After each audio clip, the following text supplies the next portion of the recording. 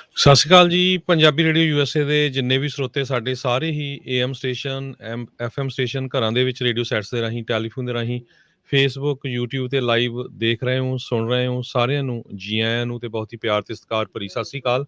ਸਰੋਤਿਓ, ਅੱਜ ਨਵੰਬਰ ਦੀ 13 ਤਰੀਕ ਆ, ਦਿਨ ਸ਼ਨਿਚਰਵਾਰ ਆ ਤੇ ਤੁਹਾਡੇ ਲਈ ਸਵੇਰ ਦਾ ਜਿਹੜਾ ਪ੍ਰੋਗਰਾਮ ਹੁੰਦਾ ਸਾਡਾ ਇਮੀਗ੍ਰੇਸ਼ਨ ਮੁੱਦਿਆਂ ਨੂੰ ਲੈ ਕੇ, ਉਹ ਲੈ ਕੇ ਹਾਜ਼ਰ ਹੋਏ ਆ। ਸਾਡੇ ਨਾਲ ਜੇ ਟਿਰਕੀਆਣਾ ਸਾਹਿਬ ਜੁੜੇ ਹੋਏ ਆ। ਜੀ ਆਇਆਂ ਨੂੰ, ਸਤਿ ਸ਼੍ਰੀ ਅਕਾਲ। ਸਤਿ ਸ਼੍ਰੀ ਅਕਾਲ ਜੀ ਸਾਰਿਆਂ ਨੂੰ। ਜੀ। ਸੋ ਇੱਕ ਤਾਂ ਸਭ ਤੋਂ ਪਹਿਲਾਂ ਇੱਕ ਵਾਰੀ ਫੇਰ ਜਿੰਨੇ ਵੀ ਸਾਡੇ ਸਰੋਤੇ ਯੁਬਾ ਸਿਟੀ ਨਗਰ ਕੀਰਤਨ ਦੇ ਵਿੱਚ ਜੁੜੇ, ਉਹਨਾਂ ਦਾ ਸਾਰਿਆਂ ਦਾ ਬਹੁਤ-ਬਹੁਤ ਧੰਨਵਾਦ। ਬਹੁਤ ਹੀ ਵੱਡੀ ਗਿਣਤੀ ਦੇ ਵਿੱਚ ਜਿਹੜੇ ਸਰੋਤੇ ਸਾਡੇ ਉੱਥੇ ਆਏ, ਮਿਲੇ ਤੇ ਫੋਟੋਆਂ ਵੀ ਖਿਚਾਈਆਂ ਤੇ ਸਾਰੀਆਂ ਹੀ ਵੀਡੀਓਜ਼ ਤੇ ਜਿਹੜਾ ਹੈਗਾ ਫੋਟੋਜ਼ ਉਹ ਪੰਜਾਬੀ ਰੇਡੀਓ ਯੂਐਸਏ ਦੇ ਜਿਹੜਾ ਸਾਈਟ ਹੈਗਾ ਆ, ਫੇਸਬੁੱਕ ਉੱਥੇ ਪਈਆਂ ਹੈਗੀਆਂ, YouTube ਤੇ ਵੀ ਆ, ਤੁਸੀਂ ਦੇਖ ਸਕਦੇ ਹੋ। ਤੇ ਜੀ ਤੁਹਾਡਾ ਐਕਸਪੀਰੀਅੰਸ ਕਿਸ ਤਰ੍ਹਾਂ ਦਾ ਰਿਹਾ? ਜੀ ਬਹੁਤ ਵਧੀਆ। ਮੈਂ ਮੇਲੇ ਦੇ ਅੰਦਰ ਐਕਚੁਅਲੀ ਪਹਿਲੀ ਵਾਰੀ ਗਿਆ। ਪਹਿਲਾਂ ਮੈਂ ਬਾਹਰੋਂ ਹੀ, ਮੈਨੂੰ ਕਦੀ ਥੋੜਾ ਜਿਹਾ ਲੇਟ ਜਾਈਦਾ ਸੀਗਾ, ਚਾਂਸ ਨਹੀਂ ਮਿਲਿਆ। ਬਹੁਤ ਵਧੀਆ ਲੱਗਿਆ। ਜਿਹੜੇ ਸਪੈਸ਼ਲੀ ਰੇਡੀਓ ਨੂੰ ਜਿੰਨਾ ਪਿਆਰ ਦਿੰਦੇ ਆ ਲੋਕੀ, ਦੇਖ ਕੇ ਬੜਾ ਅਮੇਜ਼ਿੰਗ ਫੀਲ ਹੋਇਆ ਜੀ। ਬਹੁਤ ਵਧੀਆ ਐਕਸਪੀਰੀਅੰਸ ਸੀਗਾ ਜੀ। ਸੋ ਆਪਾਂ ਅੱਜ ਦੇ ਮੁੱਦਿਆਂ ਵੱਲ ਆਉਂਦੇ ਹਾਂ ਤੇ ਪਿਛਲੇ ਕਈ ਹਫ਼ਤਿਆਂ ਤੋਂ ਆਪਾਂ ਪੋਲੀਟੀਕਲ ਸਾਇਲਮ ਦੇ ਉੱਤੇ ਵਰਕਆਊਟ ਕੀਤਾ ਸੀ। ਸੋ ਅੱਜ ਸਾਡੇ ਜਿਹੜੇ ਮੇਨ ਟੌਪਿਕਸ ਕੀ ਹੈਗੇ ਆ? ਜੀ। ਜੀ ਪਿਛਲੇ 2 ਹਫ਼ਤਿਆਂ ਤੋਂ ਕਾਫੀ ਲੋਕਾਂ ਦੀਆਂ ਕਾਲਸ ਆਈਆਂ। ਕਹਿੰਦੇ ਕੋਈ ਟਿਕਟੋਕ ਵੀਡੀਓ ਬਣਾ ਕੇ ਪਾ ਰਹੇ ਆ ਲਾਇਰ, ਕਿ ਜਿਹੜਾ ਸੈਕੰਡ ਸਰਕਿਟ ਆ ਨਿਊਯਾਰਕ ਦਾ, ਉੱਥੇ ਕੇਸ ਸਾਰੇ ਡਿਨਾਈ ਹੋ ਜਾਣੇ ਆ ਅਸਾਲਮ ਵਾਲੇ, ਤੇ ਕਾਫੀ ਲੋਕੀ ਪਰੇਸ਼ਾਨ ਹੋਏ ਆ। ਸੋ ਉਹ ਬੇਸਿਕਲੀ ਵੀਡੀਓ 4-5 ਉਹਨਾਂ ਨੇ ਸ਼ੇਅਰ ਵੀ ਕੀਤੀਆਂ। ਸੋ ਕਾਫੀ ਕਲਿੱਕ ਬੇਟ ਆ, ਜਿੱਦਾਂ ਨਾ ਉੱਥੇ ਦੇ ਲਾਇਰਸ ਆ, ਉਹ ਲੋਕਾਂ ਨੂੰ ਡਰਾਉਂਦੇ ਆ, ਜਿੱਦਾਂ ਕਹਿ ਲਓ ਸਕੇਅਰ ਟੈਕਟਿਕਸ, ਕਿ ਇੱਦਾਂ ਹੋ ਜਾਣਾ, ਉੱਦਾਂ ਹੋ ਜਾਣਾ। ਸੋ ਜਿਹੜਾ ਡਿਸੀਜਨ ਤਾਂ ਐਕਚੁਅਲੀ ਸੀਗਾ ਇਹ ਅਗਸਤ 2021 ਦਾ ਆਇਆ ਹੋਇਆ। ਸੋ ਪਤਾ ਨਹੀਂ ਹੁਣ ਕਿੱਥੋਂ ਆਹ ਟਿਕਟੋਕ ਵਾਲੇ ਦੇ ਹੱਥ ਲੱਗ ਗਿਆ। ਸੋ ਕਾਫੀ ਲੋਕੀ ਇਹਨਾਂ ਨੇ ਡਰਾਏ ਹੋਏ ਆ।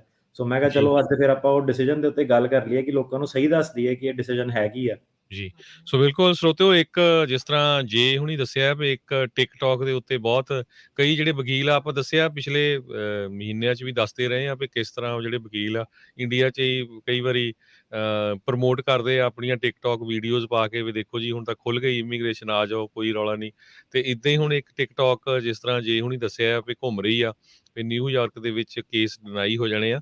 ਉਹ ਜਿਹੜਾ ਕੇਸ ਆ ਉਹ ਕਿਹੜਾ ਆ, ਉਹ ਅੱਜ ਆਪਾਂ ਡਿਟੇਲ ਦੇ ਵਿੱਚ ਡਿਸਕਸ ਕਰਾਂਗੇ ਤਾਂ ਕਿ ਜਿਹੜੇ ਜਿੰਨੇ ਵੀ ਆਪਣੇ ਸਰੋਤੇ ਹੈਗੇ ਆ ਉਹ ਕਿਸੇ ਤਰ੍ਹਾਂ ਦੀ ਜਿਹੜੀ ਆ ਕੋਈ ਝੂਠ ਦਾ ਸ਼ਿਕਾਰ ਨਾ ਹੋਣ। ਜੀ। ਸੋ ਜੀ ਕੇਸ ਹੈਗਾ ਜੀ Jagdeep Singh petitioner versus Merrick Garland attorney general, ਤੇ United State court of appeal second circuit ਨੇ ਡਿਸਾਈਡ ਕੀਤਾ। ਸੈਕੰਡ ਸਰਕਿਟ ਨੇ ਕਿਉਂ ਡਿਸਾਈਡ ਕੀਤਾ? ਕਿਉਂਕਿ ਇਹ ਨਿਊਯਾਰਕ ਦਾ ਕੇਸ ਹੈਗਾ, ਤਾਂ ਨਿਊਯਾਰਕ ਨੂੰ ਸੈਕੰਡ ਸਰਕਿਟ ਲੱਗਦਾ, ਜਿੱਦਾਂ ਕੈਲੀਫੋਰਨੀਆ ਨੂੰ 9th ਸਰਕਿਟ ਲੱਗਦਾ। ਸੋ ਕੇਸ ਐਕਚੁਅਲੀ ਥੋੜਾ ਜਿਹਾ ਇੰਪੋਰਟੈਂਟ ਆ, ਥੋੜਾ ਜਿਹਾ ਟਰਬਲਿੰਗ ਆ। ਸੋ ਇਨਫੋਰਮੇਸ਼ਨ ਦਿੰਦੇ ਆ ਤੁਹਾਨੂੰ ਕੀ ਹੈ। ਸੋ ਇਹ ਅਗਸਤ 25 2021 ਨੂੰ ਡਿਸਾਈਡ ਹੋਇਆ ਸੀਗਾ। ਜੀ ਜੀ ਜੀ। ਸੋ ਬੇਸਿਕਲੀ ਕੇਸ ਦੇ ਵਿੱਚ ਕੀ ਸੀਗਾ ਕਿ ਜਗਦੀਪ ਸਿੰਘ ਇੱਕ ਸਿਟੀਜ਼ਨ ਆਫ ਇੰਡੀਆ ਸੀਗਾ, ਤੇ ਇਹਦਾ ਇਮੀਗ੍ਰੇਸ਼ਨ ਜੱਜ ਨੇ 2017 ਦੇ ਵਿੱਚ ਕੇਸ ਡਿਨਾਈ ਕਰਤਾ। ਤੇ ਫਿਰ ਇਹਨੇ ਬੋਰਡ ਆਫ ਇਮੀਗ੍ਰੇਸ਼ਨ ਅਪੀਲ ਨੇ ਇਹਦਾ ਫੈਬਰੀ 2019 ਦੇ ਵਿੱਚ ਡਿਨਾਈ ਕਰਤਾ। ਤੇ ਜਦੋਂ board of immigration appeal deny ਕਰ ਦਿੰਦੀ ਹੈ ਤੇ ਉਸ ਤੋਂ ਬਾਅਦ ਤੁਸੀਂ ਸਰਕਿਟ ਕੋਰਟ ਕੋਲ ਜਾਂਦੇ ਹੋ। ਇਹ ਆਪਾਂ ਪਹਿਲਾਂ ਵੀ ਐਕਸਪਲੇਨ ਕੀਤਾ। ਸੋ ਜੀ ਜਦੋਂ ਇਹ ਸਰਕਿਟ ਕੋਰਟ ਦੇ ਕੋਲ ਗਿਆ, ਸੋ ਮੁੱਦੇ ਇਹਦੇ ਵਿੱਚ ਕੀ ਉੱਠੇ ਕਿ ਜਿਹੜਾ ਬੋਰਡ ਆਫ ਇਮੀਗ੍ਰੇਸ਼ਨ ਅਪੀਲ ਸੀਗਾ ਉਹਨੇ ਇਹ ਕਨਕਲੂਡ ਕੀਤਾ, ਤੇ ਜੱਜ ਨੇ ਵੀ ਇਹੀ ਕਨਕਲੂਡ ਕੀਤਾ ਸੀਗਾ, ਕਿ ਜਿਹੜਾ ਸਿੰਘ ਸੀਗਾ ਇਸ ਕੇਸ ਦੇ ਵਿੱਚ ਉਹਨੂੰ ਪਹਿਲਾਂ ਪਰਸੀਕਿਊਸ਼ਨ ਹੋਈ ਹੈ। ਪਰਸੀਕਿਊਸ਼ਨ ਦਾ ਮਤਲਬ ਕਿ ਹਮਲਾ ਹੋਇਆ ਜਾਂ ਕੋਈ ਹਾਰਮ ਪਹੁੰਚਿਆ। ਜੀ ਸੋ ਬੋਰਡ ਆਫ ਇਮੀਗ੍ਰੇਸ਼ਨ ਨੇ ਕਿਹਾ ਕਿ ਆਪਾਂ ਜੱਜ ਨਾਲ ਐਗਰੀ ਕਰਦੇ ਹਾਂ ਕਿ ਇਹਨੂੰ ਪਹਿਲਾਂ ਪਰਸੀਕਿਊਸ਼ਨ ਹੋਈ ਹੈ, ਨੁਕਸਾਨ ਪਹੁੰਚਿਆ, ਤੇ ਇਹਦੇ ਇੱਕ ਰਾਈਵਲ ਪੋਲੀਟੀਕਲ ਪਾਰਟੀ ਨੇ ਇਹਨੂੰ ਅਸੌਲਟ ਕੀਤਾ ਸੀਗਾ। ਤੇ ਇਹਦਾ ਜਿਹੜਾ ਕਲੇਮ ਸੀਗਾ ਸਿੰਘ ਦਾ, ਉਹ ਇਹ ਸੀਗਾ ਕਿ ਮੈਂ ਆਪਣੀ ਪਾਰਟੀ ਛੱਡ ਕੇ ਨਹੀਂ ਜਾਣਾ ਚਾਹੁੰਦਾ। ਤੇ ਉਹਨਾਂ ਨੇ ਇਹਦੀ ਐਪਲੀਕੇਸ਼ਨ ਡਿਨਾਈ ਕਰਤੀ, ਬੇਸਿਕਲੀ ਇਸੇ ਮੁੱਦੇ ਤੇ ਕਿ ਇਹ ਹੋਰ ਕਿਤੇ ਇੰਡੀਆ ਦੇ ਵਿੱਚ ਰੀਲੋਕੇਟ ਕਰ ਸਕਦਾ। ਸੋ ਉਹਨਾਂ ਨੇ ਕਿਹਾ ਕਿ ਸਾਨੂੰ ਇੱਥੇ ਕੋਈ ਪ੍ਰੋਬਲਮ ਨਹੀਂ ਹੈਗੀ, ਸਾਨੂੰ ਪਤਾ ਕਿ ਤੇਰੇ ਨਾਲ ਹਾਰਮ ਹੋਇਆ, ਜੋ ਤੂੰ ਕਹਿੰਦੇ ਆਪਾਂ ਉਹ ਮੰਨ ਲੈਂਦੇ ਆ ਸਾਰਾ, ਪਰ ਜੋ ਵੀ ਐਵੀਡੈਂਸ ਸਾਡੇ ਕੋਲ ਆਇਆ ਉਹਦੇ ਬੇਸ ਤੇ ਸਾਨੂੰ ਇਹ ਲੱਗਦਾ ਕਿ ਤੂੰ ਇੰਡੀਆ ਦੇ ਵਿੱਚ ਕਿਤੇ ਹੋਰ ਰੀਲੋਕੇਟ ਹੋ ਸਕਦਾ। ਸੋ ਜੀ ਜਿਹੜੇ ਇਹ ਕੇਸ ਦੇ ਵਿੱਚ ਮੁੱਖ 2 ਮੁੱਦੇ ਉੱਠੇ ਆ। ਸਭ ਤੋਂ ਪਹਿਲਾਂ ਤਾਂ ਇਹ ਹੈ ਕਿ ਜਿਹੜੇ ਇਦਾਂ ਦੇ ਕੇਸ ਹੈ, ਇਹਦੇ ਵਿੱਚ ਜਿਹੜਾ ਇਹ ਵਾਲਾ ਪਰਟੀਕੂਲਰ ਸਿੰਘ ਸੀਗਾ, ਇਹ ਇੰਡੀਆ ਦੇ ਵਿੱਚ ਕਿਤੇ ਹੋਰ ਰੀਲੋਕੇਟ ਹੋ ਸਕਦਾ ਸੀਗਾ ਕਿ ਨਹੀਂ ਹੋ ਸਕਦਾ ਸੀਗਾ। ਤੇ ਇੰਡੀਆ ਦੇ ਵਿੱਚ ਰੀਲੋਕੇਟ ਹੋਣ, ਕਿਤੇ ਹੋਰ ਹੋਣ ਤੋਂ ਬਾਅਦ ਇਹ ਜਿਹੜਾ ਵੀ ਇਹਨੂੰ ਫਿਊਚਰ ਦੇ ਵਿੱਚ ਹਾਰਮ ਪਹੁੰਚਣਾ, ਕੀ ਇਹ ਉਹਨੂੰ ਅਵੋਇਡ ਕਰ ਸਕਦਾ ਸੀਗਾ ਕਿ ਨਹੀਂ ਕਰ ਸਕਦਾ ਸੀਗਾ। ਤੀਜੀ ਗੱਲ ਇਹ ਕਿ ਉਹ ਕਹਿੰਦੇ ਕਿ ਭਾਵੇਂ ਹੋ ਸਕਦਾ ਸੀਗਾ, ਹਾਰਮ ਅਵੋਇਡ ਕਰ ਸਕਦਾ ਸੀਗਾ, ਕਿ ਇਹਦੇ ਸਾਰੇ ਹਾਲਾਤ ਦੇਖਦੇ ਹੋਏ ਇੱਕ ਰੀਜ਼ਨੇਬਲ ਹੈਗਾ ਕਿ ਆਪਾਂ ਇਹ ਤੋਂ ਐਕਸਪੈਕਟ ਕਰੀਏ ਕਿ ਇਹ ਪੰਜਾਬ ਛੱਡ ਕੇ ਕਿਤੇ ਹੋਰ ਮੂਵ ਹੋਵੇ। ਤੇ ਜੀ, ਫਿਰ ਜਿਹੜਾ ਇੱਕ ਹੋਰ ਇਸ ਤੋਂ ਬਾਅਦ ਇਹਨਾਂ ਨੇ ਨਵਾਂ ਮੁੱਦਾ ਜਿਹੜਾ ਇਹਦੇ ਵਿੱਚ ਚੱਕਿਆ ਹੋਇਆ ਸੀਗਾ ਕਿ ਜਦੋਂ ਤੁਸੀਂ ਅਸਾਲਮ ਦਾ ਕੇਸ ਫਾਈਲ ਕਰਦੇ ਹੋ, ਤੁਸੀਂ ਇੱਕ ਕੰਟਰੀ ਕੰਡੀਸ਼ਨ ਐਵੀਡੈਂਸ ਆਪਣਾ ਪ੍ਰੈਜ਼ੈਂਟ ਕਰਦੇ ਹੋ। ਸੋ ਉਹਨਾਂ ਦਾ ਇਹ ਸੀਗਾ ਕਿ ਜਿਹੜਾ ਇਹ ਤੁਸੀਂ ਜਨਰਲ ਕੰਟਰੀ ਕੰਡੀਸ਼ਨ ਐਵੀਡੈਂਸ ਤੁਸੀਂ ਪ੍ਰੈਜ਼ੈਂਟ ਕਰਤਾ ਕਿ ਇੰਡੀਆ ਦੇ ਵਿੱਚ ਕੀ ਹੋ ਰਿਹਾ, ਕੀ ਇਹ ਜਿਹੜਾ ਜਨਰਲ ਕੰਟਰੀ ਕੰਡੀਸ਼ਨ ਐਵੀਡੈਂਸ ਹੈਗਾ ਇਹ ਇਨਫ ਹੈਗਾ ਇਹ ਪ੍ਰੂਵ ਕਰਨ ਲਈ ਕਿ ਤੁਸੀਂ ਕਿਤੇ ਹੋਰ ਪਾਸੇ ਰੀਲੋਕੇਟ ਹੋ ਸਕਦੇ ਹੋ ਕਿ ਨਹੀਂ ਹੋ ਸਕਦੇ ਹੋ। ਜਦ ਕਿ ਤੁਸੀਂ ਆਪਣੇ ਕੋਈ ਸਪੈਸ਼ਲ ਪਾਰਟਿਕੂਲਰ ਸਰਕਮਸਟੈਂਸਸ ਆਪਣੇ ਕੇਸ ਦੇ ਤੁਹਾਡੇ ਕੋਈ ਇਦਾਂ ਦੇ ਫੈਕਟ ਨਹੀਂ ਹੈਗੇ ਜਿੰਨਾ ਕਿ ਇਦਾਂ ਸਾਬਿਤ ਹੋਵੇ ਕਿ ਤੁਸੀਂ ਜਿਹੜਾ ਜਨਰਲ ਕੰਟਰੀ ਕੰਡੀਸ਼ਨ ਐਵੀਡੈਂਸ ਹੈਗਾ ਉੱਤੇ ਰਿਲਾਈ ਕਰ ਸਕਦੇ ਹੋ ਕਿ ਨਹੀਂ ਕਰ ਸਕਦੇ ਹੋ। ਸੋ ਜੀ, ਇਹ ਜਿਹੜੇ ਸੀਗੇ ਇਹ ਕੇਸ ਦੇ ਮੇਨ ਮੁੱਦੇ ਸੀਗੇ। ਜੀ। ਸੋ ਬੜਾ ਇਹ ਇੱਕ ਇੰਟਰਸਟਿੰਗ ਕੇਸ ਆ, ਕਿਉਂਕਿ ਬਹੁਤ ਵਾਰੀ ਆਪਾਂ ਦੇਖਦੇ ਹਾਂ ਵੀ ਆਪਣੇ ਕਈ ਭੈਣ-ਭਰਾ ਇੱਦਾਂ ਦੀ ਸੇਮ ਸਿਚੁਏਸ਼ਨ 'ਚ ਹੀ ਹੁੰਦੇ ਆ। ਸੋ ਇਹਦੇ ਜਿਹੜੇ ਫੈਕਟਸ ਸੀਗੇ ਇਸ ਕੇਸ ਦੇ, ਉਹਦੇ ਵਿੱਚ ਕੀ ਸੀਗੇ? ਜੀ, ਸੋ ਇਹ ਇੰਡੀਆ ਦਾ ਸਿਟੀਜ਼ਨ ਸੀਗਾ ਤੇ ਹਿਡੈਲਗੋ ਟੈਕਸਸ ਦੇ ਵੱਲੋਂ ਆਇਆ ਸੀਗਾ ਇਹ ਨਵੰਬਰ 2014 ਦੇ ਵਿੱਚ। ਸੋ ਹੁਣ ਇਦਾਂ ਹੈ ਕਿ ਜੇ ਸੁਣ ਰਿਹਾ ਇਹ ਸਿੰਘ, ਮੈਨੂੰ ਤੁਹਾਡੇ ਐਕਚੁਅਲ ਫੈਕਟ ਤਾਂ ਨਹੀਂ ਮੈਨੂੰ ਤੁਸੀਂ ਤੁਹਾਡੇ ਪਤਾ ਕਿ ਤੁਸੀਂ ਕੀ ਸੀਗੇ, ਵਕੀਲ ਨੂੰ ਕੀ ਦੱਸੇ ਸੀਗੇ, ਪਰ ਮੈਂ ਤੁਹਾਡਾ ਜਿਹੜਾ ਰੈਕਡ ਆ ਉਹਦੇ ਵਿੱਚੋਂ ਦੀ ਮੈਂ ਰੀਡ ਕਰ ਰਿਹਾ। ਸੋ ਬੇਸਿਕਲੀ ਕੀ ਸੀਗਾ ਕਿ ਇਹਦੇ ਵਿੱਚ ਆਹ ਲਿਖਿਆ ਕਿ ਤੁਸੀਂ ਟੈਕਸਸ ਤੋਂ ਆਏ ਸੀਗੇ, 2014 ਦੇ ਵਿੱਚ ਕੇਸ ਫਾਈਲ ਕੀਤਾ, 2014 ਦੇ ਵਿੱਚ ਐਂਟਰੀ ਕੀਤੀ ਤੇ ਬਿਨਾਂ ਵੀਜ਼ੇ ਦੇ ਸੀਗੇ। ਤੇ ਦਸੰਬਰ 2014 ਦੇ ਜਦੋਂ ਤੁਹਾਨੂੰ ਫੜ ਲਿਆ ਉਹਨਾਂ ਨੇ ਤੇ ਦਸੰਬਰ 2014 ਦੇ ਵਿੱਚ ਇਹਨਾਂ ਨੇ ਕਿਹਾ ਕਿ ਮੈਂ ਇੰਡੀਆ ਜਾ ਨਹੀਂ ਸਕਦਾ ਤੇ ਇਹਨਾਂ ਨੂੰ ਰਿਮੂਵਲ ਪ੍ਰੋਸੀਡਿੰਗ ਦੇ ਵਿੱਚ ਉਹਨਾਂ ਨੇ ਪਾ ਦਿੱਤਾ। ਸੋ ਜਦੋਂ ਤੁਹਾਨੂੰ ਰਿਮੂਵਲ ਪ੍ਰੋਸੀਡਿੰਗ 'ਚ ਪਾਉਂਦੇ ਆ ਤੁਹਾਨੂੰ ਨੋਟਿਸ ਟੂ ਅਪੀਅਰ ਦਿੰਦੇ ਆ, ਕਈ ਵਾਰੀ ਆਪਾਂ ਡਿਸਕਸ ਕਰ ਚੁੱਕੇ ਹਾਂ। ਸੋ ਨੋਟਿਸ ਟੂ ਅਪੀਅਰ 'ਚ ਲਿਖਿਆ ਸੀਗਾ ਕਿ ਤੁਹਾਡੀ ਇੱਕ ਵੈਲਿਡ ਐਂਟਰੀ ਨਹੀਂ ਹੈਗੀ ਤੇ ਤੁਹਾਨੂੰ ਇਹਨੂੰ ਫਿਰ ਬੌਂਡ ਦੇ ਉੱਤੇ ਛੱਡਿਆ ਉਹਨਾਂ ਨੇ। ਸੋ ਉਸ ਤੋਂ ਬਾਅਦ ਫਿਰ ਲਾਸ ਫੈਜ਼ਨੋਸ ਟੈਕਸਸ ਦੇ ਵਿੱਚ ਪਹਿਲਾਂ ਕੇਸ ਲੱਗਾ ਇਮੀਗ੍ਰੇਸ਼ਨ ਜੱਜ ਦੇ ਸਾਹਮਣੇ ਤੇ ਉੱਥੇ ਸਾਰੇ ਐਲੀਗੇਸ਼ਨ ਐਡਮਿਟ ਕਰ ਲਏ ਸਿੰਘ ਨੇ ਕਿ ਮੈਂ ਇਲੀਗਲੀ ਆਇਆ ਸੀਗਾ, ਬਿਨਾਂ ਵੀਜ਼ੇ ਦੇ ਆਇਆ ਸੀਗਾ ਤੇ ਆਪਣੀ ਜਿਹੜੀ ਅਸਾਈਲਮ ਦੀ ਐਪਲੀਕੇਸ਼ਨ ਫਾਈਲ ਕਰਤੀ। ਸੋ ਉਸ ਤੋਂ ਜੀ, ਬਾਅਦ ਇਹਨੇ ਨਿਊਯਾਰਕ ਦਾ ਆਪਣਾ ਐਡਰੈਸ ਦਿੱਤਾ। ਸੋ ਕਿਉਂਕਿ ਨਿਊਯਾਰਕ ਦਾ ਐਡਰੈਸ ਸੀਗਾ ਤੇ ਇਹਦੇ ਵਕੀਲ ਨੇ motion to change venue New York city 'ਚ ਫਾਈਲ ਕੀਤੀ ਤੇ ਇਮੀਗ੍ਰੇਸ਼ਨ ਜੱਜ ਨੇ ਗ੍ਰਾਂਟ ਕਰਤੀ ਤੇ ਕੇਸ ਜਿਹੜਾ ਸੀਗਾ ਉਹ ਨਿਊਯਾਰਕ ਪਹੁੰਚ ਗਿਆ। ਜੀ। ਸੋ ਬਿਲਕੁਲ ਜਿੰਨੇ ਵੀ ਸਾਡੇ ਸਰੋਤੇ ਸੁਣ ਰਹੇ, ਇੱਕ ਸਪੈਸ਼ਲ ਕੇਸ ਜਗਦੀਪ ਸਿੰਘ ਦਾ ਜਿਹੜਾ ਇਹ ਇੱਕ ਬੇਸ ਬਣਾ ਕੇ ਇਹਦੀ ਟਿਕਟੌਕ ਜਿਹੜੀ ਵੀਡੀਓ ਬਣਾ ਕੇ ਕੁਛ ਕੁ ਵਕੀਲਾਂ ਨੂੰ ਵਰਤੀ ਜਾ ਰਹੀ ਆ ਵੀ ਨਿਊਯਾਰਕ ਦੇ ਕੇਸ ਜਿਹੜੇ ਆ ਉਹ ਡਿਨਾਈ ਹੋ ਜਾਣੇ ਆ। ਸੋ ਉਹ ਕੇਸ ਅਸੀਂ ਸਪੈਸ਼ਲੀ ਜੇ ਟਰਕੀਆਣਾ ਜਿਹੜੇ ਵਕੀਲ ਆ ਉਹਨਾਂ ਦੇ ਨਾਲ ਗੱਲਬਾਤ ਕਰ ਰਹੇ ਆ। ਸੋ ਜਦੋਂ ਉਹਨਾਂ ਦਾ ਕੇਸ ਉੱਥੇ ਹੋ ਗਿਆ ਨਿਊਯਾਰਕ ਦੇ ਵਿੱਚ, ਉਹ ਤੋਂ ਬਾਅਦ ਫਿਰ ਜਿਹੜਾ ਜਦੋਂ ਟ੍ਰਾਂਸਫਰ ਹੋਇਆ, ਉਹ ਤੋਂ ਬਾਅਦ ਫਿਰ ਕੀ ਵਾਪਰਿਆ? ਜੀ, ਸੋ ਨਵੰਬਰ 2017 ਦੇ ਵਿੱਚ ਹੁਣ 14 'ਚ ਬੰਦਾ ਆ, ਨਵੰਬਰ 2000 ਮਤਲਬ ਇਹ ਸਾਰਾ ਕਰਦੇ ਕਰਾਂਦੇ 2017 ਆ ਗਈ। ਨਵੰਬਰ 2017 ਦੇ ਵਿੱਚ ਨਿਊਯਾਰਕ ਇਮੀਗ੍ਰੇਸ਼ਨ ਜੱਜ ਦੇ ਮੂਹਰੇ ਹੀਅਰਿੰਗ ਸੀਗੀ ਤੇ ਉਹਨੇ ਇਹਦਾ ਅਸਾਈਲਮ ਦਾ ਤੇ ਵਿਦਹੋਲਡਿੰਗ ਆਫ ਰਿਮੂਵਲ ਦਾ ਤੇ ਕੈਟ ਦਾ ਜਿਹੜਾ ਰਿਲੀਫ ਸੀਗਾ ਤਿੰਨੇ ਡਿਨਾਈ ਕਰਤੇ। ਸੋ ਜਿਹੜੀ ਇਹਦੀ ਹੀਅਰਿੰਗ ਸੀਗੀ, ਸਿੰਘ ਨੇ ਟੈਸਟੀਫਾਈ ਕੀਤਾ ਕਿ ਉਹਨੇ ਹੁਣ ਇਹਦਾ ਨਾ ਫੈਕਟ ਪੈਟਰਨ ਕਾਫੀ ਕੇਸਾਂ ਨਾਲ ਮਿਲ ਸਕਦੇ ਆ। ਸੋ ਅਗੇਨ ਇਹ ਮੇਰਾ ਕੇਸ ਨਹੀਂ ਆ, ਇਹ ਮੈਂ ਪੜ੍ਹ ਰਿਹਾ ਫੈਕਟਸ ਜਿਹੜੇ ਕਿ ਜੀ, ਰੈਕਡ ਦੇ ਵਿੱਚ ਹੈਗੇ ਆ ਤੇ ਇਹ ਜੀ, ਨਿਊਯਾਰਕ 'ਚ ਕਿਸੇ ਹੋਰ ਵਕੀਲ ਦਾ ਕੇਸ ਸੀਗਾ। ਜੀ, ਸੋ ਸਿੰਘ ਨੇ ਟੈਸਟੀਫਾਈ ਕੀਤਾ ਕਿ ਉਹਨੇ ਇੰਡੀਆ ਛੱਡਿਆ ਕਿਉਂਕਿ ਉਹਨੂੰ ਜਿਹੜੀ ਰਾਈਵਲ ਪੋਲੀਟੀਕਲ ਪਾਰਟੀ ਸੀ ਉਹ ਤੋਂ ਖਤਰਾ ਸੀਗਾ। ਸਿੰਘ ਨੇ ਇਹ ਦੱਸਿਆ ਕਿ ਮਾਨ ਪਾਰਟੀ ਉਹਨੇ 2013 ਦੇ ਵਿੱਚ ਜੁਆਇਨ ਕੀਤੀ ਤੇ ਹੁਸ਼ਿਆਰਪੁਰ ਜ਼ਿਲ੍ਹੇ ਦੇ ਵਿੱਚ ਉਹਨੇ ਕੰਮ ਕੀਤਾ। ਉੱਥੇ ਮਾਨ ਪਾਰਟੀ ਦਾ ਵਰਕਰ ਹੋਣ ਦੇ ਨਾਤੇ ਉਹਨੇ ਬੇਸਿਕਲੀ ਜਿਹੜੀਆਂ ਇਹਦੇ ਵਿੱਚ ਐਕਟੀਵਿਟੀਆਂ ਲਿਖਾਈਆਂ ਉਹ ਦੋ ਹੀ ਲਿਖੀਆਂ ਵਾ। ਉਹ 'ਚ ਇੱਕ ਇਹ ਸੀਗਾ ਕਿ ਸਰਵਿੰਗ ਫੂਡ ਤੇ ਦੂਜਾ ਇਹ ਹੈ ਕਿ ਜਿਹੜੇ ਟੈਂਟ ਵਗੈਰਾ ਸੈਟਅਪ ਕਰਨੇ, ਮੈਂ ਉਹ ਟੈਂਟ ਵਗੈਰਾ ਸੈਟਅਪ ਕੀਤੇ ਆ। ਤੇ ਸਿੰਘ ਨੇ ਕਲੇਮ ਕੀਤਾ ਕਿ ਜਿਹੜੀ ਪਾਰਟੀ ਹੈਗੀ, ਮਾਨ ਪਾਰਟੀ ਹੈਗੀ, ਉਹ ਸ਼ਾਂਤਮਈ ਤਰੀਕੇ ਨਾਲ ਇੰਡੀਪੈਂਡੈਂਟ ਸਟੇਟ ਦੀ ਮੰਗ ਕਰਦੀ ਹੈ ਸਿੱਖਾਂ ਦੀ ਤੇ ਜਿਹੜੇ ਸਿੱਖ ਪ੍ਰਿਜ਼ਨਰ ਜਿਹੜੇ ਧੱਕੇ ਨਾਲ ਜੇਲ੍ਹਾਂ 'ਚ ਕੈਦ ਕੀਤੇ ਹੋਏ ਆ ਉਹਨੂੰ ਛੁਡਾਉਣ ਦੀ ਉਹ ਉਪਰਾਲੇ ਕਰਦੀ ਆ ਤੇ ਪਹਿਲਾਂ ਵੀ ਕੀਤੇ ਆ। ਜੀ, ਸਿੰਘ ਨੇ ਦੱਸਿਆ ਕਿ ਉਹਦਾ ਕੋਈ ਵੀ ਲੀਡਰਸ਼ਿਪ ਰੋਲ ਨਹੀਂ ਹੈਗਾ ਪਾਰਟੀ ਦੇ ਵਿੱਚ, ਸਿਰਫ ਉਹ ਵਰਕਰ ਸੀਗਾ। ਸਿੰਘ ਨੇ ਇਹ ਵੀ ਦੱਸਿਆ ਕਿ ਕੋਈ ਵੀ ਪੋਲੀਟੀਕਲ ਪਾਰਟੀ ਦੇ ਵਿੱਚ ਉਹਨੇ ਹੁਸ਼ਿਆਰਪੁਰ ਤੋਂ ਬਾਹਰ ਪਾਰਟਿਸਿਪੇਟ ਨਹੀਂ ਕੀਤਾ। ਸੋ ਇਹ ਜੀ, ਚੀਜ਼ ਇੰਪੋਰਟੈਂਟ ਆ, ਸਾਰੇ ਜਾਣੇ ਧਿਆਨ ਨਾਲ ਸੁਣਿਓ। ਜੀ, ਫਿਰ ਉਹਨੇ ਕਿਹਾ ਕਿ ਜਿਹੜੇ ਦੂਜੀ ਪਾਰਟੀ ਦੇ ਮੈਂਬਰ ਸੀਗੇ ਉਹਨਾਂ ਨੂੰ ਤਾਂ ਪਤਾ ਲੱਗਾ ਕਿ ਇਹ ਮਾਨ ਪਾਰਟੀ ਦਾ ਵਰਕਰ ਆ ਕਿਉਂਕਿ ਇੱਕ ਦਿਨ ਉਹ ਜਿਹੜੇ ਕੰਧਾਂ ਦੇ ਪੋਸਟਰ ਲਾ ਰਿਹਾ ਸੀਗਾ ਕਿਸੇ ਇਵੈਂਟ ਦੇ ਉੱਤੇ ਜੀ, ਤੇ ਇਹਨੇ ਕਿਹਾ ਹੋਰ ਇਹਨੇ ਗਵਾਹੀ ਦਿੱਤੀ ਕਿ ਮੈਨੂੰ ਨਹੀਂ ਪਤਾ ਕਿ ਹੋਰ ਕੋਈ ਮਾਨ ਪਾਰਟੀ ਦਾ ਵਰਕਰ ਕਿਸੇ ਹੋਰ ਨੂੰ ਕੁੱਟਮਾਰ ਪਈ ਆ, ਮੈਨੂੰ ਉਹਦੇ ਬਾਰੇ ਨਹੀਂ ਪਤਾ। ਸੋ ਇਹ ਵੀ ਗੱਲ ਤੇ ਧਿਆਨ ਦਿਓ। ਜੀ, ਫਿਰ ਉਸ ਤੋਂ ਬਾਅਦ ਉਹਨੇ ਕਿਹਾ ਕਿ ਜੁਲਾਈ 2014 ਦੇ ਵਿੱਚ ਜਦੋਂ ਉਹ ਪਾਰਟੀ ਦੀਆਂ ਰੈਲੀਆਂ ਅਟੈਂਡ ਕਰਦਾ ਸੀਗਾ ਤੇ ਉਹਨੂੰ ਇੱਕ ਸੈੱਲ ਫੋਨ ਤੇ ਕਾਲ ਆਇਆ। ਕਾਲ ਦੇ ਵਿੱਚ ਉਹਨੇ ਸਿੰਘ ਨੇ ਟੈਸਟੀਫਾਈ ਕੀਤਾ ਕਿ ਇਹ ਬਾਦਲ ਪੋਲੀਟੀਕਲ ਪਾਰਟੀ ਦੇ ਜਿਹੜੇ ਬੰਦੇ ਨੇ ਆਇਡੈਂਟੀਫਾਈ ਕੀਤਾ ਉਹ ਬਾਦਲ ਪੋਲੀਟੀਕਲ ਪਾਰਟੀ ਦੇ ਬੰਦੇ ਸੀਗੇ ਕਿ ਨਹੀਂ ਸੀਗੇ ਇਹ ਨਹੀਂ ਪਤਾ, ਪਰ ਉਹਨੇ ਕਿਹਾ ਕਿ ਕਾਲ ਆਈ ਤੇ ਕਾਲ ਦੇ ਉੱਤੇ ਉਹਨੇ ਆਇਡੈਂਟੀਫਾਈ ਕੀਤਾ ਇੱਦਾਂ ਬੰਦਿਆਂ ਨੇ।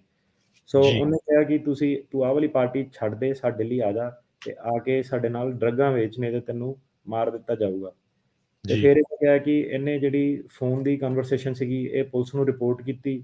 ਪੁਲਿਸ ਨੇ ਕਿਹਾ ਕਿ ਆਪਾਂ ਤੇਰੀ ਕੋਈ ਮਦਦ ਨਹੀਂ ਕਰਨੀ ਕਿਉਂਕਿ ਆਪਾਂ ਸਰਕਾਰ ਲਈ ਕੰਮ ਕਰਦੇ ਹਾਂ, ਆਪਾਂ ਕੁਝ ਨਹੀਂ ਕਰ ਸਕਦੇ। ਸੋ ਇਹ ਸਿੰਘ ਨੇ ਕਿਹਾ ਇੱਦਾਂ। ਜੀ, ਉਸ ਤੋਂ ਬਾਅਦ ਸਿੰਘ ਨੇ ਕਿਹਾ ਕਿ 2014 ਅਗਸਤ ਦੇ ਵਿੱਚ ਇਹਨੂੰ 5 ਬੰਦਿਆਂ ਨੇ ਅਪਰੋਚ ਕੀਤਾ। ਉਹਨਾਂ ਨੇ ਕਿਹਾ ਕਿ ਉਹ ਵੀ ਬਾਦਲ ਪਾਰਟੀ ਦੇ ਆ ਤੇ ਤੂੰ ਸਾਡੇ ਲਈ ਆ, ਸਾਡੇ ਲਈ ਕੰਮ ਕਰ, ਗਲਤ ਕੰਮ ਕਰ। ਤੇ ਮੈਂ ਮਨਾ ਕਰਤਾ ਉਹਨੂੰ ਤੇ ਇਹਨਾਂ ਨੇ ਮੈਨੂੰ ਤਦ ਤੱਕ ਕੁੱਟਿਆ ਮਾਰਿਆ ਜਦ ਤੱਕ ਮੈਂ ਬੇਹੋਸ਼ ਨਹੀਂ ਹੋ ਗਿਆ। ਤੇ ਜੀ, ਫਿਰ ਇਹਨੇ ਕਿਹਾ ਕਿ ਜਦੋਂ ਮੈਂ ਬੇਹੋਸ਼ ਹੋ ਗਿਆ ਤੇ ਇੱਕ ਵਿਅਕਤੀ ਜਾ ਰਿਹਾ ਸੀਗਾ ਲਾਗੋਂ ਦੀ, ਉਹਨੇ ਮੈਨੂੰ ਪਛਾਣ ਲਿਆ ਤੇ ਉਹ ਮੈਨੂੰ ਘਰੇ ਲੈ ਗਿਆ। ਤੇ ਫਿਰ ਇਹਨੇ ਕਿਹਾ ਕਿ ਜਦੋਂ ਮੈਂ ਘਰੇ ਗਿਆ ਉੱਥੇ ਮੇਰੇ ਪਿਓ ਨੇ ਮੈਨੂੰ ਹਸਪਤਾਲ ਲੈ ਗਿਆ, ਜਿੱਥੇ ਮੈਨੂੰ ਆਈਵੀ ਵਗੈਰਾ ਲੱਗੀ ਤੇ ਮੇਰੇ ਮਰਮ ਪੱਟੀ ਵਗੈਰਾ ਉਹਨਾਂ ਨੇ ਕੀਤੀ, ਜਿਹੜਾ ਕਹਿ ਲਓ ਕਿ ਫਸਟ ਏਡ ਟ੍ਰੀਟਮੈਂਟ ਹੁੰਦੀ ਹੈ। ਤੇ ਸਿੰਘ ਨੇ ਕਿਹਾ ਕਿ ਹਸਪਤਾਲ ਦੇ ਵਿੱਚ 6 ਤੋਂ 7 ਘੰਟੇ ਉਹ ਸੀਗਾ। ਤੇ ਫਿਰ ਉੱਤੋਂ ਜਦੋਂ ਅੱਗੇ ਸਵਾਲ ਜਵਾਬ ਵਗੈਰਾ ਪੁੱਛੇ, ਉਹਨੇ ਕਿਹਾ ਕਿ ਜਿਹੜੀ ਆਹ ਵਾਲੀ ਮੈਨੂੰ ਕੁੱਟਮਾਰ ਪਈ ਸੀਗੀ ਮੈਂ ਪੁਲਿਸ ਨੂੰ ਕਦੀ ਨਹੀਂ ਦੱਸੀ, ਇਹਦੇ ਬਾਰੇ ਮੈਂ ਕੋਈ ਰਿਪੋਰਟ ਨਹੀਂ ਫਾਈਲ ਕੀਤੀ ਕਿਉਂਕਿ ਮੇਰੇ ਪਿਓ ਨੇ ਮੈਨੂੰ ਕਿਹਾ ਸੀਗਾ ਕਿ ਤੂੰ ਪੁਲਿਸ ਨੂੰ ਕੰਟੈਕਟ ਨਾ ਕਰ, ਕਿਉਂਕਿ ਪਹਿਲਾਂ ਵੀ ਉਹਨੇ ਜਦੋਂ ਤੂੰ ਫੋਨ ਬਾਰੇ ਕੀਤਾ ਸੀਗਾ ਤੇ ਕੋਈ ਤੇਰੀ ਹੈਲਪ ਨਹੀਂ ਕੀਤੀ। ਸੋ ਉਹ ਕਹਿੰਦਾ ਕਿ ਮੇਰੇ ਪਿਓ ਨੂੰ ਲੱਗਦਾ ਸੀਗਾ ਕਿ ਮੇਰੀ ਜਾਨ ਨੂੰ ਖਤਰਾ ਹੈ, ਸਾਨੂੰ ਪੁਲਿਸ ਨੂੰ ਰਿਪੋਰਟ ਕਰਨ ਦੀ ਲੋੜ ਨਹੀਂ ਹੈਗੀ। ਸਿੰਘ ਨੇ ਫਿਰ ਇਹ ਕਿਹਾ ਕਿ ਮੈਂ ਕਿਸੇ ਹੋਰ ਇੰਡੀਆ ਦੇ ਕਿਸੇ ਹੋਰ ਪਾਰਟ 'ਚ ਮੂਵ ਨਹੀਂ ਕੀਤਾ। ਤੇ ਇਹਨੇ ਇਹ ਕਿਹਾ ਕਿ ਜੇ ਮੈਂ ਕਿਤੇ ਵੀ ਹੋਰ ਜਾਂਦਾ, ਮੈਂ ਕੋਈ ਘਰ ਲੈਂਦਾ, ਮੈਂ ਕੋਈ ਜੌਬ ਲੈਂਦਾ ਤੇ ਮੈਨੂੰ ਆਈਡੀ ਦੇਣੀ ਪੈਣੀ ਸੀ, ਮੈਨੂੰ ਆਧਾਰ ਕਾਰਡ, ਪੈਨ ਕਾਰਡ ਦੇਣੇ ਪੈਣੇ ਸੀ। ਸੋ ਪਹਿਲਾਂ ਤਾਂ ਇਹ ਹੈ ਕਿ ਇਹ ਬੜੀ ਫਜ਼ੂਲ ਜਿਹੀ ਆਰਗੂਮੈਂਟ ਹੈਗੀ ਬੜੇ ਲੋਕਾਂ ਤੋਂ ਮੈਂ ਸੁਣੀ, ਆਧਾਰ ਕਾਰਡ, ਪੈਨ ਕਾਰਡ ਨਾ। ਸੋ ਇਹ ਗੱਲ ਵੱਲ ਧਿਆਨ ਦਿਓ। ਸੋ ਉਹਨੇ ਕੀ ਕਿਹਾ ਕਿ ਇਹ ਜਿਹੜੀ ਆਧਾਰ ਕਾਰਡ, ਪੈਨ ਕਾਰਡ ਹੈ, ਮੈਂ ਕਿਸੇ ਨੂੰ ਵੀ ਦਿਖਾਊਂਗਾ, ਉੱਥੋਂ ਮੈਨੂੰ ਗਵਰਨਮੈਂਟ ਟਰੈਕ ਕਰ ਲੂਗੀ ਤੇ ਫਿਰ ਮੈਨੂੰ ਮਾਰ ਦਊਗੀ। ਜੀ, ਜਿਹੜਾ ਸਰਕਾਰੀ ਵਕੀਲ ਸੀਗਾ ਉਹਨੇ ਕਿਹਾ ਕਿ ਤੇਰੀ ਆਈਡੀ ਦੇ ਉੱਤੇ ਤਾਂ ਤੇਰਾ ਸਿਰਫ ਨਾਮ, ਐਡਰੈਸ ਤੇ ਬਰਥ ਡੇਟ ਲਿਖੀ ਆ, ਉੱਥੇ ਕੁਛ ਇਹ ਤਾਂ ਲਿਖਿਆ ਨਹੀਂ ਕਿ ਤੂੰ ਕਿਹੜੀ ਪਾਰਟੀ ਦਾ ਮੈਂਬਰ ਆ। ਉੱਥੋਂ ਜੀ, ਕਿੱਦਾਂ ਤੈਨੂੰ ਉਹਨਾਂ ਨੂੰ ਪਤਾ ਲੱਗ ਜਾਊਗਾ ਤੂੰ ਕਿਹੜੀ ਪਾਰਟੀ ਦਾ ਮੈਂਬਰ ਹੈ, ਤੈਨੂੰ ਟਰੈਕ ਕਰੂਗੇ। ਸੋ ਇਹਨੇ ਸਿੰਘ ਨੇ ਜਵਾਬ ਨਹੀਂ ਦਿੱਤਾ। ਉਹਨੇ ਸਿਰਫ ਆਹੀ ਜਵਾਬ ਦਿੱਤਾ ਕਿ ਇੰਡੀਆ ਦੇ ਵਿੱਚ ਇਦਾਂ ਹੀ ਹੁੰਦਾ ਵਾ, ਇਦਾਂ ਹੀ ਲੋਕਾਂ ਨੂੰ ਲੱਭਦੇ ਆ, ਇਦਾਂ ਹੀ ਕਰੂੰਗੇ, ਮੈਂ ਕੁਝ ਵੀ ਲੈਣਾ ਮੈਨੂੰ ਤਾਂ ਕਰਕੇ ਲੱਭ ਲੂਗੇ, ਕੋਈ ਵੀ ਮੈਂ ਕਨੈਕਸ਼ਨ ਲੈਣਾ, ਘਰ ਲੈਣਾ, ਕੁਝ ਵੀ ਲੈਣਾ ਤੇ ਇਦਾਂ ਕਰਕੇ ਉਹ ਟਰੈਕ ਕਰਦੇ ਆ ਲੋਕਾਂ ਨੂੰ ਤੇ ਇਦਾਂ ਕਰਕੇ ਮਾਰਦੇ ਆ। ਸੋ ਇਹਨੇ ਉਹਦਾ ਜਿਹੜਾ ਸਰਕਾਰੀ ਵਕੀਲ ਨੇ ਪੁੱਛਿਆ, ਇਹਨੇ ਉਹ ਜਵਾਬ ਦਿੱਤਾ। ਫਿਰ ਇਹਨੇ ਜੀ, ਕਿਹਾ ਕਿ ਜਿਹੜਾ ਜਦੋਂ ਉਹਨੂੰ ਪੁੱਛਿਆ ਕਿ ਤੈਨੂੰ ਰੈਕਗਨਾਈਜ਼ ਕਿੱਦਾਂ ਕਰੂਗਾ, ਉਹ ਕਹਿੰਦਾ ਕਿ ਮੈਂ ਜਿੱਦਾਂ ਕੰਧਾਂ ਕੁੰਧਾਂ ਤੇ ਪੋਸਟਰ ਕਰਦਾ ਸੀਗਾ, ਪਰ ਲਾਂਦਾ ਇਹ ਸਿਰਫ ਹੁਸ਼ਿਆਰਪੁਰ ਦੇ ਵਿੱਚ ਸੀਗਾ। ਸੋ ਉਹਨੇ ਕਿਹਾ ਕਿ ਜਦੋਂ ਤੂੰ ਤਾਂ ਉਹਦੇ ਕਰਕੇ ਉਹ ਮੈਨੂੰ ਹੋਰ ਕਿਤੇ ਵੀ ਪਛਾਣ ਸਕਦੇ ਆ, ਜੀ, ਪੰਜਾਬ ਦੀ ਸਟੇਟ ਤੋਂ ਬਾਹਰ ਵੀ ਪਛਾਣ ਸਕਦੇ ਆ। ਸੋ ਜੀ, ਹੁਣ ਪਹਿਲੀ ਗੱਲ ਤਾਂ ਇਹ ਹੈ ਕਿ ਅਗਲੇ ਸਵਾਲ ਤੇ ਜਾਣ ਤੋਂ ਪਹਿਲਾਂ ਇਹ ਕਰੀਏ ਕਿ ਜਿਹੜੇ ਆਹ ਫੈਕਟਸ ਆ ਕੇਸ ਦੇ, ਉਹ ਸਿਰਫ ਇੰਨੇ ਹੀ ਫੈਕਟ ਆ। ਸੋ ਆਹ ਜਿਹੜੇ ਫੈਕਟ ਆ ਇਹਦੇ ਬੇਸ ਦੇ ਉੱਤੇ ਇਹਦੇ ਬੇਸ ਤੇ ਜੱਜ ਨੇ ਡਿਸੀਜਨ ਦਿੱਤਾ, ਬੋਰਡ ਆਫ ਇਮੀਗ੍ਰੇਸ਼ਨ ਅਪੀਲ ਨੇ ਦਿੱਤਾ, ਸੈਕੰਡ ਸਰਕਟ ਨੇ ਦਿੱਤਾ। ਸੋ ਇੱਕ fact specific, case specific decision ਹੈਗਾ। ਇਹ ਨਹੀਂ ਕਿ ਟਿਕਟੌਕ ਦੀ ਵੀਡੀਓ 'ਚ ਕਿ ਬਸ ਵੀ ਸਾਰਾ ਲਾਅ ਹੀ ਚੇਂਜ ਹੋ ਗਿਆ, ਇਦਾਂ ਹੋ ਜਾਣਾ, ਉਦਾਂ ਹੋ ਜਾਣਾ। ਉਹ ਸਾਰੀ ਕਾਫੀ ਗਲਤ ਗੱਲ ਆ ਲੋਕਾਂ ਦੀ। ਹੁਣ ਇੱਕ ਵਕੀਲ ਸਾਹਿਬ ਆ, ਨਾਂ ਨਹੀਂ ਚਲੋ ਮੈਂ ਲਾਉਂਗਾ, ਉਹ ਕਹਿੰਦੇ ਕਿ ਇਦਾਂ ਹੋ ਗਿਆ ਜੀ, ਮਾਨ ਪਾਰਟੀ ਦੇ ਕੇਸ ਡਿਨਾਈ ਹੋ ਜਾਣੇ ਆ, ਜਿਹਨੂੰ ਵੀ ਕੰਸਲਟੇਸ਼ਨ ਚਾਹੀਦੀ ਆ ਮੇਰੇ ਆਫਿਸ ਨੂੰ ਆ ਕੇ ਕੰਸਲਟ ਕਰੋ। ਕਿ ਭਾਈ ਤੂੰ ਕੰਸਲਟ ਕਰਕੇ ਕੀ ਕਰ ਲੈਣਾ ਵਾ, ਜਿਹੜੇ ਹੁਣ ਕੇਸ ਦੇ ਫੈਕਟ ਆ ਸੈਕੰਡ ਸਰਕਟ ਨੇ ਡਿਸਾਈਡ ਕਰਤਾ ਹੈ ਨਾ, ਤਾਂ ਜੀ, ਹੁਣ ਤੂੰ ਕੀ ਬਟੋਰਨਾ ਵਾ ਲੋਕਾਂ ਤੋਂ ਉੱਥੋਂ ਉਹਦੇ ਉੱਤੇ ਕੰਸਲਟੇਸ਼ਨ ਕਰਕੇ।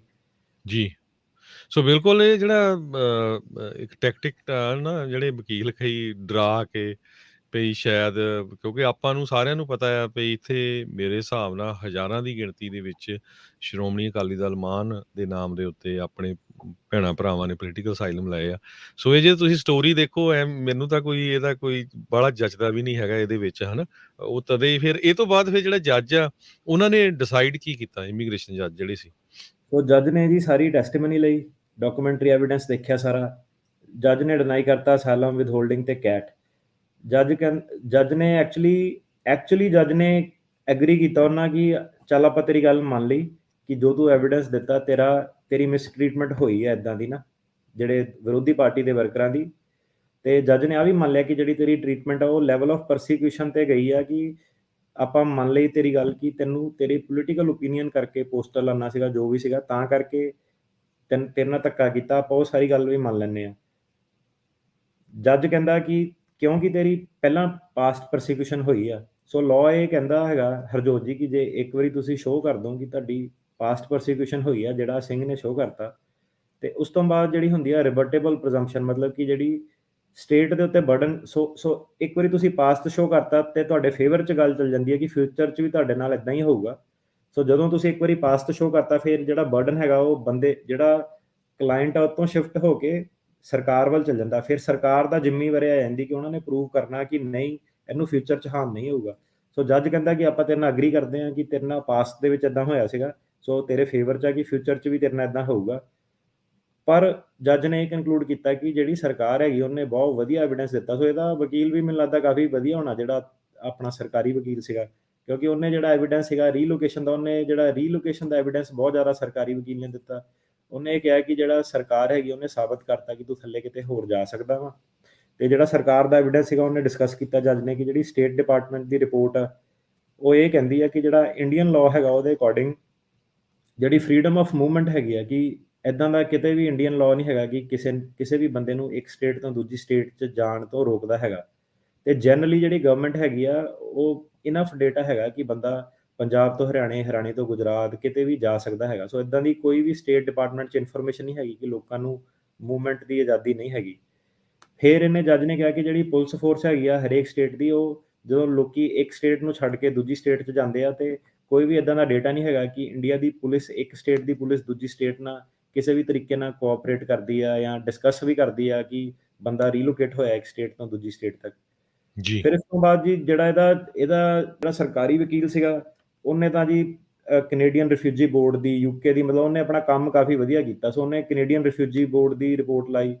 ਉਹ ਕੈਨੇਡੀਅਨ ਰਿਫਿਊਜੀ ਬੋਰਡ ਦੀ ਜਿਹੜੀ ਰਿਪੋਰਟ ਸੀਗੀ ਉਹਦੇ ਵਿੱਚ ਲਿਖਿਆ ਹੋਇਆ ਸਿੱਧੇ ਸਾਰੇ ਉਹਨਾਂ ਨੇ ਆਪਣੀ ਸਟੱਡੀ ਕੀਤੀ ਹੋਈ ਹੈ ਕੈਨੇਡਾ ਵਾਲਿਆਂ ਨੇ, ਕਿ ਕਾਫੀ ਸਾਰੇ ਰਿਸੋਰਸਿਸ ਇਦਾਂ ਦੇ ਆ ਕਿ ਉਹ ਕਹਿੰਦੇ ਕਿ ਜਿਹੜੇ ਸਿੱਖ ਹੈਗੇ ਜੇ ਦੂਜੀ ਸਟੇਟ 'ਚ ਚੱਲ ਜਾਂਦੇ ਹੈਗੇ ਆ, ਜਸਟ ਬਿਕੋਜ਼ ਉਹ ਸਿੱਖ ਹੈਗੇ, ਉਹਨਾਂ ਨੂੰ ਕੋਈ ਇਦਾਂ ਦੀ ਐਸਾ ਪ੍ਰੋਬਲਮ ਨਹੀਂ ਹੈਗੀ ਕਿ ਤੁਸੀਂ ਸਿੱਖ ਹੈਗੇ ਤੁਹਾਨੂੰ ਆਪਾਂ ਸਟੇਟ ਦਾ ਬਾਰਡਰ ਨਹੀਂ ਟੱਪਣ ਦੇਣਾ। ਸੋ ਇਦਾਂ ਦਾ ਕੋਈ ਵੀ ਨਾਕਾ, ਚੈੱਕ ਪੁਆਇੰਟ, ਕੁਝ ਵੀ ਇਦਾਂ ਦਾ ਨਹੀਂ ਹੈਗਾ। ਸੋ ਮਤਲਬ ਕਿ ਤੁਸੀਂ ਬੀਇੰਗ ਅ ਸਿੱਖ ਇੱਕ ਸਟੇਟ ਤੋਂ ਦੂਜੀ ਸਟੇਟ ਜਾ ਸਕਦੇ ਹੋ। ਸੋ ਉਹਨੇ ਕਿਹਾ ਕਿ ਇੰਡੀਆ ਦੀ ਜਿਹੜੀ ਕੰਟਰੀ ਆ 1.2 ਬਿਲੀਅਨ ਲੋਕੀ ਉੱਥੇ ਰਹਿੰਦੇ ਆ ਤੇ ਬਹੁਤ ਜ਼ਿਆਦਾ ਉਹਦੇ ਵਿੱਚ ਸਿੱਖ ਵੀ ਹੈਗੇ ਆ। ਸੋ ਜਿਹੜੇ ਸਿੱਖ ਹੈਗੇ ਆ ਇਹ ਹਰੇਕ ਸਟੇਟ ਦੇ ਵਿੱਚ ਰਹਿੰਦੇ ਆ, ਕੋਈ ਇਦਾਂ ਨਹੀਂ ਹੈਗਾ ਕਿ ਸਿਰਫ ਪੰਜਾਬ 'ਚ ਹੀ ਰਹਿੰਦੇ ਆ। ਸੋ ਕਾਫੀ ਕੰਟਰੀ ਦੇ ਵਿੱਚ ਥਰੂ ਆਊਟ ਇਹ ਸਪਰੈਡ ਹੈਗੇ ਆ। ਤੇ ਇਹਨਾਂ ਦਾ ਜਿਹੜਾ, ਫਿਰ ਇਹਨਾਂ ਨੇ ਯੂਕੇ ਦੀ, ਯੂਨਾਈਟਿਡ ਕਿੰਗਡਮ ਦੀ ਹੋਮ ਆਫਿਸ ਦੀ ਰਿਪੋਰਟ ਕੀਤੀ। ਜਿਹੜੀ ਯੂਕੇ ਦੀ ਹੋਮ ਆਫਿਸ ਦੀ ਰਿਪੋਰਟ ਸੀਗੀ ਉਹਦੇ ਵਿੱਚ ਉਹਨਾਂ ਨੇ ਦੱਸਿਆ ਸੀਗਾ ਕਿ ਜਿਹੜਾ ਇੰਡੀਆ ਹੈਗਾ ਇਹਦਾ ਜਿਹੜੀ ਨੈਸ਼ਨਲ ਪੁਲਿਸ ਫੋਰਸ ਹੈਗੀ ਆ ਉਹਦੇ ਕੋਲ ਕੋਈ ਵੀ ਇਦਾਂ ਦਾ ਜਿਹੜਾ ਨੈਸ਼ਨਲ ਕ੍ਰਾਈਮ ਡੇਟਾਬੇਸ ਨਹੀਂ ਹੈਗਾ ਜਿੱਦਾਂ ਸਾਡੇ ਬਾਹਰਲੀਆਂ ਵੈਸਟਰਨ ਕੰਟਰੀਜ਼ ਹੁੰਦਾ। ਸੋ ਕਹਿੰਦੇ ਕਿ ਕੋਈ ਵੀ ਇਦਾਂ ਦੀ ਸੈਂਟਰਲ ਰਜਿਸਟ੍ਰੇਸ਼ਨ ਸਿਸਟਮ ਨਹੀਂ ਹੈਗਾ ਜਿਹਦੇ ਵਿੱਚ ਕਿ ਹਰੇਕ ਸਿੱਖ ਨੂੰ ਆਪਣਾ ਰਜਿਸਟਰ ਕਰਾਉਣਾ ਪਊਗਾ। ਸੋ ਕਹਿੰਦੇ ਕਿ ਸਿੰਪਲੀ ਤੁਸੀਂ ਇੱਕ ਕੰਟਰੀ ਤੋਂ ਦੂਜੀ ਕੰਟਰੀ ਤੱਕ ਜਾ ਸਕਦੇ ਆ।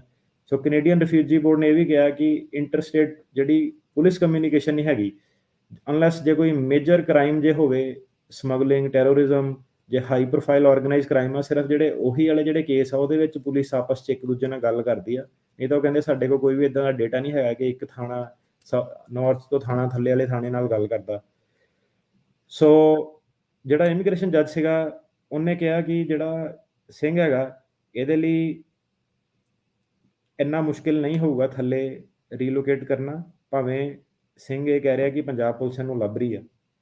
ਸੋ ਕਹਿੰਦਾ ਕਿ ਜਿਹੜਾ ਸਿੰਘ ਸੀਗਾ ਇਹਨੇ ਇਹ ਆਪਣੀ ਜਿਹੜੀ ਇਹਦੀ ਸਟੇਟਮੈਂਟ ਸੀਗੀ, ਜਿਹੜੀ ਇਹਦੀ ਡੈਕਲੇਰੇਸ਼ਨ ਸੀਗੀ, ਜਿਹਨੂੰ ਸਟੋਰੀ ਕਹਿੰਦੇ ਆ ਜਾਂ ਬਿਆਨ ਕਹਿੰਦੇ ਆ, ਉਹਨੇ ਇਹਦੇ ਵਿੱਚ ਇਹ ਨਹੀਂ ਦੱਸਿਆ ਕਿ ਪੁਲਿਸ ਇਹਨੂੰ ਟਾਰਗੇਟ ਕਰ ਰਹੀ ਆ। ਉਹਨੇ ਬਸ ਇਹੀ ਦੱਸਿਆ ਕਿ ਪੁਲਿਸ ਨੇ ਉਹਦੀ ਹੈਲਪ ਕਰਨ ਤੋਂ ਮਨਾ ਕਰਤਾ ਜਦੋਂ ਇਹਨੂੰ ਕਾਲ ਆਈ। ਤੇ ਦੂਜੀ ਵਾਰੀ ਜਦੋਂ ਇਹਨੂੰ ਮਾਰ ਪਈ ਸੀਗੀ, ਇਹਨੇ ਪੁਲਿਸ ਕੋ ਜਾਣਾ ਠੀਕ ਨਹੀਂ ਸਮਝਿਆ, ਇਹਨੇ ਬੋਦਰ ਨਹੀਂ ਕੀਤਾ ਕਿ ਦੁਬਾਰਾ ਪੁਲਿਸ ਕੋ ਜਾਵੇ। ਇਹਨੇ ਪਹਿਲਾਂ ਹੀ ਕਨਕਲੂਡ ਕਰ ਲਿਆ ਕਿ ਨਹੀਂ, ਕਿਉਂਕਿ ਪੁਲਿਸ ਨੇ ਪਹਿਲਾਂ ਮੈਨੂੰ ਮਨਾ ਕੀਤਾ ਵਾ ਤੇ ਇਸ ਲਈ ਉਹਨਾਂ ਨੇ ਮੇਰੀ ਕੋਈ ਹੈਲਪ ਨਹੀਂ ਕਰਨੀ। ਤੇ ਜਿਹੜਾ ਇਮੀਗ੍ਰੇਸ਼ਨ ਜੱਜ ਸੀਗਾ ਉਹਨੇ ਇਹ ਕਨਕਲੂਜਨ ਦਿੱਤਾ ਕਿ ਪੁਲਿਸ ਨੇ ਉਹਦੀ ਫੋਨ ਤੋਂ ਬਾਅਦ ਪੁਲਿਸ ਨੇ ਕਿਹਾ ਕਿ ਤੇਰੀ ਹੈਲਪ ਨਹੀਂ ਕਰਨੀ ਫੋਨ ਤੇ, ਪਰ ਇਹਦਾ ਮਤਲਬ ਬਸ ਇਹੀ ਹੈਗਾ ਕਿ ਪੁਲਿਸ ਇੰਨੀ ਸੀਰੀਅਸ ਨਹੀਂ ਹੈਗੀ, ਕੇਅਰਲੈਸ ਹੈਗੀ ਉਹ, ਪਰ ਉਹਦਾ ਮਤਲਬ ਇਹ ਨਹੀਂ ਹੈਗਾ ਕਿ ਪੁਲਿਸ ਤੁਹਾਨੂੰ ਮਾਰਨਾ ਚਾਹੁੰਦੀ ਹੈ ਉੱਥੇ ਦੀ। ਫਿਰ ਸਿੰਘ ਨੇ, ਉਹ ਕਹਿੰਦੇ ਕਿ ਸਿੰਘ ਨੇ ਇਹ ਨਹੀਂ ਦੱਸਿਆ ਕਿ ਉਹਦਾ ਰੋਲ ਕੀ ਸੀਗਾ, ਕਿ ਉਹ ਹਾਈ ਪ੍ਰੋਫਾਈਲ ਬੰਦਾ ਸੀਗਾ ਪਾਰਟੀ ਦੇ ਵਿੱਚ ਕਿ ਸਿੰਪਲ ਇੱਕ ਵਰਕਰ ਸੀਗਾ। ਤੇ ਉਹਨਾਂ ਨੇ ਫਿਰ ਇੱਕ US the library of Congress the report ਹੈਗੀ ਆ, ਆਲਰੇਡੀ ਕਾਫੀ ਪੁਰਾਣੀ ਰਿਪੋਰਟ ਆ। ਸੋ ਉਹ ਰਿਪੋਰਟ ਦੇ ਵਿੱਚ ਉਹਨੇ ਕਿਹਾ ਕਿ ਜਿਹੜੇ ਹਾਰਡਕੋਰ ਮਿਲੀਟੈਂਟ ਹੁੰਦੇ ਆ ਉਹੀ ਜਿਹੜੀ ਸੈਂਟਰਲ ਇੰਡੀਅਨ ਅਥਾਰਟੀ ਆ ਉਹਨੂੰ ਉਹੀ ਕੰਸਰਨ ਕਰਦੇ ਆ। ਸਿੰਪਲੀ ਜੇ ਇੱਕ ਬੰਦਾ ਇਹ ਹੈਗਾ ਕਿ ਮੇਰੇ ਪ੍ਰੋ ਖਾਲਿਸਤਾਨੀ ਵਿਊ ਹੈਗੇ ਆ, ਉਹ ਜਿਹੜੀ ਇੰਡੀਅਨ ਸਰਕਾਰ ਨੂੰ ਬੋਦਰ ਨਹੀਂ ਕਰਦਾ, ਸਿੰਪਲੀ ਕਿ ਇੱਕ ਬੰਦੇ ਦੇ ਇਦਾਂ ਦੇ ਵਿਊ ਹੈਗੇ ਆ। ਜਿਹੜੇ ਹਾਈ ਪ੍ਰੋਫਾਈਲ ਦਾ ਬੰਦਾ ਹੈਗਾ, ਓਪਨਲੀ ਮੰਗਾ ਕਰਦਾ ਹੈਗਾ, ਉਹਨੂੰ ਸਰਕਾਰ ਟਾਰਗੇਟ ਕਰਦੀ ਆ, ਪਰ ਇੱਕ ਸਿੰਪਲੀ ਬੰਦਾ ਕਵੇ ਕਿ ਮੇਰੇ ਆਹ ਸਿੱਖ ਵਿਚਾਰ ਆ ਮੈਂ ਸੋਚਦਾ ਵਾਂ, ਉਹਦੇ ਬੇਸ ਤੇ ਉਹ ਕਹਿੰਦੇ ਕਿ ਸਰਕਾਰ, ਸਾਡੇ ਕੋਲ ਕੋਈ ਵੀ ਇਦਾਂ ਦਾ ਡੇਟਾ ਨਹੀਂ ਹੈਗਾ ਜਿਹੜਾ ਕਿ ਇੰਡੀਅਨ ਗਵਰਨਮੈਂਟ ਤੁਹਾਨੂੰ ਹਰ ਜਗ੍ਹਾ ਟਾਰਗੇਟ ਕਰਦੀ ਹੈ ਜਾਂ ਲੱਭਦੀ ਹੈ। ਫਿਰ ਇਹਨਾਂ ਨੇ 2016 ਦੀ United States Department of State human rights report use ਕੀਤੀ, international religious freedom report use ਕੀਤੀ। ਸੋ ਇਹ ਜਿਹੜੀ ਸਾਰੀ ਰਿਪੋਰਟ ਸੀਗੀਆਂ, ਇਹਦੇ ਵਿੱਚ ਕਿਤੇ ਵੀ ਕੋਈ ਵੀ ਇਦਾਂ ਦਾ ਇਨਸੀਡੈਂਟਸ ਨਹੀਂ ਸੀਗਾ ਕਿ ਮਾਨ ਪਾਰਟੀ ਦੇ ਮੈਂਬਰਾਂ ਨੂੰ ਰੀਸੈਂਟ ਦੇ ਵਿੱਚ ਕਿਤੇ ਇੰਡੀਆ ਦੇ ਵਿੱਚ ਸਿੰਪਲੀ ਟਾਰਗੇਟ ਕੀਤਾ ਗਿਆ ਹੋਵੇ ਕਿ ਉਹ ਮਾਨ ਪਾਰਟੀ ਦੇ ਮੈਂਬਰ ਆ। ਸੋ ਇੱਥੇ ਆਪਾਂ ਕੀ ਦੇਖ ਰਹੇ ਹਾਂ ਕਿ ਇੱਕ ਬੰਦੇ ਦਾ ਇੱਕ ਫੈਕਟ ਪੈਟਰਨ ਸੀਗਾ, ਉਹਨੇ ਆਪਣਾ ਇੱਕ ਫੈਕਟ ਪੈਟਰਨ ਦੱਸਿਆ ਕਿ ਆਹ ਹੋਇਆ, ਮੈਂ ਪੁਲਿਸ ਕੋ ਗਿਆ ਨਹੀਂ ਤੇ ਪੁਲਿਸ ਨੇ ਮੇਰਾ ਕੇਸ ਨਹੀਂ ਲਿਆ। ਉਹਦੇ ਵਿੱਚ ਕੋਈ ਇਦਾਂ ਦਾ ਨਹੀਂ ਸੀਗਾ ਕਿ ਪੁਲਿਸ ਨੇ ਉਹਨੂੰ ਕੋਈ ਨੁਕਸਾਨ ਪਹੁੰਚਾਇਆ। ਸੋ ਉਹਦੇ ਜਿਹੜੇ ਮਾਨ ਪਾਰਟੀ ਦੀ ਐਕਟੀਵਿਟੀ ਸੀਗੀਆਂ, ਪੋਸਟਰ ਲਾਉਂਦਾ ਸੀਗਾ ਕੰਧਾਂ ਤੇ, ਵਰਕਰ ਸੀਗਾ, ਸਿਰਫ ਇੱਕੋ ਡਿਸਟ੍ਰਿਕਟ ਕਰਦਾ ਸੀਗਾ, ਉਹਦੇ ਵਿੱਚ ਵੀ ਕੋਈ ਇਦਾਂ ਨਹੀਂ ਕਿ ਉਹ ਕਿਤੇ ਦਿੱਲੀ ਗਿਆ, ਕਿਤੇ ਪ੍ਰੋਟੈਸਟ ਤੇ ਗਿਆ, ਕੁਛ ਗਿਆ। ਉਹਦਾ ਇੱਕ ਜਿਹੜਾ ਫੈਕਟ ਪੈਟਰਨ ਸੀਗਾ ਉਹ ਇਹ ਸੀਗਾ ਕਿ ਮੈਂ ਆਪਣੇ ਜ਼ਿਲ੍ਹੇ ਦੇ ਵਿੱਚ ਪੋਸਟਰ ਲਾਉਂਦਾ ਸੀਗਾ ਜਿਹਦੇ ਕਰਕੇ ਮੈਨੂੰ ਨੇਸ਼ਨ ਵਾਈਡ ਕੰਟਰੀ ਦੇ ਵਿੱਚ ਖਤਰਾ ਹੈਗਾ। ਸੋ ਉਹਦੇ ਅਗੇਂਸਟ ਜਿਹੜਾ ਸਰਕਾਰੀ ਵਕੀਲ ਸੀਗਾ, ਉਹਨੇ ਕੈਨੇਡੀਅਨ ਰਿਫਿਊਜੀ ਬੋਰਡ, UN ਦੀ human rights report, religious freedom report, Canadian refugee board ਦੀ, UK ਰਿਫਿਊਜੀ ਬੋਰਡ ਦੀ, ਉਹਨੇ ਸਾਰਾ ਜਿਹੜਾ ਐਵੀਡੈਂਸ ਸੀਗਾ ਉਹ ਇਹਨਾਂ ਦੇ ਉੱਤੇ ਸੁੱਟਿਆ ਕਿ ਆਹ ਦੇਖੋ, ਇਹਦੇ ਵਿੱਚ ਕਿਤੇ ਨਹੀਂ ਲਿਖਿਆ ਕਿ ਜੋ ਤੁਸੀਂ ਕਹਿ ਰਹੇ ਆ ਕਿ ਉਸ ਤਰੀਕੇ ਦੇ ਤੁਹਾਡੇ ਵਰਗੇ ਬੰਦੇ ਟਾਰਗੇਟ ਕੀਤੇ ਜਾ ਸਕਦੇ ਆ। ਉਹ ਕਹਿੰਦੇ ਰਿਪੋਰਟਾਂ ਦੇ ਵਿੱਚ ਇਹ ਲਿਖਿਆ ਕਿ ਜਿਹੜੇ ਹਾਈ ਲੈਵਲ ਦੇ ਬੰਦੇ ਆ ਉਹ ਟਾਰਗੇਟ ਕੀਤੇ ਜਾਂਦੇ ਆ। ਸੋ ਫਿਰ ਵੀ ਜਿਹੜਾ ਬੋਰਡ ਆਫ ਇਮੀਗ੍ਰੇਸ਼ਨ ਅਪੀਲ ਸੀਗਾ, ਉਹਨਾਂ ਨੇ ਇਹਦੀ ਕੇਸ ਜਿਹੜਾ ਡਿਸਮਿਸ ਕਰ ਦਿੱਤਾ ਤੇ ਇਮੀਗ੍ਰੇਸ਼ਨ ਜੱਜ ਦੀ ਉਹਨਾਂ ਨੇ ਜਿਹੜੀ ਫਾਈਂਡਿੰਗ ਸੀਗੀ ਉਹ ਐਕਸੈਪਟ ਕੀਤੀ ਕਿ ਠੀਕ ਆ, ਪਾਸਟ ਪਰਸੀਕਿਊਸ਼ਨ ਸੀਗੀ ਤੇ ਫਿਊਚਰ ਪਰਸੀਕਿਊਸ਼ਨ ਨੂੰ ਆਪਾਂ ਮੰਨਦੇ ਆ। ਪਰ ਉਹਨੇ ਇਹ ਕਿਹਾ ਕਿ ਬੋਰਡ ਆਫ ਇਮੀਗ੍ਰੇਸ਼ਨ ਅਪੀਲ ਨੇ ਕਿ ਜਿਹੜਾ ਸਰਕਾਰ ਸੀਗੀ ਉਹਨਾਂ ਨੇ ਇਨਫ ਐਵੀਡੈਂਸ ਦੇ ਦਿੱਤਾ, ਕਿਉਂਕਿ ਬਰਡਨ ਜਿਹੜਾ ਸਰਕਾਰ ਤੇ ਸ਼ਿਫਟ ਹੋ ਗਿਆ ਤੇ ਸਰਕਾਰ ਨੇ ਸਾਰੀਆਂ ਜਿੱਦਾਂ ਰਿਪੋਰਟਾਂ ਐਵੀਡੈਂਸ ਸਾਰਾ ਸਾਹਮਣੇ ਲਿਆਇਆ ਤੇ ਇਕੱਲੇ ਤੁਹਾਡੇ ਕਹਾਣੀਆਂ ਬੋਲ ਕੇ ਨਹੀਂ ਕੇਸ ਤੁਸੀਂ ਜਿੱਤ ਸਕਦੇ ਹੋ। ਜਿਹੜਾ ਤੁਸੀਂ ਜਨਰਲ ਕੰਟਰੀ ਕੰਡੀਸ਼ਨ ਐਵੀਡੈਂਸ ਜਿਹੜਾ ਦਿੱਤਾ ਹੈਗਾ ਉਹ ਇਨਫ ਨਹੀਂ ਹੈਗਾ ਕਿ ਇਟਸੈਲਫ ਕੀ ਤੁਸੀਂ ਕਹੋ ਕਿ ਜਨਰਲ ਕੰਟਰੀ ਕੰਡੀਸ਼ਨ ਜਿਹੜੇ ਚੇਪੇ ਮਾਰ ਦਿੰਦੇ ਆ ਵਕੀਲ, ਉਹਦੇ ਬੇਸ ਤੇ ਤੁਸੀਂ ਕਹਿ ਲਓ ਕਿ ਤੁਸੀਂ ਗਵਰਨਮੈਂਟ ਦੀ ਆਰਗੂਮੈਂਟ ਨੂੰ ਕਾਊਂਟਰ ਕਰ ਸਕਦੇ ਹੋ। ਸੋ ਉਹਨਾਂ ਨੇ ਬੇਸਿਕਲੀ ਇਹ ਕਿਹਾ ਕਿ ਗਵਰਨਮੈਂਟ ਨੇ ਇਨਫ ਐਵੀਡੈਂਸ ਦੇ ਦਿੱਤਾ ਤੇ ਉਹਦੇ ਵਿੱਚ ਕਿਤੋਂ ਵੀ ਇਹ ਪ੍ਰੂਵ ਨਹੀਂ ਹੁੰਦਾ ਕਿ ਸਿੰਪਲੀ ਕਿ ਤੁਹਾਡੇ ਜੇ ਇੱਕ ਪ੍ਰੋ ਸੈਪਰੇਟ ਸਟੇਟ ਦੇ ਵਿਚਾਰ ਆ ਉਹ ਤੁਹਾਨੂੰ ਹਰ ਜਗ੍ਹਾ ਇੰਡੀਆ ਦੇ ਵਿੱਚ ਟਾਰਗੇਟ ਕਰਾਉਗੇ। ਸੋ ਇਹਨਾਂ ਨੇ ਬੋਰਡ ਆਫ ਇਮੀਗ੍ਰੇਸ਼ਨ ਅਪੀਲ ਨੇ ਜਿਹੜਾ ਇਮੀਗ੍ਰੇਸ਼ਨ ਜੱਜ ਦਾ ਆਰਡਰ ਸੀਗਾ ਉਹਨਾਂ ਨੇ ਉਹ ਮੰਨਿਆ ਤੇ ਉਹਨਾਂ ਨੇ ਕਿਹਾ ਕਿ ਸਾਡੀ ਉਹਦੇ ਨਾਲ ਸਹਿਮਤੀ ਹੈ ਜੀ। ਸੋ ਬਿਲਕੁਲ, ਉਹ ਤੋਂ ਬਾਅਦ ਫਿਰ ਜਿਹੜੀ ਸੈਕੰਡ ਸਰਕਟ ਕੋਰਟ ਸੀ ਉਹਨਾਂ ਨੇ ਕੀ ਡਿਸਾਈਡ ਕੀਤਾ ਜੀ। ਸੋ ਹੁਣ ਹਾਂਜੀ, ਸੋ ਇਹ ਇੰਟਰਸਟਿੰਗ ਰਾਈਟ, ਹਮੇਸ਼ਾ ਇੰਟਰਸਟਿੰਗ ਹੁੰਦਾ ਕਿ ਸਰਕਟ ਕੋਰਟ ਕੀ ਤੁੱਕ ਦਿੰਦਾ, ਕੀ ਰੀਜ਼ਨਿੰਗ ਦਿੰਦਾ। ਸੋ ਇਹ ਕੇਸ ਡਿਸਕਸ ਕਰਨ ਦਾ ਮਕਸਦ ਜਿਹੜਾ ਇਹ ਸੀਗਾ ਕਿ ਜਿਹੜੀ ਐਵੇਂ ਅਫਰਾ ਤਫਰੀ ਮਚੀ ਹੋਈ ਹੈ, ਐਵੇਂ ਨਾ ਕਿਸੇ ਦੀਆਂ ਗੱਲਾਂ ਚ ਆਇਆ ਕਰੋ ਕਿ ਇਦਾਂ ਹੋ ਗਿਆ, ਉਦਾਂ ਸੋ ਹੋ ਇੱਕ ਗਿਆ। ਵਾਰੀ ਇੱਕ ਵਾਰੀ ਫਿਰ ਆਪਾਂ ਸਰੋਤਿਆਂ ਨੂੰ ਰਿਮਾਈਂਡ ਕਰਾ ਦਈਏ, ਆਪਾਂ ਇੱਕ ਸਪੈਸ਼ਲ ਕੇਸ ਜਗਦੀਪ ਸਿੰਘ ਦਾ, ਜਿਹਦੇ ਵਕੀਲ ਜੇ ਟਿਰਕਿਆਣਾ ਹੋਣੀ ਨਹੀਂ ਸੀ, ਕੋਈ ਹੋਰ ਵਕੀਲ ਸੀ, ਉਹ ਡਿਸਕਸ ਕਰ ਰਹੇ ਆ। ਇਸ ਕੇਸ ਨੂੰ ਡਿਨਾਈ ਕੀਤਾ ਗਿਆ ਪਈ ਉਹ ਇੱਕ ਸਿੰਪਲ ਵਰਕਰ ਸੀ, ਉਹ ਵੀ ਕੋਈ ਹਾਈ ਲੈਵਲ ਪੋਜੀਸ਼ਨ ਤੇ ਨਹੀਂ ਸੀ।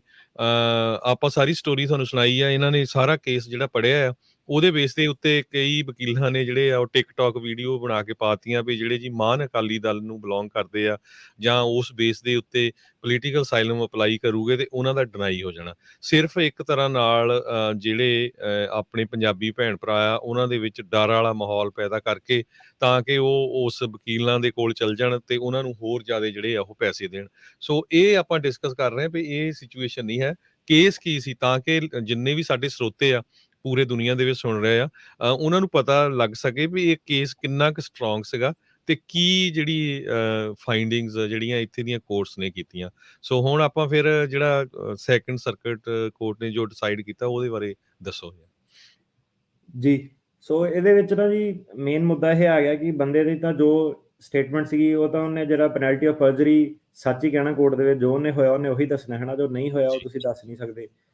ਸੋ ਇਹਦੇ ਵਿੱਚ ਮੁੱਦਾ ਮੇਨ ਇਹਨਾਂ ਦਾ ਇਹ ਆ ਗਿਆ ਕਿ ਹੁਣ ਸਾਰਾ ਮੁੱਦਾ ਇਹ ਆ ਗਿਆ ਕਿ ਕੋਰਟ ਨੇ ਕਹਿਤਾ ਕਿ ਸਿੰਘ ਨੂੰ ਕਿ ਆਪਾਂ ਤੇਰੇ ਨਾਲ ਮੰਨਦੇ ਆ, ਆਪਾਂ ਇਹ ਵੀ ਮੰਨ ਲਿਆ ਕਿ ਤੇਰੇ ਨਾਲ ਹਾਰਮ ਹੋਇਆ, ਤੇਰੇ ਨਾਲ ਫਿਊਚਰ 'ਚ ਵੀ ਹੋਊਗਾ।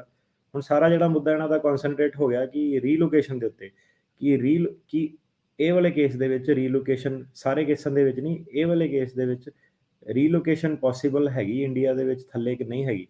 ਸੋ ਜਿਹੜਾ ਸੈਕੰਡ ਸਰਕਟ ਸੀਗਾ ਉਹਨਾਂ ਨੇ ਬੇਸਿਕਲੀ ਕਿਹਾ ਕਿ ਜਿਹੜੀ ਆਪਾਂ ਬੋਰਡ ਆਫ ਇਮੀਗ੍ਰੇਸ਼ਨ ਅਪੀਲ ਆਪਾਂ ਉਹਦੇ ਨਾਲ ਐਗਰੀ ਕਰਦੇ ਹਾਂ ਕਿ ਇਹ ਰੀਲੋਕੇਟ ਕਰ ਸਕਦਾ ਹੈਗਾ। ਹੁਣ ਇਹਦੇ ਵਿੱਚ ਫਿਰ ਜਿਹੜੇ ਆਰਗੂਮੈਂਟਸ ਹੋਈਆਂ, ਜਿਹੜਾ ਸਿੰਘ ਦੀ ਆਰਗੂਮੈਂਟ ਸੀਗੀ ਉਹ ਇਹ ਸੀਗੀ ਕਿ ਸਭ ਤੋਂ ਪਹਿਲਾਂ ਤਾਂ ਮੁੱਦਾ ਇਹ ਆ ਗਿਆ ਕਿ ਸਿੰਘ ਨੂੰ ਸੋ ਜਿਹੜੀ ਇਹਦੀ ਅਸਾਲਮ ਦੇ ਵਿੱਚ ਜਿੱਦਾਂ ਆਪਾਂ ਦੱਸਿਆ ਕਿ ਇਹਦੇ ਵਿੱਚ ਤੁਹਾਡਾ ਜਿਹੜਾ ਪਰਸੀਕਿਊਟਰ ਹੋਣਾ ਚਾਹੀਦਾ, ਤੁਹਾਨੂੰ ਇਹ ਐਸਟੈਬਲਿਸ਼ ਕਰਨਾ ਪੈਂਦਾ ਕਿ ਕਿਸੇ ਤਰੀਕੇ ਨਾਲ ਸਰਕਾਰ ਇਨਵੋਲਵ ਸੀਗੀ ਜਾਂ ਸਰਕਾਰ ਦੀ ਸ਼ਹਿ ਤੇ ਹੋਇਆ, ਤੇ ਜਾਂ ਫਿਰ ਤੁਹਾਨੂੰ ਅਨਏਬਲ ਜਾਂ ਅਨਵਿਲਿੰਗ ਟੂ ਪ੍ਰੋਟੈਕਟ ਸੀਗੇ।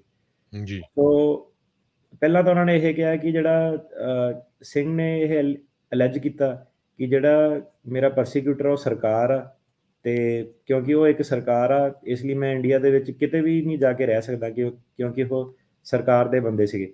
ਸੈਕੰਡ ਸਰਕਟ ਨੇ ਕਿਹਾ ਕਿ ਨਹੀਂ, ਤੈਨੂੰ ਸਰਕਾਰ ਨੇ ਪਰਸੀਕਿਊਟ ਨਹੀਂ ਕੀਤਾ, ਤੈਨੂੰ ਮੈਂਬਰ ਆਫ ਇੱਕ ਅਪੋਜ਼ਿਟ ਪੋਲੀਟੀਕਲ ਪਾਰਟੀ ਨੇ ਕੀਤਾ, ਉਹ ਕੋਈ ਸਰਕਾਰੀ ਮੁਲਾਜ਼ਮ ਨਹੀਂ ਹੈਗੇ। ਸੋ ਇਹ ਸਾਰਿਆਂ ਨੇ ਇਹ ਗੱਲ ਧਿਆਨ ਨਾਲ ਸੁਣਿਆ ਕਿ ਉਹ ਕਹਿੰਦੇ ਕਿ ਜਿਹੜੀ ਦੂਜੀ ਪਾਰਟੀ ਦੇ ਮੈਂਬਰ ਹੁੰਦੇ ਆ ਉਹ ਸਰਕਾਰ ਨਹੀਂ ਹੁੰਦੇ ਹੈਗੇ, ਉਹ ਇੰਡੀਪੈਂਡੈਂਟ ਹੁੰਦੇ, ਕੋਈ ਉਹਨੂੰ ਸਰਕਾਰ ਨੇ ਕੋਈ ਨੌਕਰੀ ਨਹੀਂ ਦਿੱਤੀ, ਕੋਈ ਪੇਰੋਲ ਤੇ ਨਹੀਂ ਰੱਖਿਆ, ਕੁਛ ਨਹੀਂ ਲਿਖਿਆ।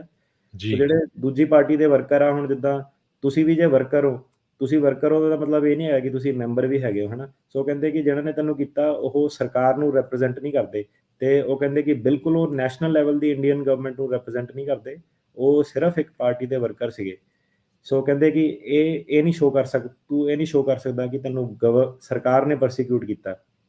ਤੇ ਬੇਸਿਕਲੀ ਉਹਨਾਂ ਦਾ ਕਨਕਲੂਜਨ ਇਹ ਸੀਗਾ ਕਿ member of political party are not the government. ਤੇ ਐਪਲੀਕੈਂਟ ਨੂੰ ਇਹ ਕਹਿੰਦੇ ਸ਼ੋ ਕਰਨਾ ਪਊਗਾ ਕਿ ਜਿਹੜੀ ਗਵਰਨਮੈਂਟ ਸੀਗੀ ਉਹ ਅਨਵਿਲਿੰਗ ਤੇ ਅਨਏਬਲ ਟੂ ਕੰਟਰੋਲ ਦੀ ਅਟੈਕਰਸ, ਕਿ ਮਤਲਬ ਉਹ ਜਿਹੜੇ ਆਹ ਵਾਲੇ ਬੰਦੇ ਸੀਗੇ ਸਾਰੇ, ਇਹਨਾਂ ਨੂੰ ਕੰਟਰੋਲ ਬਿਲਕੁਲ ਕਰ ਹੀ ਨਹੀਂ ਸਕਦੀ ਸੀਗੀ। ਤੁਹਾਨੂੰ ਇਹ ਸ਼ੋ ਕਰਨਾ ਪੈਣਾ। ਹੁਣ ਤੁਸੀਂ ਜੇ ਪੁਲਿਸ ਕੋ ਗਏ ਨਹੀਂ, ਤੁਸੀਂ ਉਹਨਾਂ ਨੂੰ ਰਿਪੋਰਟ ਹੀ ਨਹੀਂ ਕੀਤਾ, ਕੁਝ ਕੀਤਾ ਨਹੀਂ, ਤਾਂ ਤੁਸੀਂ ਇਹ ਕਿੱਦਾਂ ਕਲੇਮ ਕਰ ਸਕਦੇ ਹੋ ਕਿ ਗਵਰਨਮੈਂਟ ਉਹਨੂੰ ਅਨਵਿਲਿੰਗ ਜਾਂ ਅਨਏਬਲ ਟੂ ਕੰਟਰੋਲ ਹੈ? ਕਿਉਂਕਿ ਤੁਹਾਡੇ ਆਪਣੇ ਫੈਕਟ ਦੇ ਵਿੱਚ ਜਦੋਂ ਕੁੱਟ ਪਈ ਤੁਹਾਨੂੰ, ਤੁਸੀਂ ਕਿਹਾ ਕਿ ਨਹੀਂ ਮੈਂ ਪੁਲਿਸ ਕੋ ਜਾਣਾ ਸਹੀ ਨਹੀਂ ਸਮਝਿਆ, ਹੈ ਨਾ। ਤੇ ਫਿਰ ਉਹਨਾਂ ਨੇ ਜਿਹੜਾ ਸਰਕਾਰੀ ਵਕੀਲ ਸੀਗਾ, ਉਹਨੇ ਕਾਫੀ ਜ਼ਿਆਦਾ ਨਾ, ਜਿੱਦਾਂ ਇੰਡੀਆ ਦੇ ਵਿੱਚੋਂ ਦੀ ਨਿਊਜ਼ਪੇਪਰ ਜਿਹੜੇ ਸੀਗੇ, ਈਵਨ ਜੁਲਾਈ 25 2021 ਤੱਕ ਜਿਹੜੀਆਂ ਰਿਪੋਰਟਾਂ ਉਹਨੇ ਲਾਈਆਂ ਕਿ ਜਿਹੜਾ ਪੋਲਿਟਿਕਸ, ਜਿਹੜਾ ਪੋਲੀਟੀਕਲ ਸੀਨ ਹੈਗਾ, ਕਿ ਜਿਹੜਾ ਬੀਜੇਪੀ, ਬਾਦਲ, ਕਾਂਗਰਸ, ਆਮ ਆਦਮੀ ਪਾਰਟੀ ਕੀ ਪੋਲਿਟਿਕਸ ਹੈ ਕਿ ਇੰਡੀਆ ਦੀ, ਉਹ ਕਹਿੰਦੇ ਕਿ ਹੁਣ ਜਿਹੜੇ ਆ ਅਲਾਇੰਸ ਹੈਗੇ ਆ, ਜਿੱਦਾਂ ਸਾਨੂੰ ਪਤਾ ਕਿ ਖਬਰਾਂ ਉੱਥੇ ਕਿੱਦਾਂ ਚੱਲਦੀਆਂ ਨਾ, ਉਹਨੇ ਕਿਹਾ ਕਿ ਜਿਹੜਾ ਅਲਾਇੰਸ ਸੀਗਾ ਹੁਣ ਇਹ ਬਹੁਤ ਵੀਕ ਹੋ ਗਿਆ ਵਾ, ਇਹ ਇਦਾਂ ਦਾ ਕੋਈ ਇਹਨਾਂ ਦਾ ਗੱਠਜੋੜ ਹੈ ਨਹੀਂਗਾ। ਸੋ ਉਹਨੇ ਬਹੁਤ ਜ਼ਿਆਦਾ ਜਿਹੜੀਆਂ, ਹੁਣ ਕਈ ਵਕੀਲ ਆ, ਕਈ ਤਾਂ ਜਿੱਦਾਂ ਹੁਣ ਇੰਡੀਅਨ ਵਕੀਲ ਵੀ ਨਹੀਂ ਹੁੰਦੇ, ਉਹ ਵੀ ਲੱਗੇ ਆ ਨਾ ਸਲਮ ਕਰਨ, ਖਬਰਾਂ ਦਾ ਪਤਾ ਨਹੀਂ, ਉਹ 5 ਸਾਲ ਪੁਰਾਣੀ ਜਿਹੜੀ ਪੋਲੀਟੀਕਲ ਲੈਂਡਸਕੇਪ ਆ ਉਹਦੇ ਬੇਸ ਤੇ ਆਪਣੇ ਪ੍ਰੈਜ਼ੈਂਟ ਕਰੀ ਜਾ ਰਿਹਾ। ਤੇ ਹੁਣ ਸਰਕਾਰ ਜਿਹੜੀ ਆ ਉਹ ਉਤੋਂ ਵੀ ਐਡਵਾਂਸ ਹੋਈ ਆ, ਉਹਨੇ ਪੂਰੇ ਜਿਹੜੇ ਲੇਟੈਸਟ ਖਬਰਾਂ ਲਿਆ ਕੇ ਸਾਹਮਣੇ ਰੱਖਤੀਆਂ ਕਿ ਇਹ ਜਿਹੜੀਆਂ ਦੋ ਪਾਰਟੀਆਂ ਹੈਗੀਆਂ ਇਹਨਾਂ ਦਾ ਆਪਸ ਚ ਅਲਾਇੰਸ ਟੁੱਟ ਗਿਆ ਹੈਗਾ, ਹੈ ਨਾ। ਸੋ ਇਹ ਹੁਣ ਜਿਹੜੀ ਹੈਗੀ ਆ ਇਹ ਸੈਕੰਡ ਸਰਕਟ ਦੇ ਵਿੱਚ ਆਲਰੇਡੀ ਡਾਕੂਮੈਂਟ ਹੋ ਚੁੱਕੀਆਂ ਕਿ ਜਿਹੜੇ ਖਬਰਾਂ ਕਿ ਉਹਨਾਂ ਦਾ ਅਲਾਇੰਸ ਹੈਗਾ ਕਿ ਨਹੀਂ ਹੈਗਾ। ਜਿਹੜੇ ਦੁਬਾਰਾ ਹੁਣ ਜਿਹੜੀ ਸਰਕਾਰ ਆ ਉਹਨਾਂ ਦਾ ਕੰਮ ਥੋੜਾ ਜਿਹਾ ਈਜ਼ੀ ਹੋ ਜਾਊਗਾ, ਉਹ ਸੈਕੰਡ ਸਰਕਟ ਦਾ ਜਿਹੜਾ ਕੇਸ ਲਾਅ ਇਹਨੂੰ ਉਹ ਸਾਈਟ ਕਰੂਗੇ ਕਿ ਆ ਦੇਖੋ ਸੈਕੰਡ ਸਰਕਟ ਨੇ ਆਲਰੇਡੀ ਕਿਹਾ ਸੀਗਾ ਕਿ ਇਹ ਦੋ ਪਾਰਟੀਆਂ ਦੇ ਵਿੱਚ ਕੋਈ ਅਲਾਇੰਸ ਨਹੀਂ ਹੈਗਾ, ਹੈ ਨਾ। ਸੋ ਮਤਲਬ ਕੀ ਸੀਗਾ ਕਿ ਸਰਕਾਰ ਨੇ ਬਹੁਤ ਜ਼ਿਆਦਾ ਆਪਣਾ ਜਿਹੜਾ ਸੀਗਾ ਉਹ ਹੋਮਵਰਕ ਕੀਤਾ, ਕਿਉਂਕਿ ਇਹ ਸੈਕੰਡ ਸਰਕਟ ਕੋਰਟ ਦੇ ਵਿੱਚ ਗਿਆ। ਸੋ ਇਹ ਨਹੀਂ ਕਿ ਉਦਾਂ ਹੀ ਬਸ ਚੱਕ ਕੇ ਸਿੰਪਲੀ ਅਪੀਲ ਫਾਈਲ ਕਰ ਦਿੱਤੀ ਜਾਵੇ ਸੈਕੰਡ ਸਰਕਟ, ਕਿਸੇ ਹੋਰ ਸਰਕਟ ਦੇ ਵਿੱਚ ਵੀ ਆਰਗੂਮੈਂਟ ਦਾ ਧਿਆਨ ਦੇਣਾ ਪੈਂਦਾ ਕਿ ਲਿਖਣਾ ਕੀ ਹੈ। ਸੋ ਹੁਣ ਫਿਰ ਇਸ ਤੋਂ ਬਾਅਦ ਕੀ ਆਇਆ ਕਿ ਇਹਦੇ ਚ ਜੀ ਮੈਂ ਤੁਹਾਨੂੰ ਥੋੜਾ ਜਿਹਾ ਰੋਕਦਾ, ਆਪਾਂ ਬਹੁਤ ਸਾਰੇ ਸਾਡੇ ਰੇਡੀਓ ਤੇ ਵੀ ਕਾਲਸ ਆਉਂਦੀਆਂ ਰਹਿੰਦੀਆਂ, ਮੈਂ ਦੇਖਿਆ ਵੀ ਖਾਸ ਕਰਕੇ ਜਿਹੜੇ ਹਰਿਆਣੇ ਦੇ ਬਹੁਤ ਸਾਰੇ ਇੱਥੇ ਆ ਰਹੇ ਆ ਜਾਂ ਆਏ ਆ ਪਿਛਲੇ ਸਮਿਆਂ 'ਚ, ਉਹਨਾਂ ਦੇ ਇਹੀ ਆ ਵੀ ਅਸੀਂ ਇਸ ਪਾਰਟੀ ਨੂੰ ਬਿਲੋਂਗ ਕਰਦੇ ਸੀ, ਦੂਜੀ ਪਾਰਟੀ ਵਾਲੇ ਸਾਡੇ ਨਾਲ ਧੱਕਾ ਕਰਦੇ ਸੀ। ਸੋ ਹੁਣ ਇਹ ਇੱਕ ਤਰ੍ਹਾਂ ਨਾਲ ਜਿੱਦਾਂ ਇਹ ਵੀ ਅਸਰ ਹੋ ਸਕਦਾ, ਜਿਸ ਤਰ੍ਹਾਂ ਤੁਸੀਂ ਦੱਸਿਆ ਹੀ ਆ ਵੀ ਉਹਨਾਂ ਨੇ ਦੱਸਿਆ ਜੀ ਬਾਦਲ ਅਕਾਲੀ ਦਲ ਵਾਲੇ ਨੇ ਸਾਨੂੰ ਕੁੱਟਤਾ ਤੇ ਹੁਣ ਉਹਨਾਂ ਦਾ ਅਲਾਇੰਸ ਨਹੀਂ ਹੈਗਾ ਬੀਜੇਪੀ ਨਾਲ, ਹਨਾ। ਸੋ ਪਾਰਟੀਆਂ ਚੇਂਜ ਹੁੰਦੀਆਂ ਆ। ਸੋ ਇਹ ਤਾਂ ਹੈ ਨਹੀਂ ਹੁਣ ਪਹਿਲਾਂ ਵਾਲੀ ਗੱਲ ਵੀ ਹਾਂ ਜੀ ਤੁਹਾਡੇ ਨਾਲ ਇਹ ਗੱਲ ਬਿਲਕੁਲ ਸਹੀ ਆ। ਪਈ ਗਵਰਨਮੈਂਟ ਇਨਵੋਲਵ ਨਹੀਂ, ਸਿਰਫ ਪੋਲੀਟੀਕਲ ਪਾਰਟੀ ਇਨਵੋਲਵ ਸੀਗੀਆਂ, ਇਹ ਉਹਨਾਂ ਨੇ ਜਿਹੜਾ ਜੱਜ ਨੇ ਕਿਹਾ, ਹਨਾ। ਪੋਲੀਟੀਕਲ ਪਾਰਟੀ ਵੀ ਉਹਨੇ ਕਿਹਾ ਕਿ ਡਾਇਰੈਕਟਲੀ ਇਨਵੋਲਵ ਨਹੀਂ ਸੀਗੀ, ਜਿਹੜੇ ਪੋਲੀਟੀਕਲ ਪਾਰਟੀ ਦੇ ਥੱਲੇ ਵਰਕਰ ਸੀਗੇ ਉਹ ਇਨਵੋਲਵ ਸੀਗੇ ਜੀ। ਵਰਕਰ ਤਾਂ ਹੁਣ ਕਿਹੜਾ ਕੋਈ ਸਰਕਾਰ ਨੇ ਪੇਰੋਲ ਤੇ ਰੱਖਿਆ, ਉਹ ਤਾਂ ਕਿਸੇ ਗੱਲੋਂ ਵੀ ਬਦਮਾਸ਼ੀ ਕਰ ਸਕਦੇ ਆ, ਕੁਝ ਵੀ ਕਰ ਸਕਦੇ ਆ। ਸੋ ਕਹਿੰਦੇ ਕਿ ਉਤੋਂ ਇਹ ਨਹੀਂ ਤੁਸੀਂ ਸ਼ੋਅ ਕਰ ਸਕਦੇ ਕਿ ਗਵਰਨਮੈਂਟ ਜਾਂ ਤਾਂ ਇਨਵੋਲਵ ਸੀਗੀ, ਜਾਂ ਤਾਂ ਉਹ ਕਹਿੰਦੇ ਜ਼ਿਆਦਾ ਇਹ ਸ਼ੋਅ ਕਰੋ ਕਿ ਗਵਰਨਮੈਂਟ ਇਨਵੋਲਵ ਸੀ, ਉਹਨਾਂ ਨੇ ਆਪ ਡਾਇਰੈਕਟਲੀ ਕੀਤਾ ਜਾਂ ਕਿਸੇ ਤੋਂ ਕਰਵਾਇਆ, ਜਾਂ ਉਹ ਅਨਏਬਲ ਜਾਂ ਅਨਵਿਲਿੰਗ ਟੂ ਪ੍ਰੋਟੈਕਟ ਸੀਗੇ। ਸੋ ਉਹਦੇ ਵਿੱਚ ਇਹ ਹੈ ਕਿ ਇਹਦੇ ਵਿੱਚ ਤਾਂ ਪੁਲਿਸ ਨੂੰ ਰਿਪੋਰਟ ਵੀ ਨਹੀਂ ਹੋਈ ਉਸ ਚੀਜ਼ ਦੀ। ਸੋ ਗਵਰਨਮੈਂਟ ਫਿਰ ਉਹ ਕਹਿੰਦੇ ਕਿ ਇਸ ਸਾਰੇ ਦੇ ਵਿੱਚ ਤਾਂ ਗਵਰਨਮੈਂਟ ਆਉਂਦੀ ਨਹੀਂ, ਇਹ ਤਾਂ ਤੁਸੀਂ ਆਪਣੇ ਥੱਲੜੇ ਲੈਵਲ ਤੇ ਹੀ ਪੋਸਟਰਾਂ ਹਾਕੀ ਸਟਿੱਕਾਂ ਵਾਲੇ ਲੈਵਲ ਤੇ ਤੁਸੀਂ ਡੀਲ ਕਰ ਰਹੇ ਹੋ, ਉਹਦੇ ਵਿੱਚ ਤੁਸੀਂ ਇਹ ਨਹੀਂ ਸ਼ੋਅ ਕਰ ਸਕਦੇ ਕਿ ਤੁਸੀਂ ਥੱਲੇ ਬੈਂਗਲੋਰ ਜਾ ਸਕਦੇ ਆ ਜਾਂ ਕਿਤੇ ਹੋਰ ਜਾ ਸਕਦੇ ਆ। ਉਹ ਕਹਿੰਦੇ ਕਿ ਐਡੀ ਬਿਗ ਡੀਲ ਸੀਗੀ ਨਹੀਂ ਹਨਾ, ਕਿ ਤੁਹਾਡੀ ਕਿਹੜਾ ਕੋਈ ਐਡੀ ਹਾਈ ਰੈਂਕ ਪੋਜੀਸ਼ਨ ਸੀਗੀ ਪਾਰਟੀ ਦੇ ਵਿੱਚ ਕਿ ਤੁਹਾਨੂੰ ਉਹਨਾਂ ਨੇ ਕੋਈ ਖਾਸ ਟਾਰਗੇਟ ਕਰਨਾ। ਤੇ ਜੀ ਜਿਹੜੀਆਂ ਹੁਣ ਉਹਨਾਂ ਨੇ ਬਾਕੀ ਦੱਸੀਆਂ ਕਿ ਸਿਰਫ ਤੁਹਾਡਾ ਓਪੀਨੀਅਨ ਆ ਕਿ ਆਪਾਂ ਇੱਕ ਸੈਪਰੇਟ ਸਟੇਟ ਚਾਹੁੰਦੇ ਆ, ਤੇ ਉਹ ਓਪੀਨੀਅਨ ਨੂੰ ਉਹ ਕਹਿੰਦੇ ਕਿ ਸਰਕਾਰ ਟਾਰਗੇਟ ਨਹੀਂ ਕਰਦੀ ਇੰਡੀਆ ਦੇ ਵਿੱਚ। ਜਿਹੜੇ ਹਾਈ ਲੈਵਲ ਦੇ ਜਿਹੜੇ ਜ਼ਿਆਦਾ ਰੌਲਾ ਪਾਉਂਦੇ ਆ, ਜਿਹੜੇ ਕੋਈ ਪੋਲੀਟੀਕਲੀ ਬਹੁਤ ਜ਼ਿਆਦਾ ਐਕਟਿਵ ਆ, ਉਹਨੂੰ ਸ਼ਾਇਦ ਪ੍ਰੋਬਲਮ ਹੋ ਸਕਦੀ ਆ, ਪਰ ਆਮ ਜਿਹੜਾ ਬੰਦਾ ਹਜੇ ਉਹ ਸਿਰਫ ਇੰਨਾ ਕਰਦਾ ਉਹਨੂੰ ਕੋਈ ਕਹਿੰਦੇ ਪ੍ਰੋਬਲਮ ਨਹੀਂ ਹੋ ਸਕਦੀ। ਸੋ ਜੀ ਇਹਨਾਂ ਦੀ ਕੰਟਰੀ ਰਿਪੋਰਟ 'ਚ ਲਿਖਿਆ ਇਹਦੇ 'ਚ ਮੇਰੀ ਕੋਈ ਆਰਗੂਮੈਂਟ ਨਹੀਂ ਕਿ ਹੋ ਸਕਦੀ ਕਿ ਨਹੀਂ ਹੋ ਸਕਦੀ। ਹਰੇਕ ਦੀ ਆਪਣੇ ਆਪਣੇ ਫੈਕਟ ਪੈਟਰਨ, ਆਪਣਾ ਆਪਣਾ ਕੇਸ ਆ, ਆਪਣੀ ਆਪਣੀ ਉਹਨਾਂ ਦੀਆਂ ਸਟੇਟਮੈਂਟਸ ਆ। ਸੋ ਕਹਿਣ ਦਾ ਮਤਲਬ ਇਹ ਹੈਗਾ ਕਿ ਇਹ ਕੇਸ ਇੱਦਾਂ ਕਿਉਂ ਡਿਸਾਈਡ ਹੋਇਆ, ਕਿਉਂਕਿ ਇਹ ਬੰਦੇ ਦਾ ਇੱਕ ਸਪੈਸੀਫਿਕ ਫੈਕਟ ਪੈਟਰਨ ਸੀਗਾ ਹੈ ਨਾ, ਤਾਂ ਕਰਕੇ। ਜੀ ਸੋ ਐਨੀਵੇ, ਸੋ ਮੂਵਿੰਗ ਔਨ। ਜੀ ਸੋ ਇਹਦੇ ਵਿੱਚ ਸਰਕਟ ਕੋਰਟ ਨੇ ਇਹ ਕਿਹਾ ਕਿ ਜਿਹੜਾ ਰਿਸਪੋਂਡੈਂਟ ਜਿਹਦਾ ਕੇਸ ਸੀਗਾ, ਉਹਨੇ ਕਦੀ ਵੀ ਇਹ ਨਹੀਂ ਕਲੇਮ ਕੀਤਾ ਕਿ ਉਹਨੂੰ ਪੰਜਾਬ ਪੁਲਿਸ ਨੇ ਟਾਰਗੇਟ ਕੀਤਾ। ਉਹਨੇ ਸਿਰਫ ਇਹੀ ਕਿਹਾ ਕਿ ਮੈਨੂੰ ਰਾਈਵਲ ਪੋਲੀਟੀਕਲ ਪਾਰਟੀ ਨੇ ਟਾਰਗੇਟ ਕੀਤਾ, ਤੇ ਇੱਕ ਵਾਰੀ ਫੋਨ ਤੇ ਧਮਕੀ ਆਈ ਤੇ ਇੱਕ ਵਾਰੀ ਬਸ ਬੀਟਿੰਗ ਪਈ ਹਨਾ, ਕਿ ਸਿਰਫ ਆ ਦੋ ਹਾਦਸੇ ਹੀ ਸੀਗੇ। ਤੇ ਉਹਨੇ ਇਹ ਅਲੈਜ ਕੀਤਾ ਕਿ ਪੁਲਿਸ ਨੇ ਉਹਨੂੰ ਰਿਫਿਊਜ਼ ਕਰਤਾ ਕਿ ਟੈਲੀਫੋਨ ਵਾਲੇ ਤੇ ਤੇਰੀ ਕੋਈ ਹੈਲਪ ਨਹੀਂ ਕਰਨੀ ਆਪਾਂ ਹਨਾ। ਤੇ ਉਹਨੇ ਸੈਕੰਡ ਸਰਕਟ ਨੇ ਕਿਹਾ ਕਿ ਇਹਦਾ ਮਤਲਬ ਇਹ ਨਹੀਂ ਹੈਗਾ ਕਿ ਜੇ ਤੂੰ ਹੁਣ ਇੰਡੀਆ ਜਾਊਂਗਾ ਪੁਲਿਸ ਨੇ ਤੈਨੂੰ ਲੱਭਣਾ ਸ਼ੁਰੂ ਕਰ ਦੇਣਾ। ਉਹਨੇ ਬਸ ਇਹ ਕਿਹਾ ਸੀਗਾ ਕਿ ਤੇਰੀ ਆਪਾਂ ਹੈਲਪ ਨਹੀਂ ਕਰਨੀ, ਦੈਟਸ ਆਲ। ਉਸ ਤੋਂ ਇਲਾਵਾ ਉਹਨਾਂ ਨੇ ਕੁਝ ਨਹੀਂ ਕਿਹਾ। ਜੀ ਹੁਣ ਸਾਡਾ ਕੀ ਹੈ, ਜਿੱਦਾਂ ਆਪਾਂ ਪਹਿਲਾਂ ਹੀ ਕਿਹਾ ਕਿ ਜਿਹੜਾ 9th ਸਰਕਟ ਆ ਮੋਸਟ ਫੇਵਰੇਬਲ 9th ਸਰਕਟ ਦਾ ਇੱਕ ਕੇਸ ਸੀਗਾ ਸਿੰਘ ਵਰਸਸ ਵਿਟੇਕਰ ਹੈ ਨਾ, 2019 ਦਾ। ਸੈਕੰਡ ਸਰਕਟ ਕਹਿੰਦਾ ਕਿ ਆਪਾਂ 9th ਸਰਕਟ ਦਾ ਜਿਹੜਾ ਸਿੰਘ ਵਰਸਸ ਵਿਟੇਕਰ ਉਹਨਾਂ ਆਪਾਂ ਡਿਸਐਗਰੀ ਕਰਦੇ ਹਾਂ। ਜਿਹੜਾ 9th ਸਰਕਟ ਹੈਗਾ, 9th ਸਰਕਟ ਦੇ ਵਿੱਚ ਸਿੰਘ ਵਰਸਸ ਵਿਟੇਕਰ ਦੇ ਵਿੱਚ 9th ਸਰਕਟ ਨੇ ਇਹ ਹੈਲਡ ਕੀਤਾ ਕਿ ਜਿਹੜਾ ਬੰਦਾ ਪੋਲੀਟੀਕਲ ਪਾਰਟੀ ਦੇ ਮੈਂਬਰ ਜੇ ਹਾਰਮ ਹੋਵੇ, ਉਹਦਾ ਸੇਮ ਮਤਲਬ ਹੈਗਾ ਕਿ ਉਹਨੂੰ ਗਵਰਨਮੈਂਟ ਨੇ ਹਾਰਮ ਕੀਤਾ। ਜੀ ਪਰ ਸੈਕੰਡ ਸਰਕਟ ਕਹਿੰਦੀ ਕਿ ਹੁਣ ਕਿਉਂਕਿ ਜਦੋਂ ਹੁਣ ਸੈਕੰਡ ਸਰਕਟ ਦੇ ਮੂਹਰੇ ਆ ਹੀ ਗਿਆ ਇੱਕ ਵਾਰੀ, ਮੁੱਦੇ ਜਦੋਂ ਆ ਜਾਂਦੇ ਆ ਫਿਰ ਉਹ ਪੂਰੀ ਅੱਗੇ ਡਿਟੇਲ ਤੱਕ ਹੀ ਜਾਂਦੇ ਆ। ਉਹਨਾਂ ਨੇ ਫਿਰ ਇਦਾਂ ਨਹੀਂ ਕਿ ਉੱਥੇ ਪੈਨ ਆਪਣਾ ਰੋਕ ਦੇਣਾ। ਉਹ ਕਹਿੰਦੇ ਕਿ ਆਪਾਂ ਜਿਹੜਾ 9th ਸਰਕਟ ਦਾ ਜਿਹੜਾ ਕਨਕਲੂਜਨ ਹੈਗਾ ਸਿੰਘ ਵਰਸਸ ਵਿਟੇਕਰ ਦਾ, ਆਪਾਂ ਉਹਨਾਂ ਵੀ ਡਿਸਐਗਰੀ ਕਰਦੇ ਆ ਕਿ ਜਿਹੜਾ ਪੋਲੀਟੀਕਲ ਪਾਰਟੀ ਦੇ ਮੈਂਬਰਾਂ ਦਾ ਹਾਰਮ ਆ ਉਹ ਪਰਸੀਕਿਊਸ਼ਨ ਹੁੰਦਾ। ਸੋ ਉਹਨਾਂ ਨੇ ਕਿਹਾ ਕਿ ਸਾਡੀ ਹੁਣ ਇਹ ਅਪਰੋਚ ਹੈਗੀ ਹੈ ਕਿ ਜਿਹੜਾ ਰੂਲਿੰਗ ਪੋਲੀਟੀਕਲ ਪਾਰਟੀ ਆ, ਉਹ ਪਾਰਟੀ ਦੇ ਜਿਹੜੇ ਵਰਕਰ ਆ they are not part of the government. So second circuit ਨੇ ਸਪੈਸ਼ਲੀ ਇਹ ਕਿਹਾ ਕਿ ਹੁਣ ਕੇਸ ਬਾਏ ਕੇਸ ਡਿਪੈਂਡ ਕਰਦਾ ਕਿ ਤੁਹਾਡੇ ਕੇਸ ਦੇ ਵਿੱਚ ਕੀ ਹੋਇਆ। ਉਤੋਂ ਆਪਾਂ ਅੰਦਾਜ਼ਾ ਲਾਉਂਗੇ ਕਿ ਤੁਹਾਡੀ ਰੀਲੋਕੇਸ਼ਨ ਪੋਸੀਬਲ ਹੈਗੀ ਆ ਜਾਂ ਨਹੀਂ ਹੈਗੀ ਆ, ਕਿ ਤੁਹਾਨੂੰ ਵਾਕਈ ਗਵਰਨਮੈਂਟ ਤੰਗ ਕਰ ਰਹੀ ਹੈ ਕਿ ਨਹੀਂ ਕਰ ਰਹੀ ਹੈ। ਤੇ ਸੈਕੰਡ ਸਰਕਟ ਕਹਿੰਦੇ ਕਿ ਆਪਾਂ ਜਿਹੜਾ ਐਵੀਡੈਂਸ ਜਿੰਨਾ ਵੀ ਸਾਡੇ ਸਾਹਮਣੇ ਆਇਆ, ਆਪਾਂ ਉਤੋਂ ਦੇਖ ਕੇ ਆਪਾਂ ਅਗਰੀ ਕਰਦੇ ਹਾਂ ਕਿ ਰੀਲੋਕੇਸ਼ਨ ਪੋਸੀਬਲ ਆ। ਸੋ ਸਿੰਘ ਨੇ ਆਰਗਿਊ ਕੀਤਾ ਕਿ ਜਿਹੜਾ ਸਿੰਘ ਨੇ ਕੀ ਸਬਮਿਟ ਕੀਤਾ ਸੀਗਾ, ਉਹਨੇ ਕੰਟਰੀ ਕੰਡੀਸ਼ਨ ਜਿਹੜੀਆਂ ਨਾਰਮਲੀ ਅਵੇਲੇਬਲ ਉਹ ਸਬਮਿਟ ਕੀਤੀਆਂ। ਸਿੰਘ ਨੇ ਹੋਰ ਕਾਫੀ ਸਾਰੇ ਐਵੀਡੈਂਸ ਸਬਮਿਟ ਕੀਤੇ ਜਿਹਦੇ ਵਿੱਚ ਇਹ ਸ਼ੋ ਹੁੰਦਾ ਸੀਗਾ ਕਿ ਉੱਥੇ ਬਹੁਤ ਜ਼ਿਆਦਾ ਕਰਪਸ਼ਨ ਆ, ਪੋਲੀਟੀਕਲ ਪ੍ਰਿਜ਼ਨਰਸ ਨੂੰ ਮਾੜਾ ਟਰੀਟ ਕੀਤਾ ਜਾਂਦਾ, ਧੱਕੇ ਨਾਲ ਲੋਕੀ ਫੜ ਲਏ ਜਾਂਦੇ ਆ, ਤੇ ਮੀਡੀਆ ਵਗੈਰਾ ਇੰਟਰਨੈਟ ਵਗੈਰਾ ਦੀ ਸੈਂਸਰਸ਼ਿਪ ਹੋ ਜਾਂਦੀ ਆ, ਰੋਕ ਦਿੱਤਾ ਜਾਂਦਾ ਕਈ ਵਾਰੀ, ਮੀਡੀਆ ਕੰਟਰੋਲਡ ਆ, ਲੀਗਲ ਰਿਸਟ੍ਰਿਕਸ਼ਨਸ ਹੈਗੀਆਂ ਧਰਮ ਦੀ ਕਨਵਰਜਨ ਤੋਂ। ਸੋ ਮੈਨੂੰ ਨਹੀਂ ਪਤਾ ਇਹ ਰੈਲੀਵੈਂਟ ਕਿੱਦਾਂ ਹੈਗਾ, ਮਤਲਬ ਬੜਾ ਰੈਕਟ ਦੇ ਵਿੱਚ ਉਹਨਾਂ ਨੇ ਸਬਮਿਟ ਕੀਤਾ ਹੋਇਆ ਕਿ ਉੱਥੇ ਧਰਮ ਤੇ ਕਨਵਰਟ ਕਰਨ ਤੋਂ ਰੋਕ ਆ, ਡਿਸਕ੍ਰਿਮੀਨੇਸ਼ਨ ਹੈਗੀ ਆ, ਕਾਸਟ ਕੂਸਟ ਆ ਸਾਰੇ ਬੇਸਿਸ ਤੇ ਹਨਾ। ਪਹਿਲੀ ਗੱਲ ਤਾਂ ਇਹ ਕਾਸਟ ਕੂਸਟ ਵਾਲਾ ਕੇਸ ਹੀ ਨਹੀਂ ਸੀਗਾ, ਇਹ ਕਿਹੜਾ ਆਪਾਂ ਪਰਟੀਕੂਲਰ ਸੋਸ਼ਲ ਗਰੁੱਪ ਵਾਲਾ ਕੇਸ ਆਰਗਿਊ ਕਰ ਰਹੇ ਹਾਂ। ਜੀ ਜੀ ਫਿਰ ਉਹਨੇ ਕਿਹਾ ਕਿ ਸਿੰਘ ਨੇ ਕਿਹਾ ਕਿ ਕਾਫੀ ਜ਼ਿਆਦਾ ਜਿਹੜੇ ਪੁਲਿਸ ਆਫਿਸਰ ਆ ਉਹ ਕ੍ਰਾਈਮ ਵਗੈਰਾ ਰਜਿਸਟਰ ਨਹੀਂ ਕਰਦੇ, ਕੰਪਲੇਂਟ ਰਜਿਸਟਰ ਨਹੀਂ ਕਰਦੇ, ਇਲੀਗਲ ਤਰੀਕੇ ਨਾਲ ਡਿਟੈਂਸ਼ਨ ਕਰਦੇ, ਟੌਰਚਰ ਕਰਦੇ ਆ, ਟ੍ਰੀਟਮੈਂਟ ਕਰਦੇ ਆ, ਫੇਕ ਕੇਸ ਪਾ ਦਿੰਦੇ, ਫੇਕ ਚਾਰਜ ਪਾ ਦਿੰਦੇ। ਸੈਕੰਡ ਸਰਕਟ ਕਹਿੰਦਾ ਕਿ ਇਹ ਕੋਈ ਵੀ ਚੀਜ਼ਾਂ ਰੈਲੀਵੈਂਟ ਨਹੀਂ ਹੈਗੀਆਂ ਤੇਰੇ ਕੇਸ ਦੇ ਵਿੱਚ, ਇਹਨਾਂ ਕੁਝ ਵੀ ਸ਼ੋ ਨਹੀਂ ਹੁੰਦਾ, ਇਹ ਕੋਈ ਵੀ ਇਦਾਂ ਦਾ ਐਵੀਡੈਂਸ ਨਹੀਂ ਹੈਗਾ ਜਿਹੜਾ ਕਿ ਇਹ ਪ੍ਰੂਵ ਕਰ ਸਕਦਾ, ਕਿਉਂਕਿ ਕਹਿੰਦੇ ਮੁੱਦਾ ਹੀ ਇਹ ਹੈਗਾ ਕਿ ਇੰਟਰਨਲ ਰੀਲੋਕੇਸ਼ਨ ਪੋਸੀਬਲ ਹੈਗੀ ਕਿ ਨਹੀਂ ਹੈਗੀ। ਸੋ ਇਹ ਜਿਹੜਾ ਹੈਗਾ ਇਹ ਠੀਕ ਆ, ਸਰਕਾਰਾਂ ਇਦਾਂ ਕਰਦੀਆਂ ਹੋ ਗਈਆਂ, ਪਰ ਹਾਊ ਇਜ਼ ਦੈਟ ਰੈਲੀਵੈਂਟ ਕਿ ਤੁਹਾਡੇ ਵਾਲੇ ਕੇਸ ਦੇ ਵਿੱਚ ਕਿ ਤੇਰੀ ਇੰਟਰਨਲ ਰੀਲੋਕੇਸ਼ਨ ਪੋਸੀਬਲ ਹੈਗੀ ਕਿ ਨਹੀਂ ਹੈਗੀ ਹਨਾ। ਕਿਉਂਕਿ ਤੁਹਾਡਾ ਇੱਕ ਬੜਾ ਪਾਰਟੀ ਸਪੈਸੀਫਿਕ ਕੇਸ ਹੈਗਾ, ਤੁਸੀਂ ਪਾਰਟੀ ਸਪੈਸੀਫਿਕ ਕੋਈ ਐਵੀਡੈਂਸ ਨਹੀਂ ਦਿੱਤਾ ਜਿਹਦੇ ਵਿੱਚ ਇਹ ਹੋਵੇ ਕਿ ਨਾ ਤੁਸੀਂ ਆਪ ਟੈਸਟਿਮਨੀ ਦਿੱਤੀ, ਜਦੋਂ ਤੁਹਾਡੇ ਕੋਲ ਪੁੱਛਿਆ ਕਿ ਕਿਸੇ ਹੋਰ ਪਾਰਟੀ ਵਰਕਰ ਨਾਲ ਇਦਾਂ ਹੋਇਆ, ਤੁਸੀਂ ਕਿਹਾ ਨਹੀਂ ਮੈਨੂੰ ਨਹੀਂ ਕਿਸੇ ਦਾ ਪਤਾ ਹੈ ਨਾ, ਸਿਰਫ ਮੈਨੂੰ ਆਪਣਾ ਹੀ ਪਤਾ ਕਿ ਮੇਰੇ ਨਾਲ ਇਦਾਂ ਹੋਇਆ। ਸੋ ਜੀ ਫਾਈਨਲੀ ਸੈਕੰਡ ਸਰਕਟ ਕਹਿੰਦਾ ਕਿ ਹੁਣ ਆਪਾਂ ਇਹ ਵਿਚਾਰ ਕਰੀਏ। ਸੋ ਆਪਾਂ ਇਹ ਤਾਂ ਕਰ ਲਿਆ ਕਿ ਇਹ ਬੰਦਾ ਥੱਲੇ ਰੀਲੋਕੇਟ ਹੋ ਸਕਦਾ, ਹੁਣ ਆਪਾਂ ਇਹ ਮੁੱਦੇ ਤੇ ਆਈਏ ਕਿ ਸਾਡੇ ਲਈ ਇੱਕ ਵਾਰੀ ਫਿਰ ਜਿਹੜੇ ਸਰੋਤੇ ਸਾਡੇ ਨਾਲ ਕਈ ਲੇਟ ਵੀ ਜੁੜੇ ਹੋਣੇ ਆ ਉਹਨਾਂ ਨੂੰ ਜੀ ਦੱਸਦੇ ਜਾਈਏ, ਜਿਹੜਾ ਕੇਸ ਆ ਜਗਦੀਪ ਸਿੰਘ ਵਾਲਾ, ਵੀ ਕਿਸ ਤਰ੍ਹਾਂ ਇਹਨੂੰ ਬੇਸ ਬਣਾਇਆ ਜਾ ਰਿਹਾ। ਸੋ ਜਿਹੜੀ ਸਰਕਾਰ ਆ ਜਾਂ ਕੋਰਟ ਉਹ ਇਹ ਕਹਿ ਰਹੀ ਆ ਵੀ ਜੇ ਤੁਹਾਡੇ ਨਾਲ ਪੰਜਾਬ 'ਚ ਧੱਕਾ ਹੋ ਰਿਹਾ ਇੱਕ ਪਾਰਟੀ ਵੱਲੋਂ, ਤੇ ਤੁਸੀਂ ਇੰਡੀਆ 'ਚ ਕਿਸੇ ਵੀ ਹੋਰ ਪਾਰਟੀ 'ਚ ਮੂਵ ਹੋ ਸਕਦੇ ਆ। ਇੰਡੀਆ ਬੜਾ ਵੱਡਾ ਮੁਲਕ ਹੈਗਾ ਤੇ ਕਹਿੰਦੇ ਵੀ ਇਹ 1.2 ਬਿਲੀਅਨ ਲੋਕ ਹੈਗੇ ਇੰਡੀਆ 'ਚ, 19 ਮਿਲੀਅਨ ਦੇ ਕਰੀਬ ਸਿੱਖ ਆ। ਸੋ ਇਹ ਉਹਨਾਂ ਨੇ ਕਿਹਾ, ਰਾਈਟ? ਜੀ। ਸੋ ਹੁਣ ਹੋ ਗਿਆ ਕਿ ਮੰਨ ਲਓ ਕਿ ਜੇ ਬੰਦਾ ਕੋਈ ਥੱਲੇ ਰੀਲੋਕੇਟ ਹੋ ਵੀ ਸਕਦਾ, ਸਰਕਾਰ ਨੇ ਐਵੀਡੈਂਸ ਦੇ ਵੀ ਦਿੱਤਾ। ਹੁਣ ਮੇਨ ਗੱਲ ਆ ਜਾਂਦੀ ਆ ਕਿ ਕੀ ਅਮਰੀਕਨ ਸਰਕਾਰ ਲਈ ਇਹ ਰੀਜ਼ਨੇਬਲ ਹੈਗਾ, ਜਾਇਜ਼ ਹੈਗਾ ਕਿ ਆਪਾਂ ਬੰਦੇ ਨੂੰ ਕਹੀਏ ਕਿ ਤੂੰ ਥੱਲੇ ਜਾ ਕੇ ਰਹਿ, ਰਾਈਟ?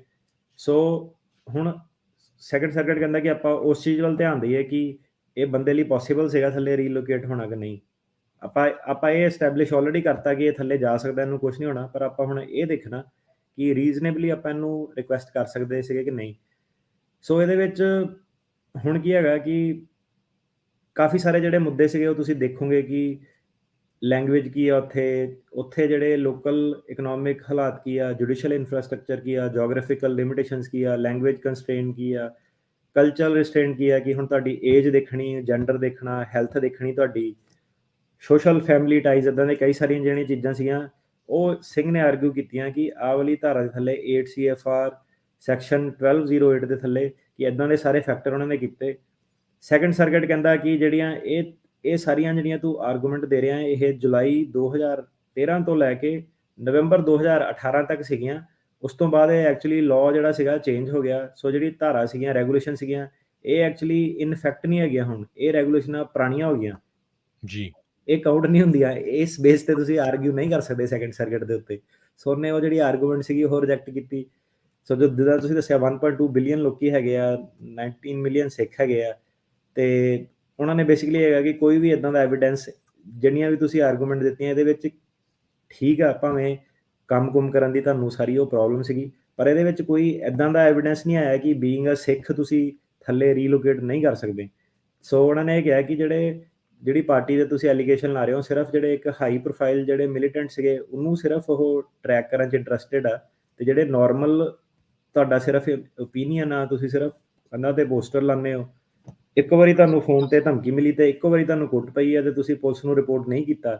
ਇਸ ਕੇਸ 'ਚੋਂ ਕਹਿੰਦੇ ਕਿ ਸਾਨੂੰ ਨਹੀਂ ਲੱਗਦਾ ਕਿ ਪੁਲਿਸ ਤੁਹਾਨੂੰ ਥੱਲੇ ਜਾ ਕੇ ਲੱਭੂਗੀ, ਪੁਲਿਸ ਨੂੰ ਕੋਈ ਲੈਣਾ ਦੇਣਾ ਨਹੀਂ ਇਹਦੇ ਨਾਲ, ਤੇ ਨਾ ਹੀ ਜਿਹੜੀ ਇਹ ਪਾਰਟੀ ਆ ਜਿੱਤੇ ਤੁਸੀਂ ਐਲੀਗੇਸ਼ਨ ਲਾ ਰਹੇ ਆ ਇਹਦੇ ਕੋਈ ਨੈਸ਼ਨਲ ਪਾਰਟੀ ਦੇ ਨਾਲ ਟਾਈਜ਼ ਹੈਗੇ ਆ, ਕਿਉਂਕਿ ਸਰਕਾਰ ਨੇ ਰਿਪੋਰਟ ਪੇਸ਼ ਕਰ ਦਿੱਤੀ ਆ ਕਿ ਇਹਨਾਂ ਦਾ ਹੁਣ ਟਾਈ ਜਿਹੜੇ ਵੀਕ ਆ। ਸੋ ਕਹਿੰਦੇ ਕਿ ਸਾਨੂੰ ਨਹੀਂ ਲੱਗਦਾ ਕਿ ਕੋਈ ਵੀ ਬੰਦਾ, ਨਾ ਇਹ ਪਾਰਟੀ ਨਾ ਹੀ ਨੈਸ਼ਨਲ ਲੈਵਲ ਵਾਲੀ ਪਾਰਟੀ, ਕੋਈ ਵੀ ਤੈਨੂੰ ਥੱਲੇ ਜਾ ਕੇ ਲੱਭੂਗੀ।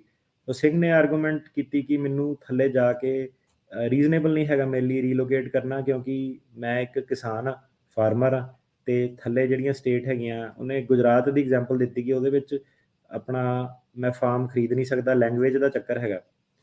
ਸੋ ਉਹਦੇ ਵਿੱਚ ਜਿਹੜਾ ਸੈਕੰਡ ਸਰਕਟ ਨੇ ਇਹ ਕਿਹਾ ਕਿ ਠੀਕ ਆ, ਤੂੰ ਕੋਈ ਇਦਾਂ ਦਾ ਐਵੀਡੈਂਸ ਨਹੀਂ ਦਿੱਤਾ ਕਿ ਜੇ ਤੂੰ ਗੁਜਰਾਤ ਦਾ ਕਰਨਾ, ਪਰ ਬਾਕੀ ਹੋਰ ਵੀ ਕਈ ਸਟੇਟਾਂ ਤੋਂ ਉੱਥੇ ਵੀ ਜਾ ਸਕਦਾ, ਤੇ ਸਾਡੇ ਕੋਲ ਕੋਈ ਇਦਾਂ ਦਾ ਡੇਟਾ ਨਹੀਂ ਹੈਗਾ ਕਿ ਸਿੱਖ ਥੱਲੇ ਜਾ ਕੇ ਜ਼ਮੀਨ ਨਹੀਂ ਖਰੀਦ ਸਕਦਾ। ਸੋ ਉਹ ਕਹਿੰਦੇ ਕਿ ਉਹਨਾਂ ਨੇ ਹੁਣ ਇਹ ਕਿਹਾ ਕਿ ਜੇ ਤੂੰ ਆ ਕੇ ਨਿਊਯਾਰਕ ਦੇ ਵਿੱਚ ਆ ਕੇ ਕੰਸਟਰਕਸ਼ਨ ਦਾ ਕੰਮ ਕਰਦਾ ਹੈ ਸਿੰਘ, ਕਿ ਜੇ ਤੂੰ ਇੱਥੇ ਆ ਕੇ ਕੰਸਟਰਕਸ਼ਨ ਦਾ ਕੰਮ ਕਰ ਸਕਦਾ ਵਾ, ਤੇ ਤੂੰ ਥੱਲੇ ਜਾ ਕੇ ਵੀ, ਥੱਲੇ ਹੋਰ ਕਿਤੇ ਸਟੇਟ 'ਚ ਵੀ ਜਾ ਕੇ ਕੋਈ ਹੋਰ ਕੰਮ ਕਰ ਸਕਦਾ। ਸੋ ਇਹ ਗੱਲ ਧਿਆਨ ਇਸ ਲਈ ਦੇਣੀ ਹੈ ਕਿ ਜੇ ਤੁਹਾਡੀ ਆਹ ਆਰਗੂਮੈਂਟ ਹੈ ਕਿ ਮੈਨੂੰ ਲੈਂਗੁਏਜ ਨਹੀਂ ਆਉਂਦੀ ਜਾਂ ਮੈਂ ਫਾਰਮਿੰਗ ਹੀ ਕਰਨੀ ਆ, ਉਹਨਾਂ ਨੇ ਤੁਹਾਨੂੰ ਸਿੱਧੇ ਮਤਲਬ ਇਹ ਵੀ ਬੜੀ ਵੀਕ ਆਰਗੂਮੈਂਟ, ਬੜੇ ਕੇਸ ਜਿਹੜੇ ਹੁਣ ਮੈਂ ਡਿਨਾਈ ਕੇਸਿਸ ਦੇਖੇ ਆ ਬੋਰਡ ਆਫ ਇਮੀਗ੍ਰੇਸ਼ਨ ਤੇ ਜਿਹਨਾਂ ਦੀ ਮੈਂ ਅਪੀਲ ਲਾ ਰਿਹਾ, ਉਹਦੇ ਵਿੱਚ ਆਹੀ ਬਸ ਥੱਲੇ ਮੈਨੂੰ ਲੈਂਗੁਏਜ ਨਹੀਂ ਆਉਂਦੀ। ਉਹ ਕਹਿੰਦੇ ਬੰਦਾ ਜੇ ਅਮਰੀਕਾ ਆ ਸਕਦਾ, ਇੱਥੇ ਆ ਕੇ ਇੰਗਲਿਸ਼ ਸਿੱਖ ਸਕਦਾ, ਤੁਸੀਂ ਥੱਲੇ ਜਾ ਕੇ ਦੂਜੀ ਸਟੇਟ ਦੀ ਲੈਂਗੁਏਜ ਕਿਉਂ ਨਹੀਂ ਸਿੱਖ ਸਕਦੇ? ਹੁਣ ਤੁਸੀਂ ਇਹ ਨਹੀਂ ਕਹਿਣਾ ਨਹੀਂ ਮੈਨੂੰ ਪਸੰਦ ਨਹੀਂ, ਮੇਰੇ ਲਈ ਡਿਫਿਕਲਟ ਆ, ਉਹਨੇ ਕਹਿਣਾ ਉਹ ਤੁਹਾਡੀ ਪ੍ਰੋਬਲਮ ਆ। ਜੇ ਤੁਸੀਂ ਇੱਥੇ ਆ ਸਕਦੇ ਆ, ਐਡੀ ਦੂਰ ਆ ਸਕਦੇ 7 ਸਮੁੰਦਰ ਪਾਰ ਕਰਕੇ, ਇੱਥੇ ਆ ਕੇ ਤੁਸੀਂ ਇੰਗਲਿਸ਼ ਸਿੱਖ ਸਕਦੇ, ਜਿਹੜੀ ਤੁਹਾਡੀ ਤੁਸੀਂ ਫਾਰਮ ਦੇ ਵਿੱਚ ਆਪਾਂ ਲਿਖਿਆ ਕਿ ਉੱਥੇ ਸਪੈਸ਼ਲੀ ਕੁਐਸਚਨ ਹੁੰਦਾ ਕਿ ਤੁਸੀਂ ਇੰਗਲਿਸ਼ ਬੋਲਦੇ ਆ ਕਿ ਨਹੀਂ, ਤੁਸੀਂ ਕਿਹਾ ਨਹੀਂ, ਹੁਣ ਆ ਕੇ ਤੁਸੀਂ ਇੱਥੇ ਇੰਗਲਿਸ਼ ਸਿੱਖਦੇ ਹੋ, ਕੰਮ ਕਰਦੇ ਹੋ, ਤਾਂ ਤੁਸੀਂ ਥੱਲੜੀ ਸਟੇਟ 'ਚ ਜਾ ਕੇ ਵੀ। ਸੋ ਲੈਂਗੁਏਜ ਵਾਲਾ, ਆਧਾਰ ਕਾਰਡ, ਪੈਨ ਕਾਰਡ ਵਾਲਾ, ਆ ਜਿਹੜੀਆਂ ਸਾਰੀਆਂ ਚੀਜ਼ਾਂ ਕਿ ਮੇਰਾ ਕੀਤਾ ਹੈਗਾ, ਇਹ ਤੁਹਾਡੀਆਂ ਆਰਗੂਮੈਂਟ ਵੈਲਿਡ ਆਰਗੂਮੈਂਟ ਨਹੀਂ ਹੈਗੀਆਂ ਕਿ ਥੱਲੇ ਰੀਲੋਕੇਸ਼ਨ ਪੋਸੀਬਲ ਨਹੀਂ ਹੈਗੀ। ਸੋ ਸੈਕੰਡ ਸਰਕਟ ਨੇ ਬੜੇ ਸਟਰੋਂਗ ਆਪਣੇ ਸ਼ਬਦਾਂ ਵਿੱਚ ਕਿਹਾ ਕਿ 15 ਸਾਲ ਪਹਿਲਾਂ ਜਿਹੜਾ ਆਪਾਂ ਡਿਸੀਜਨ ਦਿੱਤਾ ਸੀਗਾ, 15 ਸਾਲ ਪਹਿਲਾਂ ਇਹਨਾਂ ਨੇ ਡਿਸੀਜਨ ਦਿੱਤਾ ਸੀਗਾ, ਸਿੰਘ ਵਰਸਸ BIA 2006 ਦਾ ਕੇਸ ਸੀਗਾ ਜੀ। ਉਹ ਕਹਿੰਦੇ ਆਪਾਂ ਉਹੀ ਕੇਸ ਨੂੰ ਦੁਬਾਰਾ ਅਪਹੋਲਡ ਕਰਦੇ ਹਾਂ। ਉਦੋਂ ਵੀ ਟਰੂ ਸੀਗਾ, ਅੱਜ ਵੀ ਟਰੂ ਹੈਗਾ ਕਿ ਇੱਕ ਇੰਡੀਅਨ ਸਿਟੀਜ਼ਨ ਜਸਟ ਬਿਕੋਜ਼ ਉਹ ਇੱਕ ਸਿੱਖ ਹੈਗਾ, ਉਹਦਾ ਮਤਲਬ ਇਹ ਨਹੀਂ ਹੈਗਾ ਉਹ ਥੱਲੇ ਜਾ ਕੇ ਇੰਡੀਆ ਦੇ ਵਿੱਚ ਕਿਤੇ ਹੋਰ ਨਹੀਂ ਰਹਿ ਸਕਦਾ। ਸੋ ਇਹ ਕੋਈ ਨਵਾਂ ਡਿਸੀਜਨ ਨਹੀਂ ਹੈਗਾ। ਜਿਹੜੇ ਵਕੀਲ ਵਕੂਲ ਡਰਾ ਰਹੇ ਆ ਉਹਨਾਂ ਨੂੰ ਤੁਸੀਂ ਆਹ ਸਾਈਟੇਸ਼ਨ ਦਿਓ। 2006 ਦਾ ਸੈਕੰਡ ਸਰਕਟ ਦਾ ਹੀ ਕੇਸ ਹੈਗਾ, ਸਿੰਘ ਵਰਸਸ BIA, ਸਾਈਟੇਸ਼ਨ ਹੈਗੀ ਆ 435 F3D 216, ਪੇਜ ਨੰਬਰ 219। ਉਹਨਾਂ ਨੇ ਕਿਹਾ ਕਿ ਇਹ 2015 ਵੀ 15 ਸਾਲ ਪਹਿਲਾਂ ਵੀ ਆਪਾਂ ਕੀਤਾ ਸੀਗਾ, ਹੁਣ ਵੀ ਆਪਾਂ ਸੇਮ ਹੀ ਡਿਸਾਈਡ ਕਰਦੇ ਹਾਂ। ਸੋ ਕੁਛ ਐਸ ਸੱਚ ਨਵਾਂ ਨਹੀਂ ਹੋਇਆ ਹੈਗਾ ਕਿ ਸਾਲਮ ਦੇ ਕੇਸ ਡਿਨਾਈ ਹੋਏ ਨੇ। ਉੱਦਾਂ ਕੇਸ ਬਾਏ ਕੇਸ ਬੇਸਿਸ ਹੈਗਾ। ਤੁਸੀਂ ਆਪਣਾ ਕੇਸ, ਤੁਹਾਡੇ ਫੈਕਟ ਪੈਟਰਨਸ ਕੀ ਹੈਗੇ, ਕਿੱਦਾਂ ਤੁਸੀਂ ਪ੍ਰੈਜ਼ੈਂਟ ਕਰਦੇ ਹੋ, ਉਹਦੇ ਅੱਗੇ ਜਵਾਬ ਕਿੱਦਾਂ ਦਿੰਦੇ ਹੋ, ਉਹਦੇ ਬੇਸ ਤੇ ਹੋਊਗਾ। ਜਦੋਂ ਪੁੱਛਿਆ ਗਿਆ ਸਿੰਘ ਨੂੰ ਕਿ ਆਧਾਰ ਕਾਰਡ ਪੈਨ ਕਾਰਡ ਤੇ ਕਿੱਦਾਂ ਟਰੈਕ ਕਰਦੇ ਆ, ਉਹਦਾ ਜਵਾਬ ਇਹ ਸੀਗਾ ਕਿ ਬਸ ਇਦਾਂ ਹੀ ਕਰਦੇ ਆ। ਇੱਦਾਂ ਤੁਸੀਂ ਇਦਾਂ ਨਹੀਂ ਹੈਗਾ ਕੋਰਟ ਨੂੰ ਕਿ ਤੁਸੀਂ ਸਿੱਧੇ ਕਹੋਗੇ ਕਿ ਨਹੀਂ ਇਦਾਂ ਹੀ ਕਰਦੇ ਆ, ਮੈਨੂੰ ਵੀ ਫੜ ਲੈਣਾ। ਤੁਹਾਨੂੰ ਸਬੂਤ ਦੇਣੇ ਪੈਣੇ ਹੈਗੇ। ਜੋ ਤੁਸੀਂ ਐਲੀਗੇਸ਼ਨ ਲੈਂਦੇ ਹੋ ਕਿ ਆਧਾਰ ਕਾਰਡ ਪੈਨ ਕਾਰਡ ਵਾਲਾ, ਜੇ ਤੁਸੀਂ ਆਰਗੂਮੈਂਟ ਪਾਈ ਆ, ਤੁਹਾਨੂੰ ਨਾਲ ਕੋਰਸਪੋਂਡਿੰਗ ਐਵੀਡੈਂਸ ਦੇਣਾ ਪੈਣਾ। ਕੋਈ ਨਿਊਜ਼ਪੇਪਰ ਹੋਵੇ, ਕੁਛ ਹੋਵੇ, ਕੋਈ ਕਿ ਜਿਹਦੇ ਬੇਸ ਤੇ ਕਿਸੇ ਨੇ ਟਰੈਕ ਕੀਤਾ। ਜੇ ਕੋਈ ਇਦਾਂ ਦਾ ਡੇਟਾ ਹੀ ਨਹੀਂ ਹੈਗਾ ਕਿ ਬੰਦਾ ਇਹਨੂੰ ਆਧਾਰ ਕਾਰਡ ਪੈਨ ਕਾਰਡ ਤੇ ਟਰੈਕ ਕੀਤਾ, ਤਾਂ ਤੁਸੀਂ ਉਹ ਆਰਗੂਮੈਂਟ ਕੋਰਟ ਦੇ ਵਿੱਚ ਪੇਸ਼ ਨਹੀਂ ਕਰ ਸਕਦੇ ਹੈਗੇ। ਜੀ। ਬਿਲਕੁਲ, ਇਹ ਬੜਾ ਹੀ ਜਿਹੜਾ ਇੰਟਰਸਟਿੰਗ ਕੇਸ ਸੀਗਾ, ਤੇ ਇਹਨੂੰ ਜਿਹੜਾ ਮਿਸਰੀਪ੍ਰੈਜ਼ੈਂਟ ਕਰਨ ਲਈ ਹੁਣ ਜਿਹੜੇ ਵਕੀਲ ਆ ਉਹ ਆਪਣੇ ਪੰਜਾਬੀ ਭੈਣਾਂ ਭਰਾਵਾਂ ਨੂੰ ਡਰਾ ਰਹੇ ਆ ਵੀ ਲਓ ਜੀ, ਮਹਾਨ ਅਕਾਲੀ ਦਲ ਵਾਲਿਆਂ ਦੇ ਜਿਹੜੇ ਕੇਸ ਆ ਉਹ ਨਹੀਂ ਹੋਣੇ ਹੈਗੇ।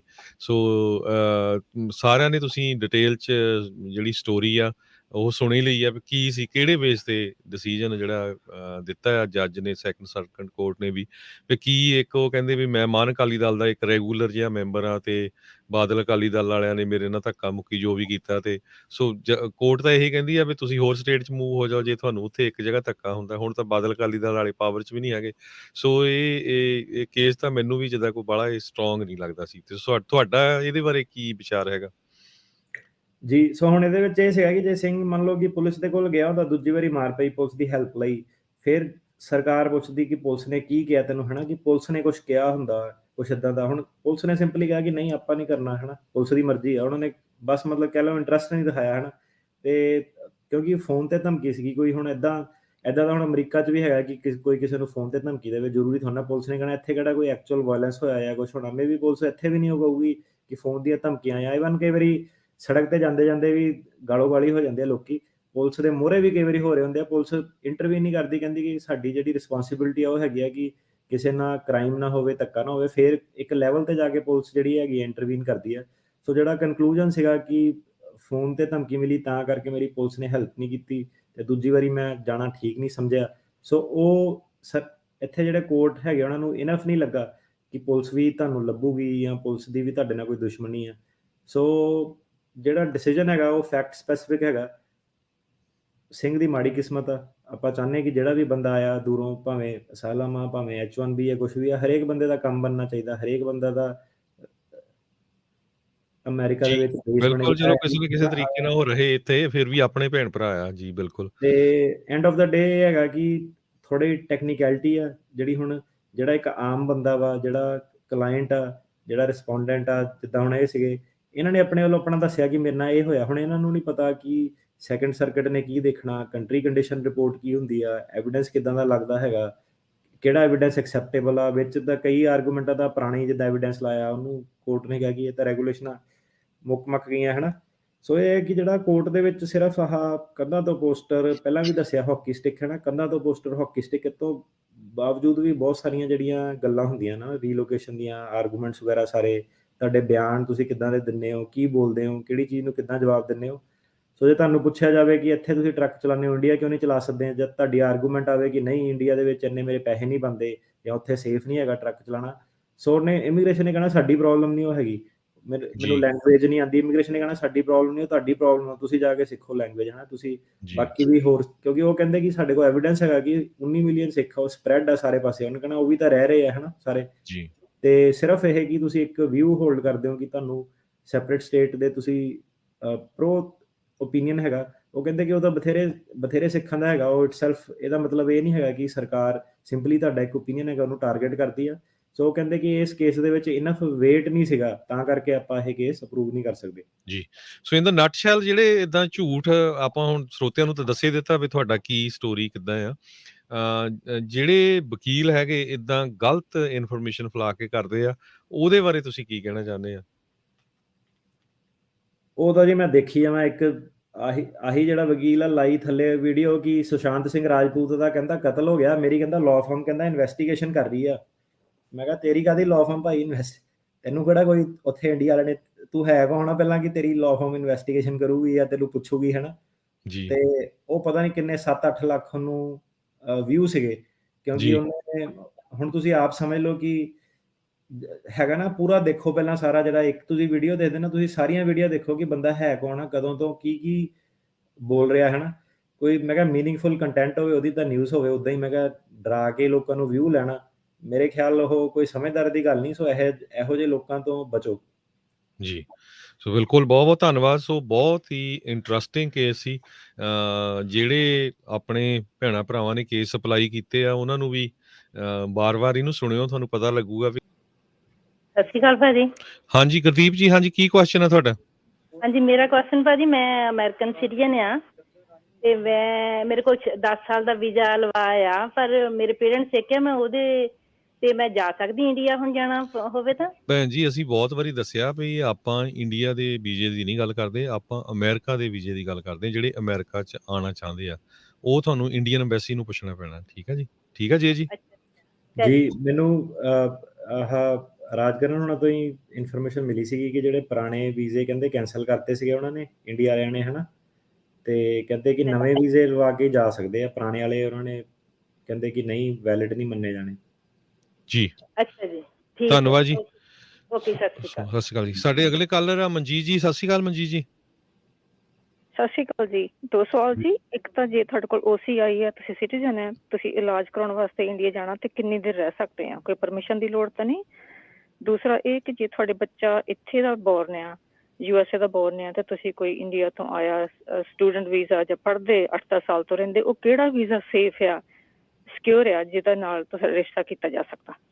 Thank you. ਸੋ ਇੰਡੀਆ ਵਾਲਾ ਤਾਂ ਨਹੀਂ, ਮੈਂ OCI ਵਾਲਾ ਨਹੀਂ ਮੈਨੂੰ ਪਤਾ। ਜਿੱਦਾਂ ਹਰਜੋਤ ਜੀ ਨੇ ਦੱਸਿਆ ਕਿ ਇੰਡੀਆ ਦੀ ਇਮੀਗ੍ਰੇਸ਼ਨ ਦਾ ਨਹੀਂ ਸਾਨੂੰ ਪਤਾ, ਕਿਉਂਕਿ ਉਹ ਦੂਸਰੀ ਕੰਟਰੀ, ਡਿਫਰੈਂਟ ਰੂਲ ਆ। ਜਿਹੜਾ ਜੇ ਤੁਸੀਂ ਰਿਸ਼ਤੇ ਦੀ ਗੱਲ ਕਰਦੇ ਹੋ ਕਿ ਤੁਸੀਂ ਰਿਸ਼ਤੇ ਕਿਹਦੀ ਗੱਲ ਕਰ ਰਹੇ ਕਿ ਇੱਥੇ ਇੱਕ US ਸਿਟੀਜ਼ਨ ਜਿਹੜਾ ਬੱਚਾ ਤੁਹਾਡਾ, ਉਹਦੀ ਗੱਲ ਕਰ ਰਹੇ ਕਿ ਰਿਸ਼ਤਾ ਜੇ ਕਰਨਾ ਹੋਵੇ ਕਿਸੇ ਨਾਲ? ਬੱਚਾ USA ਦਾ, ਤੇ ਜਿਹੜੇ ਉਧਰੋਂ ਕਈ ਵਾਰੀ ਆਏ ਹੁੰਦੇ ਆ, ਕੰਮ ਕਰਦੇ, ਇੱਧਰ 8 ਸਾਲ ਤੋਂ ਰਹਿੰਦੇ ਆ।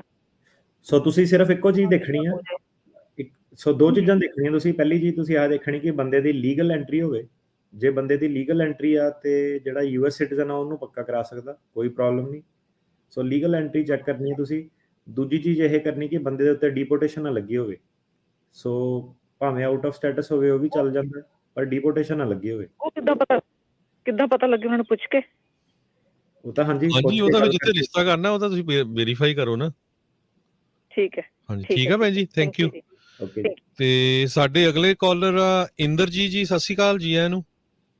ਸਤਿ ਸ਼੍ਰੀ ਅਕਾਲ ਬਾਈ ਸਾਹਿਬ, ਭਾਜੀ ਵਕੀਲ ਭਾਜੀ ਨੂੰ ਸਤਿ ਸ਼੍ਰੀ ਅਕਾਲ ਜੀ। ਸਤਿ ਸ਼੍ਰੀ ਅਕਾਲ ਜੀ। ਭਾਜੀ ਮੈਂ ਪਿਛਲੇ ਸਾਲ ਸਿਟੀਜ਼ਨ ਦਾ ਟੈਸਟ ਦਿੱਤਾ ਸੀ 3/11/20 ਨੂੰ, ਹਲੇ ਤੇ ਉਹ ਪਿੰਡ ਗਏ ਰੱਖਿਆ ਆ। ਜਿੱਦਾਂ ਮੇਰੀ ਐਪਲੀਕੇਸ਼ਨ ਦੀ ਕੋਈ ਡਿਸੀਜਨ ਨਹੀਂ ਉਹਨੇ ਲਿਆ, ਬਾਕੀ ਸਾਰਾ ਕਲੀਅਰ ਹੋ ਗਿਆ ਸੀਗਾ। ਗ੍ਰੀਨ ਕਾਰਡ ਵਿਆਹ ਦੇ ਬੇਸ ਤੇ ਲਿਆ ਸੀਗਾ? ਹਾਂਜੀ।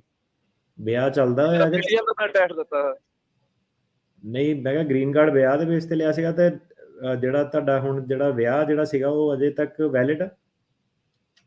ਹਾਂਜੀ। 3 ਸਾਲ ਵਾਲੇ ਰੂਲ ਤੇ ਫਾਈਲ ਕੀਤਾ ਸੀਗਾ?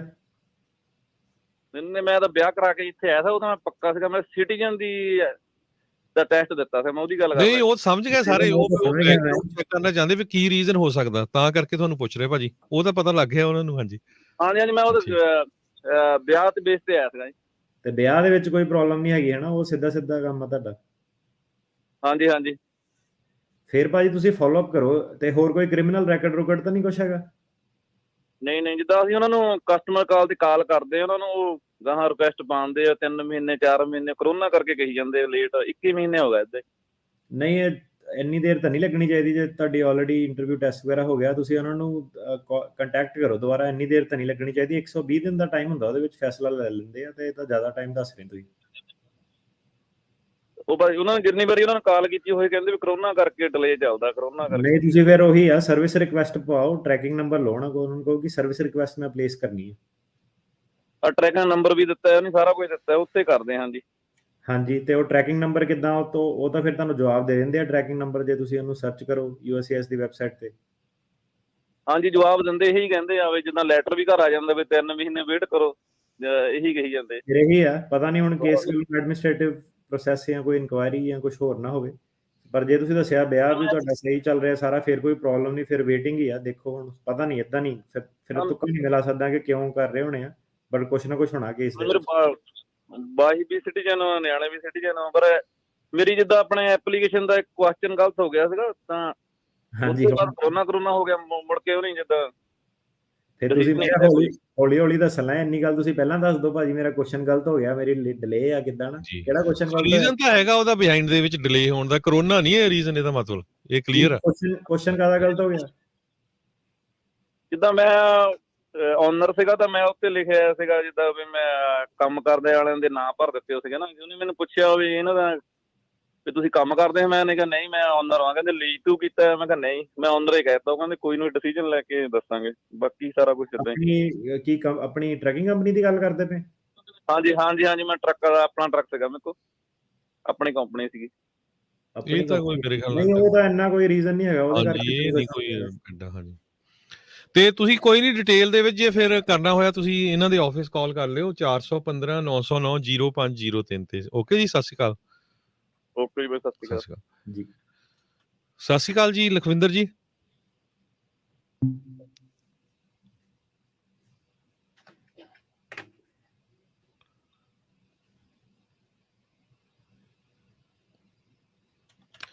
ਸਤਿ ਸ਼੍ਰੀ ਅਕਾਲ ਹਰਮਨਦੀਪ ਜੀ। ਹਾਂਜੀ ਭਾਜੀ, ਸਤਿ ਸ਼੍ਰੀ ਅਕਾਲ। ਭਾਜੀ ਮੇਰਾ F11 ਕੈਟਾਗਰੀ ਦੇ ਵਿੱਚ ਮੈਂ ਆਈ ਸੀਗੀ ਅਮਰੀਕਾ 2.5 ਮਹੀਨੇ ਪਹਿਲਾਂ, ਤੇ ਮੈਂ ਜਿਹੜੀ ਫੀਸ ਗ੍ਰੀਨ ਕਾਰਡ ਦੀ ਪੇ ਕੀਤੀ ਸੀ ਉਹ 28 ਜੁਲਾਈ ਨੂੰ ਕੀਤੀ ਸੀਗੀ। 3.5 ਮਹੀਨੇ ਹੋ ਗਏ ਨੇ, ਤੇ ਮੈਨੂੰ ਕੋਈ ਜ਼ਰੂਰੀ ਕੰਮ ਪੈ ਗਿਆ ਆ ਪਿੱਛੇ ਇੰਡੀਆ ਦੇ ਵਿੱਚ, ਤੇ ਜੇ ਮੈਂ ਵਾਪਸ ਜਾਣਾ ਚਾਹੁੰਦੀ ਆ ਕਿ ਮੈਂ ਜਾ ਸਕਦੀ ਆ? ਮੇਰੇ ਪਾਸਪੋਰਟ ਦੇ ਉੱਤੇ ਉਹਨਾਂ ਨੇ 1 ਸਾਲ ਦਾ ਟੈਂਪਰੇਰੀ, ਜਿਹੜੀ ਪਰਮਾਨੈਂਟ ਦਾ 1 ਸਾਲ ਦਾ ਮੈਨੂੰ ਉਹ ਦਿੱਤਾ ਹੋਇਆ ਹੈ, ਕਿ ਮੈਂ ਉਹਦੇ ਤੇ ਜਾ ਸਕਦੀ ਆ ਕਿ ਨਹੀਂ ਜਾ ਸਕਦੀ? ਜਾ ਸਕਦੇ ਹੋ। ਤੇ ਮੈਂ ਉਹਦੇ ਤੇ ਵਾਪਸ ਆ ਸਕਦੀ ਆ ਉਹ ਟਾਈਮ ਦੇ ਵਿੱਚ? ਹਾਂਜੀ, ਆ ਸਕਦੇ ਹੋ। ਮੈਨੂੰ ਕੋਈ ਪ੍ਰੋਬਲਮ ਤੇ ਨਹੀਂ ਆਏਗੀ? ਇਹ ਤੁਹਾਨੂੰ ਜਿਹੜਾ ਟੈਂਪਰੇਰੀ ਵਾਲਾ ਦਿੱਤਾ ਹੈ ਹੁਣ ਦਿੱਤਾ ਨਾ, ਆਉਣ ਤੋਂ ਬਾਅਦ ਚ, ਹੈ ਨਾ? ਨਹੀਂ, ਇਹ ਜਦੋਂ ਮੈਂ ਉੱਥੇ ਮੈਨੂੰ ਵੀਜ਼ਾ ਲੱਗਾ ਸੀ ਬੰਬੇ ਦੇ ਵਿੱਚ, ਉਦੋਂ ਮੇਰੇ ਪਾਸਪੋਰਟ ਦੇ ਉੱਤੇ ਉਹਨਾਂ ਨੇ ਇਹ ਚੀਜ਼ ਲਿਖੀ ਸੀਗੀ। ਤੁਸੀਂ ਕੀ ਕਰੋ ਕਿ ਆਪਣੇ ਨਾ ਜਾ ਕੇ ਜਿਹੜਾ ਲੋਕਲ ਫੀਲਡ ਆਫਿਸ ਹੈਗਾ ਉੱਥੇ ਅਪਾਇੰਟਮੈਂਟ ਬਣਾਓ। ਓਕੇ, ਉਹਨਾਂ ਨੂੰ ਕਹੋ ਕਿ ਮੈਨੂੰ ਆਪਣੇ ਇੱਥੇ ਸਟੈਂਪ ਚਾਹੀਦੀ ਹੈ ਟੈਂਪਰੇਰੀ, ਆਪਣੇ ਕੰਡੀਸ਼ਨਲ ਪਰਮਨੈਂਟ ਰੈਜ਼ੀਡੈਂਟ ਦੀ। ਸੋ ਇੱਕ ਮੋਹਰ ਜਿਹੀ ਲਾ ਦਿੰਦੇ ਆ ਪਾਸਪੋਰਟ ਤੇ, ਸੋ ਉਹ ਲੈ ਕੇ ਫਿਰ ਜਾਓ ਤੁਸੀਂ। ਅੱਛਾ, ਇਹਦੇ ਉੱਤੇ ਨਹੀਂ ਮੈਂ ਜਾ ਸਕਦੀ? Upon endorsement serves as temporary I-551 evidencing permanent residence for 1 year, ਇਹ ਲਿਖਿਆ ਹੋਇਆ ਮੇਰੇ ਇਹਦੇ ਉੱਤੇ। ਹਾਂਜੀ ਹਾਂਜੀ, ਇਹ ਵੀਜ਼ਾ ਹੈਗਾ ਟਰੈਵਲ ਕਰਨ ਲਈ। ਪਰ ਤੁਸੀਂ ਜਿੱਦਾਂ ਮੈਂ ਦੱਸਿਆ ਜਾ ਕੇ ਨਾ ਲੋਕਲ ਆਪਣੇ ਕੌਂਸੂਲੇਟ ਤੇ ਕੌਂਸੂਲੇਟ ਕਰਤਾ US ਫੀਲਡ ਆਫਿਸ ਤੇ ਅਪਾਇੰਟਮੈਂਟ ਬਣਾ ਕੇ ਉਹਨਾਂ ਤੋਂ ਮੋਹਰ ਲਵਾ ਲਓ ਇੱਕ ਵਾਰੀ, ਫਿਰ ਤੁਹਾਡਾ ਪੱਕਾ ਹੋ ਜਾਊਗਾ, ਫਿਰ ਕੋਈ ਚੱਕਰ ਨਹੀਂ ਪੈਣਾ। ਓਕੇ, ਧੰਨਵਾਦ ਜੀ, ਧੰਨਵਾਦ। ਥੈਂਕ ਯੂ ਜੀ, ਥੈਂਕ ਯੂ। ਅਗਲੇ ਕਾਲਰ ਆ ਸਾਡੇ ਲਈ ਲਖਵਿੰਦਰ ਜੀ। ਹਾਂਜੀ, ਸਤਿ ਸ਼੍ਰੀ ਅਕਾਲ ਦੋਵਾਂ ਵੀਰਾਂ ਨੂੰ ਜੀ। ਸਤਿ ਸ਼੍ਰੀ ਅਕਾਲ ਜੀ। ਵੀਰੇ, ਮੇਰਾ ਕੁਐਸਚਨ ਹੈਗਾ, ਮੈਂ 2015 ਚ ਆਇਆ ਸੀ, ਪਰ ਮੇਰਾ ਕੇਸ ਫਾਈਲ ਹੋਇਆ ਸੀ 2016 ਵਿੱਚ, ਤੇ ਮੇਰਾ ਅਸਾਲਮ ਆਫਿਸਰ ਦੇ ਸਾਹਮਣੇ ਕੇਸ ਹੈਗਾ, ਹਜੇ ਤੱਕ ਕੋਈ ਤਰੀਕ ਨਹੀਂ ਪਈ ਵੀਰੇ। ਕੇਸ ਫੇਲ ਤੁਹਾਡਾ ਅਸਾਲਮ ਆਫਿਸ ਤੇ ਮੁਰੇ ਹੋਇਆ? ਹਾਂਜੀ ਹਾਂਜੀ, ਮੈਂ ਲੀਗਲ ਆਇਆ ਸੀ ਨਾ ਜੀ। ਤੇ ਤੁਸੀਂ ਸਟੇਟਸ ਮੇਨਟੇਨ, ਜਦੋਂ ਤੁਹਾਡਾ ਕੇਸ ਫੇਲ ਹੋਇਆ ਤੁਸੀਂ ਸਟੂਡੈਂਟ ਸੀਗੇ? ਨਹੀਂ, ਮੇਰਾ ਕੇਸ ਫੇਲ ਨਹੀਂ ਹੋਇਆ, ਮੇਰਾ ਆਫਿਸਰ ਦੇ ਸ਼ਾਲਮ ਆਫਿਸਰ ਦੇ ਸਾਹਮਣੇ ਲੱਗਾ ਹੋਇਆ ਕੇਸ। ਅੱਛਾ, ਤਰੀਕ ਨਹੀਂ ਪਈ ਤੁਹਾਡੀ? ਨਹੀਂ, ਹਾਂਜੀ, ਉਹ ਤਾਂ ਤੁਹਾਨੂੰ ਤਾਂ ਟਾਈਮ ਲੱਗਣਾ ਸੀ, ਕਿਉਂਕਿ ਇਹ ਹੁਣ ਜਿਹੜੇ ਨਵੇਂ ਕੇਸ ਆ ਉਹਨੂੰ ਸੁਣ ਰਹੇ ਆ ਪਹਿਲਾਂ, ਸੋ ਤੁਹਾਨੂੰ ਵੇਟ ਕਰਨੀ ਪੈਣੀ ਹੈ ਕੁਝ ਸਾਲ ਹੋਰ। ਤੇ 2 ਸਾਲ ਹੋਰ ਲੱਗ ਜਾਣਗੇ ਵੀਰੇ?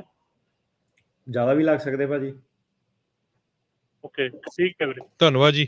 ਸੋ ਜਿੰਨੇ ਵੀ ਸਾਡੇ ਸਰੋਤੇ ਆ, ਪਲੀਜ਼ ਬੇਨਤੀ ਹੈ ਇੱਕੋ ਹੀ ਕੁਐਸਚਨ ਸ਼ਾਰਟ ਪੁੱਛੋ ਤਾਂ ਕਿ ਆਪਾਂ ਸਾਰੇ ਜਿਹੜੇ ਕਾਲਰਸ ਆ ਉਹਨਾਂ ਨੂੰ ਲੈ ਲਈਏ, ਸਾਡੇ ਕੋਲ ਸਮਾਂ ਬੜਾ ਘੱਟ ਹੈ। ਹਾਂਜੀ, ਅਗਲੇ ਕਾਲਰ ਆ ਮਨਦੀਪ ਜੀ। ਹੈਲੋ, ਸਤਿ ਸ਼੍ਰੀ ਅਕਾਲ ਜੀ। ਸੁਮਨ ਜੀ। ਹਾਂਜੀ, ਸਤਿ ਸ਼੍ਰੀ ਅਕਾਲ ਭਾਜੀ। ਮੇਰੇ 2 ਕੁਐਸਚਨ ਹੈਗੇ। ਇੱਕ ਤਾਂ ਹੈਗਾ, ਮੇਰੇ ਮਦਰ ਇਨ ਲਾ ਦਾ ਪੈਟੀਸ਼ਨ ਫਾਈਲ ਕਰਿਆ ਹੋਇਆ ਹੈਗਾ ਤੇ ਉਹਨਾਂ ਦਾ ਕੇਸ ਪੈਂਡਿੰਗ ਹੈ, ਔਰ ਉਹਨਾਂ ਕੋਲ ਵਿਜ਼ਟਰ ਵੀਜ਼ਾ ਹੈਗਾ, ਉਹ ਆ ਸਕਦੇ ਨੇ ਉਰੇ? ਔਰ ਦੂਸਰਾ ਹੈਗਾ ਕਿ ਵੀ ਮੇਰੇ ਕਿਸੇ ਦਾ, ਹਾਂਜੀ ਟਰਾਈ ਕਰ ਸਕਦੇ ਨੇ ਜ਼ਰੂਰ, ਪਰ ਇਹ ਹੈ ਕਿ ਸੱਚ ਦੱਸਣਾ ਜਦੋਂ ਪੁੱਛਣਾ ਕਿ ਗ੍ਰੀਨ ਕਾਰਡ ਫਾਈਲ ਕੀਤਾ ਕਿ ਨਹੀਂ ਕੀਤਾ, ਤੇ ਉਹਨਾਂ ਨੂੰ ਰੋਕਿਆ ਵੀ ਜਾ ਸਕਦਾ ਜੇ ਉਹਨਾਂ ਨੂੰ ਲੱਗੇ ਕਿ ਇਹਨਾਂ ਨੇ ਵਾਪਸ ਨਹੀਂ ਜਾਣਾ, ਪਰ ਹਾਂਜੀ ਟਰਾਈ ਜ਼ਰੂਰ ਕਰ ਸਕਦੇ ਆ। ਅੱਛਾ ਜੀ, ਇੱਕ ਹੋਰ ਕੁਐਸਚਨ ਹੈ, ਸਾਡੇ ਰਿਲੇਟਿਵ ਨੇਗੇ, ਉਹਨਾਂ ਦਾ ਵੀ ਟੂਰਿਸਟ ਵੀਜ਼ਾ, ਉਹ ਆ ਸਕਦੇ ਨੇਗੇ ਹੁਣ? ਹਾਂਜੀ ਆ ਸਕਦੇ। ਧੰਨਵਾਦ ਜੀ, ਥੈਂਕ ਯੂ ਜੀ। ਅਗਲੇ ਕਾਲਰ ਸਾਡੇ ਮੋਹਨ ਜੀ, ਸਤਿ ਸ਼੍ਰੀ ਅਕਾਲ ਜੀ। ਸਤਿ ਸ੍ਰੀ ਅਕਾਲ ਜੀ। ਜੀ ਸਰ ਜੀ, ਮੇਰਾ ਕੁਐਸਚਨ ਹੈ ਕਿ ਨਾ ਮੇਰੀ ਵਾਈਫ ਕੋਲ ਨਾ 10 ਸਾਲ ਦਾ ਵੀਜ਼ਾ ਸੀਗਾ, ਟੂਰਿਸਟ ਵੀਜ਼ਾ, ਤੇ 14 ਚ ਉਹਨਾਂ ਨੂੰ ਵਾਪਸ ਭੇਜਤਾ ਸੀਗਾ, ਤੇ 5 ਸਾਲ ਦੀ ਉਹਨਾਂ ਨੇ ਪ੍ਰੋਬੇਸ਼ਨ ਲਗਾਤੀ ਸੀ, ਤੇ ਹੁਣ ਮੇਰੇ ਬੇਟੇ ਨੇ ਗ੍ਰੀਨ ਕਾਰਡ ਅਪਲਾਈ ਕੀਤਾ, ਉਹਨਾਂ ਦਾ ਕੇਸ ਹੋ ਗਿਆ, ਕਲੀਅਰ ਹੋ ਗਿਆ, ਲੇਕਿਨ ਇੰਟਰਵਿਊ ਤੋਂ ਕੋਈ ਦਿੱਕਤ ਨਹੀਂ ਆਏਗੀ ਉਸਦੀ? ਪ੍ਰੋਬੇਸ਼ਨ ਲਾਈ ਸੀਗੀ ਕਿ ਰਿਮੂਵਲ ਲਗਾਇਆ ਸੀਗਾ? ਪ੍ਰੋਬੇਸ਼ਨ ਲਗਾਈ ਸੀ, 5 ਸਾਲ ਦੀ ਐਂਟਰੀ ਨਹੀਂ ਕਰ ਸਕਦੇ ਉਹ ਟੂਰਿਸਟ ਵੀਜ਼ੇ ਤੇ। ਕੇਸ ਕਾਰਨ ਕਰਕੇ ਲਾਈ ਸੀਗੀ ਉਹਨਾਂ ਨੇ? ਪਤਾ ਨਹੀਂ ਕਿ 3-4 ਵਾਰੀ ਉਹ ਆ ਗਏ ਸੀ ਨਾ, ਹਰ 6 ਮਹੀਨੇ ਬਾਅਦ ਲਗਾਤੀ ਸੀ ਉਹਨਾਂ ਨੇ। ਅੱਛਾ ਠੀਕ ਹੈ, ਨਹੀਂ ਉਹਦਾ ਕੋਈ ਚੱਕਰ ਨਹੀਂ ਹੈਗਾ, ਜੇ 5 ਸਾਲ ਹੋ ਜਾਂਦੇ ਉਸ ਤੋਂ ਬਾਅਦ ਉਹ ਵਾਲੀ ਬਾਰ ਖਤਮ ਹੋ ਜਾਂਦੀ ਹੈ, ਸੋਚ 'ਚ ਕੋਈ ਪ੍ਰੋਬਲਮ ਨਹੀਂ ਆਣੀ ਚਾਹੀਦੀ। ਪਰ ਜਿਹੜੇ ਤੁਸੀਂ ਉੱਥੇ ਫਾਰਮ ਆਪਣੇ ਭਰੋਗੇ ਉੱਤੇ ਲਿਖਣਾ ਇਹ ਚੀਜ਼ ਕਿ ਕਦੀ ਉੱਤੇ ਆ ਕੁਐਸਚਨ ਹੁੰਦੇ ਆ ਸਪੈਸ਼ਲੀ ਕਿ ਤੁਹਾਨੂੰ ਕਦੀ ਐਡਮਿਸ਼ਨ ਤਾਂ ਨਹੀਂ ਰਿਫਿਊਜ਼ ਕੀਤੀ ਸੀ, ਸੋ ਤੁਸੀਂ ਕੁਐਸਚਨ ਜਿਹੜੇ ਆ ਸਹੀ ਤਰੀਕੇ ਨਾਲ ਆਨਸਰ ਕਰਨੇ ਆ। ਜੇ ਤੁਸੀਂ ਉੱਥੇ ਡਿਸਕਲੋਜ਼ਰ ਨਹੀਂ ਕੀਤਾ ਫਿਰ ਉਹਨਾਂ ਨੇ ਪਰਮਨੈਂਟ ਬਾਰ ਲਾ ਦੇਣੀ ਹੈ। ਨਹੀਂ ਉਹਨਾਂ ਦੇ ਤੇ ਹੁਣ ਬਸ ਬਾਕੀ ਤੇ ਕੇਸ ਹੋ ਗਿਆ, ਕਲੀਅਰ ਹੋ ਗਿਆ ਨਾ, ਬਸ ਫਿਰ ਇੰਟਰਵਿਊ ਆਣੇ, ਬਾਕੀ ਸਭ ਹੋ ਗਏ ਸਭ ਪੇਪਰ ਉਹਨਾਂ ਦੇ। ਉਹ ਪੇਪਰਾਂ ਦੇ ਵਿੱਚ ਤੁਸੀਂ ਦੱਸਿਆ ਉਹਨਾਂ ਨੂੰ ਕਿ ਮੈਨੂੰ ਰੋਕਿਆ ਗਿਆ ਸੀਗਾ? ਹਾਂ ਦੱਸਿਆ ਸੀ ਜੀ। ਬਸ ਠੀਕ ਹੈ, ਧੰਨਵਾਦ ਜੀ। ਅਗਲੇ ਕਾਲਰ ਆ ਬਲਵੀਰ ਜੀ।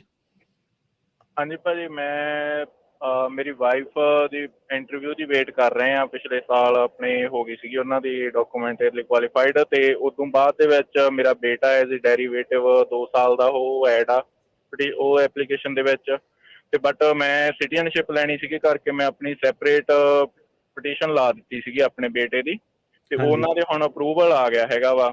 ਤੇ ਕੀ ਮੈਂ ਹੁਣ ਉਹਨੂੰ ਸਾਰਾ ਮਤਲਬ ਜੋ ਵੀ ਫੀਸਾਂ ਵਗੈਰਾ ਭਰ ਕੇ ਤੇ ਉਹਨੂੰ ਅੱਗੇ ਕੈਰੀ ਔਨ ਕਰ ਸਕਦਾ? ਉਹਦੀ ਕੋਈ ਇੰਟਰਫੇਰੈਂਸ ਤਾਂ ਨਹੀਂ ਹੋਊਗੀ ਪਹਿਲਾਂ ਜਿਹੜੀ ਉੱਧਰ ਮਤਲਬ ਵੀਜ਼ਾ ਐਪਲੀਕੇਸ਼ਨ ਭਰੀ ਹੋਈ ਉਹਦੀ? ਨਹੀਂ, ਤੁਸੀਂ ਬਿਲਕੁਲ ਸਹੀ ਕੀਤਾ। ਨਹੀਂ ਤਾਂ ਲੋਕੀ ਜ਼ਿਆਦਾਤਰ ਕੀ ਕਰਦੇ ਆ ਕਿ ਸਿਟੀਜ਼ਨ ਬਣ ਜਾਂਦੇ, ਭੁੱਲ ਜਾਂਦੇ ਕਿ ਮੁੰਡਾ ਸਿਟੀਜ਼ਨ ਨੂੰ ਆਪਣੇ ਮੁੰਡੇ ਦਾ ਅਲੱਗ ਕਰਨਾ ਪੈਂਦਾ, ਸੇਮ 'ਚ ਨਹੀਂ ਆਉਂਦਾ। ਸੋ ਜੋ ਤੁਸੀਂ ਕੀਤਾ ਬਿਲਕੁਲ ਸਹੀ ਕੀਤਾ, ਤੇ ਆਹੀ ਪ੍ਰੋਸੈਸ ਹੈਗਾ, ਇੰਟਰਫੇਰੈਂਸ ਕੋਈ ਨਹੀਂ ਆਊਗੀ। ਧੰਨਵਾਦ ਜੀ। ਠੀਕ ਹੈ ਭਾਈ, ਥੈਂਕ ਯੂ। ਅਗਲੇ ਕਾਲਰ ਬਰਿੰਦਰ ਜੀ। ਹਾਂਜੀ ਸਤਿ ਸ੍ਰੀ ਅਕਾਲ ਜੀ। ਸਤਿ ਸ਼੍ਰੀ ਅਕਾਲ ਜੀ। ਅੱਛਾ, ਮੇਰਾ ਨਾ ਕੁਐਸਚਨ ਇਹ ਸੀਗਾ ਆਪਣਾ ਵਰਕ ਪਰਮਿਟ ਰਿਨਿਊ ਕਰਾਇਆ ਸੀਗਾ ਮਈ ਦੇ ਵਿੱਚ, ਠੀਕ ਹੈ ਜੀ, ਤੇ ਆਲਮੋਸਟ ਉਹਨਾਂ ਨੇ 6 ਮਹੀਨੇ ਦੀ ਐਕਸਟੈਂਸ਼ਨ ਦੇ ਦਿੱਤੀ ਸੀਗੀ, ਤੇ ਮੇਰਾ 2 ਦਿਨਾਂ ਬਾਅਦ ਹੀ ਲਾਇਸੈਂਸ ਐਕਸਪਾਇਰ ਹੋ ਜਾਣਾ ਹੈਗਾ, ਤੇ ਮੇਰੀ ਲਾਇਰ ਨਾਲ ਗੱਲ ਹੋਈ ਸੀਗੀ, ਤੇ ਉਹ ਕਹਿ ਰਹੇ ਵੀ ਅਸੀਂ ਹੁਣ ਕੁਝ ਨਹੀਂ ਕਰ ਸਕਦੇ, ਕਿ ਤੁਹਾਨੂੰ ਜਸਟ ਵੇਟ ਹੀ ਕਰਨੀ ਪੈਣੀ ਹੈਗੀ ਹੈ, ਕਿਉਂਕਿ ਉਹ USCIS ਵਾਲੇ ਉਹ ਕੁਛ ਸੁਣਵਾਈ ਨਹੀਂ, ਯਾਨੀ ਕੁਛ ਵੀ ਸੁਣ ਨਹੀਂ ਰਹੇ ਹੈਗੇ, ਕਹਿੰਦੇ ਜਸਟ ਵੇਟ ਹੀ ਹੈਗੀ। ਤੇ ਮੈਂ ਇਹ ਹੋਰ ਪੁੱਛ ਰਿਹਾ, ਮੇਰੇ ਹੋਰ ਵੀ ਦੋਸਤਾਂ ਨਾਲ ਵੀ ਗੱਲ ਹੋਈ ਸੀ, ਉਹ ਵੀ ਇਹ ਕਹਿ ਰਹੇ ਨੇ ਵੀ ਸਾਰੇ ਬੰਦੇ ਘਰੇ ਹੀ ਬੈਠੇ ਹੈਗੇ ਆ, ਬਸ ਉਹਨਾਂ ਦਾ ਹੁਣ ਪਤਾ ਨਹੀਂ ਕੀ ਬਣਨਾ ਹੈਗਾ, ਕੀ ਹੋਊਗਾ ਪਤਾ ਨਹੀਂ, ਹੋਊਗਾ ਵੀ ਹੋਊਗਾ ਨਹੀਂ ਹੋਊਗਾ, ਐਵੇਂ ਕਹਿ ਰਹੇ ਸੀ ਭਾਜੀ। ਇਸ ਗੱਲੋਂ ਤਾਂ ਸਾਡੇ ਵੀ ਕਲਾਇੰਟ ਬੜੇ ਦੁਖੀ ਆ ਸਾਡੇ ਤੋਂ ਕਿ ਬਈ ਮੇਰਾ ਵਕੀਲ ਵਰਕ ਪਰਮਿਟ ਨਹੀਂ ਹੈ। ਮੈਂ ਵੀ ਉਹਨਾਂ ਨੂੰ ਇਹੀ ਕਹਿਣਾ ਕਿ ਭਾਈ ਮੇਰੇ ਹੱਥ ਵਸ ਕੁਝ ਨਹੀਂ ਹੈਗਾ, ਜੋ ਇਮੀਗ੍ਰੇਸ਼ਨ ਨੇ ਕਰਨਾ, ਤਾਂ ਤੁਹਾਡਾ ਵਕੀਲ ਬਿਲਕੁਲ ਸਹੀ ਕਹਿ ਰਿਹਾ, ਆਪਾਂ ਕਰ ਨਹੀਂ ਸਕਦੇ ਕੁਝ, ਕਿਉਂਕਿ ਡਿਲੇ ਸਾਰਾ ਨੇਸ਼ਨ ਵਾਈਡ ਹੀ ਆ, ਹਰੇਕ ਕੈਟਾਗਰੀ 'ਚ ਆ, ਸੋ ਤੁਹਾਨੂੰ ਵੇਟ ਹੀ ਕਰਨੀ ਪੈਣੀ ਆ। ਸੋ ਵਕੀਲ ਤੁਹਾਡਾ ਸਹੀ ਕਹਿ ਰਿਹਾ, ਸੋ ਉਹਦੀ ਗੱਲ ਸੁਣੋ। ਧੰਨਵਾਦ ਜੀ। ਹਾਂ ਚਲੋ, ਓਕੇ ਸਰ ਜੀ, ਓਕੇ। ਸਤਿ ਸ਼੍ਰੀ ਅਕਾਲ ਜੀ, ਜਤਿੰਦਰ ਜੀ। ਹਾਂਜੀ ਸਤਿ ਸ਼੍ਰੀ ਅਕਾਲ ਜੀ। ਮੇਰਾ ਸਰ ਜੀ ਮੇਰਾ ਜੀ ਅਸੈਲਮ ਦਾ ਕੇਸ ਲੱਗਾ ਹੋਇਆ ਜੀ ਆਪਣਾ ਸੈਨ ਫਰਾਂਸਿਸਕੋ 'ਚ, ਤੇ ਸਰ ਜੋ ਤੁਸੀਂ ਥੋੜੀ ਜਿਹੀ ਅੱਜ ਤੁਸੀਂ ਸਰ ਇੱਥੇ ਦੱਸੀ ਹੈ ਸਰ, ਬੇਸ ਥੋੜੀ ਸੇਮ ਉੱਦਾਂ ਦੀ ਹੈਗੀ ਆ ਭਾਜੀ। ਆਵਾਜ਼ ਕੱਟ ਰਹੀ ਹੈ, ਦੁਬਾਰਾ ਦੱਸਿਓ ਸਵਾਲ। ਹਾਂਜੀ ਸਰ, ਜੋ ਤੁਸੀਂ ਥੋੜੀ ਤੁਸੀਂ ਸਰ ਅੱਜ ਤੁਸੀਂ ਸਰ ਦੱਸੀ ਆਪਣੇ ਸਰ ਉਹਦੇ ਪ੍ਰੋਗਰਾਮ 'ਚ, ਤੇ ਸਰ ਮੇਰੀ ਸਰ ਉਹੀ ਸੇਮ, ਸੌਰੀ ਸਰ ਮੇਰਾ ਸਰ ਚੱਕਰ ਇਹ ਮੇਰਾ ਕਿ ਸਰ ਮੈਂ ਉਹਨੂੰ ਜੱਜ ਨੂੰ ਇਹ ਗਿਆ ਕਿ ਮੇਰੇ ਡੈਡੀ ਹੈਗੇ CRPF 'ਚ, ਤੇ ਉਹਨਾਂ ਨੇ ਹੁਣ ਇਹ ਚੱਕਰ ਪਾਇਆ ਕਿ ਅਗਰ ਤੁਹਾਡਾ ਜਿਹੜੇ CRPF ਹੈਗੇ ਤੇ ਤੁਹਾਨੂੰ ਕਿੱਦਾਂ ਉੱਥੇ ਖਤਰਾ ਹੋ ਸਕਦਾ ਜੱਜ? ਹਾਲਾਂਕਿ ਮੇਰੇ ਡੈਡੀ ਨੂੰ ਰਿਟਾਇਰਮੈਂਟ ਹੋਏ ਦੇ 15 ਸਾਲ ਹੋ ਗਏ ਦੇ ਜੀ। ਧੰਨਵਾਦ ਜੀ। ਸੋ ਜੀ ਸਮਝ ਗਏ। ਤੁਹਾਡਾ ਆਪਣਾ ਕੇਸ ਅਸਾਲਮ ਆਫਿਸ ਮੁਰੇ ਆ ਕਿ ਇਮੀਗ੍ਰੇਸ਼ਨ ਕੋਰਟ ਮੁਰੇ ਆ? ਜੀ ਆਪਣਾ ਇਮੀਗ੍ਰੇਸ਼ਨ ਹੈਗਾ ਜੀ, ਆਪਣਾ ਅਸਾਲਮ ਆਫਿਸ ਹੈ ਕਿ ਇਮੀਗ੍ਰੇਸ਼ਨ ਕੋਰਟ 'ਚ? ਜੀ ਇਮੀਗ੍ਰੇਸ਼ਨ ਕੋਰਟ 'ਚ ਹੈਗਾ। ਇਮੀਗ੍ਰੇਸ਼ਨ ਕੋਰਟ 'ਚ ਤੇ ਫਿਰ ਉਹੀ ਹੈ ਕਿ ਜਦੋਂ ਤੁਹਾਡੀ ਇੰਡੀਵਿਜੂਅਲ ਹੀਅਰਿੰਗ ਆਊਗੀ ਉੱਤੇ ਆ ਜਿਹੜਾ ਹੈਗਾ ਸਾਰਾ ਡਾਇਰੈਕਟ ਐਗਜ਼ਾਮੀਨੇਸ਼ਨ ਕੀ ਆ, ਕਿੱਦਾਂ ਕਰਨਾ, ਇਹ ਤੁਹਾਨੂੰ ਵਕੀਲ ਨਾਲ ਬਹਿ ਕੇ ਆਪਣੇ ਡਿਸਾਈਡ ਕਰਨਾ ਪੈਣਾ ਕਿ ਕਿੱਦਾਂ ਇਹਨੂੰ ਪੇਸ਼ ਕਰਨਾ, ਜਿਹੜੇ ਫੈਕਟ ਹੈਗੇ ਆ ਜਿੱਦਾਂ ਹੁਣ ਤੁਹਾਨੂੰ ਅੱਜ ਦਾ ਕੇਸ ਦੱਸਿਆ ਉਹਦੇ ਵਿੱਚ ਇਹ ਹੈ ਕਿ ਆਪਣੇ ਆਪ ਨਹੀਂ ਜੱਜ ਨੇ ਮੰਨ ਲੈਣਾ ਕਿ ਤੁਹਾਡੇ ਨਾਲ ਕੀ ਹੋਇਆ, ਤੁਹਾਡੇ ਤੇ ਬਰਡਨ ਤੁਹਾਡੇ ਤੇ ਪੈਂਦਾ ਕਿ ਕਿੱਦਾਂ ਤੁਸੀਂ ਉਹਨੂੰ ਐਸਟੈਬਲਿਸ਼ ਕਰਦੇ ਆ। ਤੇ ਨਾਲੇ ਉਹ ਹੈਗਾ ਸੈਕੰਡ ਸਰਕਿਟ, ਇਹ ਹੈਗਾ 9th ਸਰਕਿਟ। ਤੇ 9th ਸਰਕਿਟ ਦਾ ਜੇ ਤੁਹਾਨੂੰ ਦੱਸਿਆ ਇੱਥੇ ਸਿੰਘ ਵਰਸਸ ਵਿਟੇਕਰ ਹੀ ਪ੍ਰਧਾਨ ਹੈਗਾ ਕੇਸ ਅਜੇ। ਉਹ ਜਿਹੜਾ ਸੈਕੰਡ ਸਰਕਿਟ ਦੀ ਹੋਰ ਇੰਟਰਪ੍ਰੀਟੇਸ਼ਨ ਆ, 9th ਸਰਕਿਟ ਦੀ ਹੋਰ ਆ। ਤੇ ਜੋ ਵੀ ਤੁਹਾਡਾ ਵਕੀਲ ਹੈਗਾ ਉਹਨੂੰ ਕਿਹੋ ਕਿ ਉਹੀ ਸਿੰਘ ਵਰਸਸ ਵਿਟੇਕਰ ਨੂੰ ਸਹੀ ਤਰੀਕੇ ਨਾਲ ਆਰਗੂ ਕਰੇ। ਠੀਕ ਹੈ ਭਾਈ, ਠੀਕ ਹੈ, thank you Bhai, thank you. ਅਗਲੇ ਕਾਲਰ ਹੈ ਜੀ ਲਖਵੀਰ ਜੀ। ਸਤਿ ਸ਼੍ਰੀ ਅਕਾਲ ਭਾਜੀ। ਸਤਿ ਸ਼੍ਰੀ ਅਕਾਲ ਜੀ। ਭਾਈ ਮੇਰੀ ਨਾ ਭਾਈ ਡੇਟ 2023 ਦੀ ਪਈ ਸੀਗੀ ਜੀ, ਤੇ ਉਹ ਬਦਲ ਕੇ ਨਾ 2021 ਦਸੰਬਰ ਦੀ ਆ ਹੁਣ ਅਗਲੇ ਮਹੀਨੇ ਜੀ। ਤੇ ਭਾਜੀ ਉਹ ਰਹੇਗੀ ਕਿ ਗਾਂਹ ਚਲ ਜਾਏਗੀ ਹੁਣ? ਭਾਜੀ ਤਰੀਕ ਤਾਂ ਰਹੂਗੀ ਅਨਲੈਸ ਤੁਹਾਡਾ ਜਿਹੜਾ ਵਕੀਲ ਆ ਕੰਟੀਨਿਊਸ ਲੈ ਸਕਦਾ ਜਾਂ ਤਰੀਕ ਅੱਗੇ ਮੂਵ ਕਰਾ ਸਕਦਾ। ਜੇ ਨਹੀਂ ਕਿਸੇ ਨੇ ਕੁਛ ਕੀਤਾ ਤਾਂ ਕੋਰਟ ਨੇ ਆਪਣੇ ਕੈਲੰਡਰ 'ਚ ਪਾਤੀ ਤਾਂ ਉਹ ਰਹੂਗੀ, ਫਿਰ ਆਪਣੇ ਆਪ ਤਾਂ ਨਹੀਂ ਪੋਸਟਪੋਨ ਹੋਣੀ। ਏਦਾਂ ਹੋਇਆ ਸੀ ਸਰ ਜੀ ਕਿ ਮੇਰੀ ਨਾ ਪਹਿਲਾਂ ਜੱਜ ਹੋਰ ਸੀਗੀ, ਉਹ ਹੋ ਗਈ ਚੇਂਜ, ਉਹ ਸੁਪਰ ਜੱਜ ਬਣ ਗਈ। ਉਹਨੇ 10 ਸਾਲ ਤਾਂ ਮੇਰਾ ਕੇਸ ਸੁਣਿਆ ਹੀ ਨਹੀਂ ਹਨਾ, ਉਹ ਹੁਣ ਛੱਡ ਗਈ ਆ। ਹੁਣ ਉਹਦੀ ਜਗ੍ਹਾ ਹੋਰ ਜੱਜ ਸਾਹਿਬ ਆਏ ਆ, ਉਹਨਾਂ ਨੇ ਮੈਨੂੰ ਡੇਟ ਦਿੱਤੀ ਆ ਆਹ ਦਸੰਬਰ ਦੀ। ਮੈਂ ਉਹਦੇ ਬਾਰੇ ਪੁੱਛਿਆ ਵੀ ਉਹ ਰਹਿ ਜਾਏਗੀ ਹੁਣ ਜੀ? ਹਾਂਜੀ ਹਾਂਜੀ ਬਿਲਕੁਲ ਰਹੂਗੀ, ਕਿਉਂਕਿ ਸੈਨ ਫਰਾਂਸਿਸਕੋ ਦੀ ਗੱਲ ਕਰ ਰਹੇ ਤੁਸੀਂ? ਹਾਂਜੀ ਹਾਂਜੀ ਭਾਜੀ, ਹਾਂਜੀ ਹਾਂਜੀ ਹਾਂਜੀ। ਸੈਨ ਫਰਾਂਸਿਸਕੋ ਜੀ ਨਵੇਂ ਜੱਜ ਆਏ ਆ ਬਿਲਕੁਲ, ਤੇ ਉਹ ਥੋੜੀ ਜੀ ਉਹਨਾਂ ਦਾ ਕੈਲੰਡਰ ਅਜੇ ਖਾਲੀ ਆ, ਤਾਂ ਉਹ ਤਰੀਕਾਂ ਛੇਤੀ ਵੀ ਦੇ ਰਹੇ ਆ ਕਈ ਜੱਜ ਜਿਹੜੇ ਨਵੇਂ ਆਏ ਆ। ਸੋ ਬਿਲਕੁਲ ਰਹੂਗੀ ਤੁਹਾਡੀ ਤਰੀਕ। ਧੰਨਵਾਦ ਜੀ। ਸੋ ਡੇਟ ਤੁਹਾਡੀ ਰਹੂਗੀ, ਹੁਣ ਤਿਆਰੀ ਕਰ ਲਓ ਆਪਣੀ, ਠੀਕ ਹੈ ਜੀ। ਅਗਲੇ ਕਾਲਰ ਆ ਸੁਮਨ ਜੀ। ਹੈਲੋ। ਹਾਂਜੀ ਭੈਣ ਜੀ। ਹਾਂਜੀ ਭਾਜੀ, ਸਤਿ ਸ਼੍ਰੀ ਅਕਾਲ। ਮੇਰਾ ਭਾਜੀ ਇੱਕ ਕੁਐਸਚਨ ਆ। ਮੇਰੇ ਹਸਬੈਂਡ ਨਾ ਕੈਨੇਡਾ ਤੋਂ ਆਏ ਸੀਗੇ ਤੇ ਵਿਜ਼ਿਟਰ ਸੀਗੇ ਉਹ, ਤੇ ਇੱਥੇ ਫਿਰ ਉਹ ਆ ਗਏ ਤੇ ਫਿਰ ਅਸੀਂ ਇੱਥੇ ਸਾਡਾ ਜਿੱਦਾਂ ਵਿਆਹ ਹੋ ਗਿਆ ਇੱਥੇ, ਤੇ ਹੁਣ ਜਿੱਦਾਂ ਉਹਨਾਂ ਦਾ ਵਰਕ ਪਰਮਿਟ ਆ ਗਿਆ ਤੇ ਨਾਲ ਅਸੀਂ ਟਰੈਵਲ ਅਪਲਾਈ ਕੀਤਾ ਸੀ ਤੇ ਉਹਦੇ ਥੱਲੇ I-512 ਐਡਵਾਂਸ ਪੈਰੋਲ ਉੱਥੇ ਜਿੱਦਾਂ ਲਿਖਿਆ ਵਾ। ਤੇ ਅਸੀਂ ਪੁੱਛਣਾ ਚਾਹੁੰਦੇ ਕਿ ਅਸੀਂ ਜਿੱਦਾਂ ਹੁਣ ਇੰਡੀਆ ਉਹਦੇ ਤੇ ਜਾ ਸਕਦੇ ਹੋ, ਟਰੈਵਲ ਕਰ ਸਕਦੇ ਆ? ਤੁਸੀਂ ਸਿਟੀਜ਼ਨ? ਵਾਪਸ ਆ ਸਕਦੇ ਉੱਥੋਂ? ਮੈਂ ਗ੍ਰੀਨ ਕਾਰਡ ਆ। ਤੁਸੀਂ ਗ੍ਰੀਨ ਕਾਰਡਾਂ ਤੇ ਹਸਬੈਂਡ ਨੇ ਜਦੋਂ ਕੇਸ ਆਪਣਾ ਫਾਈਲ ਕੀਤਾ ਸੀਗਾ ਉਦੋਂ ਉਹਨਾਂ ਦਾ ਟੂਰਿਸਟ ਵੀਜ਼ਾ ਵੈਲਿਡ ਸੀਗਾ ਜਦੋਂ ਫਾਈਲ ਕੀਤਾ ਸੀਗਾ? ਹਾਂਜੀ, ਉਹ ਅਕਤੂਬਰ ਦੇ ਵਿੱਚ ਆਏ ਸੀ, ਪਿਛਲੀ ਅਕਤੂਬਰ ਦੇ ਵਿੱਚ, ਤੇ ਦਸੰਬਰ 'ਚ ਸਾਡਾ ਵਿਆਹ ਹੋ ਗਿਆ ਤੇ ਜਨਵਰੀ 'ਚ ਅਸੀਂ ਫਾਈਲ ਕਰਤਾ ਸੀ ਤੇ ਉਹਨਾਂ ਨੂੰ ਅਪ੍ਰੈਲ ਤੱਕ। ਇਹਦਾ ਏਦਾਂ ਕਿ ਜਿੱਦਾਂ ਆਪਾਂ ਪਹਿਲਾਂ ਵੀ ਦੱਸਿਆ ਕਿ 90 ਦਿਨ ਤੋਂ ਪਹਿਲਾਂ ਜੇ ਕੋਈ ਵੀ ਹਰਕਤ ਹੋਵੇ ਫਾਈਲਿੰਗ ਜਾਂ ਵਿਆਹ, ਉਹਨੂੰ ਬਿਲਕੁਲ ਕੁਐਸਚਨ ਕਰੂਗੇ ਕਿ ਇਹਨਾਂ ਦਾ ਪਹਿਲਾਂ ਪਲੈਨਿੰਗ ਤਾਂ ਨਹੀਂ ਸੀ, ਪਹਿਲਾਂ ਇੱਕ ਦੂਜੇ ਨੂੰ ਜਾਣਦੇ ਤਾਂ ਨਹੀਂ ਸੀਗੇ। ਜੇ ਉਹਨਾਂ ਨੂੰ ਇਹ ਲੱਗਿਆ ਕਿ ਪਹਿਲਾਂ ਇੱਕ ਦੂਜੇ ਨੂੰ ਜਾਣਦੇ ਸੀਗੇ, ਝੂਠ ਬੋਲ ਕੇ ਅੰਦਰ ਆਇਆ ਵਾ, ਤੇ ਫਿਰ ਤੁਹਾਨੂੰ ਪ੍ਰੋਬਲਮ ਹੋ ਸਕਦੀ ਆ। ਪਰ ਜੇ ਤੁਸੀਂ ਉਹਨਾਂ ਨੂੰ ਇਹ ਐਸਟੈਬਲਿਸ਼ ਕਰ ਸਕੋ ਕਿ ਨਹੀਂ ਸਾਡਾ ਕੋਈ ਇਦਾਂ ਦਾ ਇਰਾਦਾ ਨਹੀਂ ਸੀਗਾ, ਇਹ ਸਾਰਾ ਕੁਝ ਬਾਅਦ 'ਚ ਇਹਨਾਂ ਦੇ ਆਉਣ ਤੋਂ ਬਾਅਦ 'ਚ ਡਿਸਾਈਡ ਹੋਇਆ, ਫਿਰ ਕੋਈ ਪ੍ਰੋਬਲਮ ਨਹੀਂ। ਅੱਛਾ, ਫਿਰ ਮਤਲਬ ਇਹਦੇ ਤੇ ਟਰੈਵਲ ਕਰ ਸਕਦੇ ਤੇ ਇੰਡੀਆ ਤੋਂ ਵਾਪਸ ਵੀ ਆ ਸਕਦੇ ਆ। ਧੰਨਵਾਦ ਜੀ। ਅਗਲੇ ਕਾਲਰ ਆ ਸਾਡੇ ਮਨਪ੍ਰੀਤ ਜੀ। ਹੈਲੋ। ਹਾਂਜੀ ਮਨਪ੍ਰੀਤ ਜੀ। ਹੈਲੋ। ਹਾਂਜੀ ਹਾਂਜੀ ਹਾਂਜੀ ਸਰ। ਹਾਂਜੀ ਬੋਲੋ ਜੀ। ਸਤਿ ਸ਼੍ਰੀ ਅਕਾਲ ਸਰ। ਮੇਰੇ ਪੇਰੈਂਟਸ ਦਾ ਅਮਰੀਕਾ ਦਾ ਟੂਰਿਸਟ ਵੀਜ਼ਾ ਲੱਗਿਆ ਹੋਇਆ ਤੇ ਉਹ ਹੁਣ ਆ ਸਕਦੇ ਤਾਂ ਸਿਰਫ 에ਅਰ ਇੰਡੀਆ ਚੱਲ ਰਹੀ ਹੈ ਕਿ ਬਾਕੀ 에ਅਰਲਾਈਨਸ ਵੀ ਚੱਲ ਪਈਆਂ ਇੰਡੀਆ ਤੋਂ? ਭਾਜੀ ਇਹ ਟਰੈਵਲ ਏਜੰਸੀ ਨਹੀਂ, ਤੁਹਾਨੂੰ ਪਤਾ ਆ ਹਨਾ, ਤੁਹਾਨੂੰ ਅੰਡਰਸਟੈਂਡ ਹੋਣਾ ਚਾਹੀਦਾ ਵੀ ਇਹ ਲਾਇਰ ਦਾ ਸ਼ੋਅ ਆ, ਠੀਕ ਹੈ। ਇਹ ਤੁਸੀਂ ਟਰੈਵਲ ਏਜੰਸੀ ਨੂੰ ਕਾਲ ਕਰੋ, ਠੀਕ ਹੈ। ਨਹੀਂ ਉਹ ਪੁੱਛਣਾ ਸੀ ਜਦੋਂ ਆਪਣੇ ਖੁੱਲ ਗਏ ਜਹਾਜ਼ ਵੈਸੇ ਉਹ? ਹਾਂਜੀ ਹਾਂਜੀ ਜਹਾਜ਼ ਖੁੱਲ ਗਏ ਆ। ਜਿਹੜਾ ਵੀ ਜਿਹਦੇ ਕੋਲ ਵੀਜ਼ਾ ਲੱਗਾ ਆ ਉਹ ਆ ਸਕਦਾ ਹੁਣ। ਓਕੇ ਠੀਕ ਹੈ ਜੀ, ਧੰਨਵਾਦ। ਸੋ ਸਰੋਤਿਆਂ ਦਾ ਬਹੁਤ ਬਹੁਤ ਧੰਨਵਾਦ। ਇੱਕ ਵਾਰੀ ਫੇਰ ਜਿੰਨੇ ਵੀ ਜਿਹੜੇ ਸਰੋਤੇ ਆ, ਜੇ ਉਹ ਕਾਲ ਕੋਈ ਆਪਾਂ ਮਿਸ ਕਰ ਗਏ ਆ ਕਿਉਂਕਿ ਸਮਾਂ ਬਹੁਤ ਹੋ ਗਿਆ, ਉਹਨਾਂ ਸਾਰਿਆਂ ਤੋਂ ਮਾਫੀ ਮੰਗਦੇ ਆ। ਤੇ ਤੁਸੀਂ ਜੇ ਆਫਿਸ ਦੇ ਵਿੱਚ ਕਾਲ ਕਰਨੀ ਆ, ਉਹਨਾਂ ਦਾ ਜਿਹੜਾ ਨੰਬਰ ਆ ਇੱਕ ਵਾਰੀ ਫੇਰ ਮੈਂ ਦੱਸਦਾ, 415 909 0503 415 909 0503। ਸੋ ਅੱਜ ਇਹਨਾਂ ਨੇ ਸਵੇਰੇ ਇੱਕ ਬਹੁਤ ਹੀ ਡਿਟੇਲ ਦੇ ਵਿੱਚ ਜਿਹੜਾ ਇੱਕ ਜਗਦੀਪ ਸਿੰਘ ਆਪਣਾ ਪੰਜਾਬੀ ਨੌਜਵਾਨ ਆ, ਉਹਨਾਂ ਦੇ ਕੇਸ ਬਾਰੇ ਡਿਸਕਸ ਕੀਤਾ ਵੀ ਕਿੱਦਾਂ ਉਹਨਾਂ ਦਾ ਕੇਸ ਸੀ, ਕਿੱਦਾਂ ਉਹਨਾਂ ਦੇ ਕੇਸ ਨੂੰ ਲੈ ਕੇ ਕੁਛ ਵਕੀਲਾਂ ਵੱਲੋਂ ਟਿਕਟੌਕ ਵੀਡੀਓ ਬਣਾ ਕੇ ਡਰਾਇਆ ਜਾ ਰਿਹਾ ਵੀ ਭਾਈ ਲੈ ਵੀ ਤੁਸੀਂ ਜਿਹੜੇ ਆ ਅੰਮ੍ਰਿਤਸਰ ਅਕਾਲੀ ਦਲ ਦੇ ਨਾਮ ਦੇ ਉੱਤੇ ਜਿਹੜੇ ਕਰ ਰਹੇ ਆ ਕੇਸ, ਉਹਨਾਂ ਦੇ ਕੇਸ ਡਿਨਾਈ ਹੋ ਸਕਦੇ ਆ। ਸੋ ਉਹ ਜ਼ਰੂਰ ਪਲੀਜ਼ ਮੇਕ ਸ਼ੋਰ ਕਰ ਲਓ, ਉਹ ਜਿਹੜੀਆਂ ਝੂਠੀਆਂ ਆ ਅਫਵਾਹਾਂ ਉਹਨਾਂ ਵੱਲ ਜਿਹੜਾ ਨਾ ਦੇਖੋ, ਉਹਦੇ ਬਾਰੇ ਬਿਲਕੁਲ ਡਿਸਕਸ ਕੀਤਾ ਹੈਗਾ। ਸੋ ਤੁਹਾਨੂੰ ਕੋਈ ਹੋਰ ਇਮੀਗ੍ਰੇਸ਼ਨ ਨਾਲ ਰਿਲੇਟਡ ਮੈਟਰ ਜਿਹੜਾ ਆ ਤੁਹਾਡੇ ਸਾਹਮਣੇ ਆ, ਜੇ ਕਿਉਂਕਿ ਅੱਜ ਕੱਲ ਦੇ ਜ਼ਮਾਨੇ 'ਚ ਤੁਹਾਨੂੰ ਪਤਾ ਆ ਵੀ ਜਿਹੜਾ ਵਕੀਲ ਆ ਸਹਿਜੇ ਕੀਤੇ ਲਾਈਵ ਟੀਵੀ ਜਾਂ ਰੇਡੀਓ ਤੇ ਆ ਕੇ ਕਿਸੇ ਦੇ ਕੁਐਸਚਨ ਨਹੀਂ ਲੈਂਦਾ। ਕੋਈ ਸੈਟਅਪ ਕਾਲਾਂ ਤਾਂ ਹੋ ਸਕਦੀਆਂ, ਤੁਸੀਂ ਦੇਖਦੇ ਹੀ ਆ ਜਿਸ ਤਰ੍ਹਾਂ ਸਾਨੂੰ ਕਾਲਸ ਆਉਂਦੀਆਂ ਆ, ਕੋਈ ਇਹਦੇ 'ਚ ਸੈਟਅਪ ਕਾਲ ਨਹੀਂ ਹੁੰਦੀ ਤੇ ਜਿਹੜਾ ਬੰਦਾ ਆ ਪੂਰਾ ਨੌਲੇਜੇਬਲ ਆ, ਸੱਚਾ ਹੁੰਦਾ, ਉਹੀ ਆਨਸਰ ਦਿੰਦਾ ਆ। ਸੋ ਇਹਨਾਂ ਦੇ ਆਫਿਸ ਤੁਸੀਂ ਕਾਲ ਕਰ ਸਕਦੇ ਹੋ 415 909 0503। ਜੀ ਸੋ ਆਪਾਂ ਇਜਾਜ਼ਤ ਲੈਂਦੇ ਹੁਣ ਜੀ। ਸਤਿ ਸ਼੍ਰੀ ਅਕਾਲ ਜੀ। ਸਤਿ ਸ਼੍ਰੀ ਅਕਾਲ ਜੀ। ਬਹੁਤ ਬਹੁਤ ਧੰਨਵਾਦ ਸਾਰੇ ਸਰੋਤਿਆਂ ਦਾ। ਇੱਕ ਵਾਰੀ ਫੇਰ ਅਗਲੇ ਹਫਤੇ ਇਸੇ ਦਿਨ ਫੇਰ ਮਿਲਾਂਗੇ। ਸਤਿ ਸ਼੍ਰੀ ਅਕਾਲ।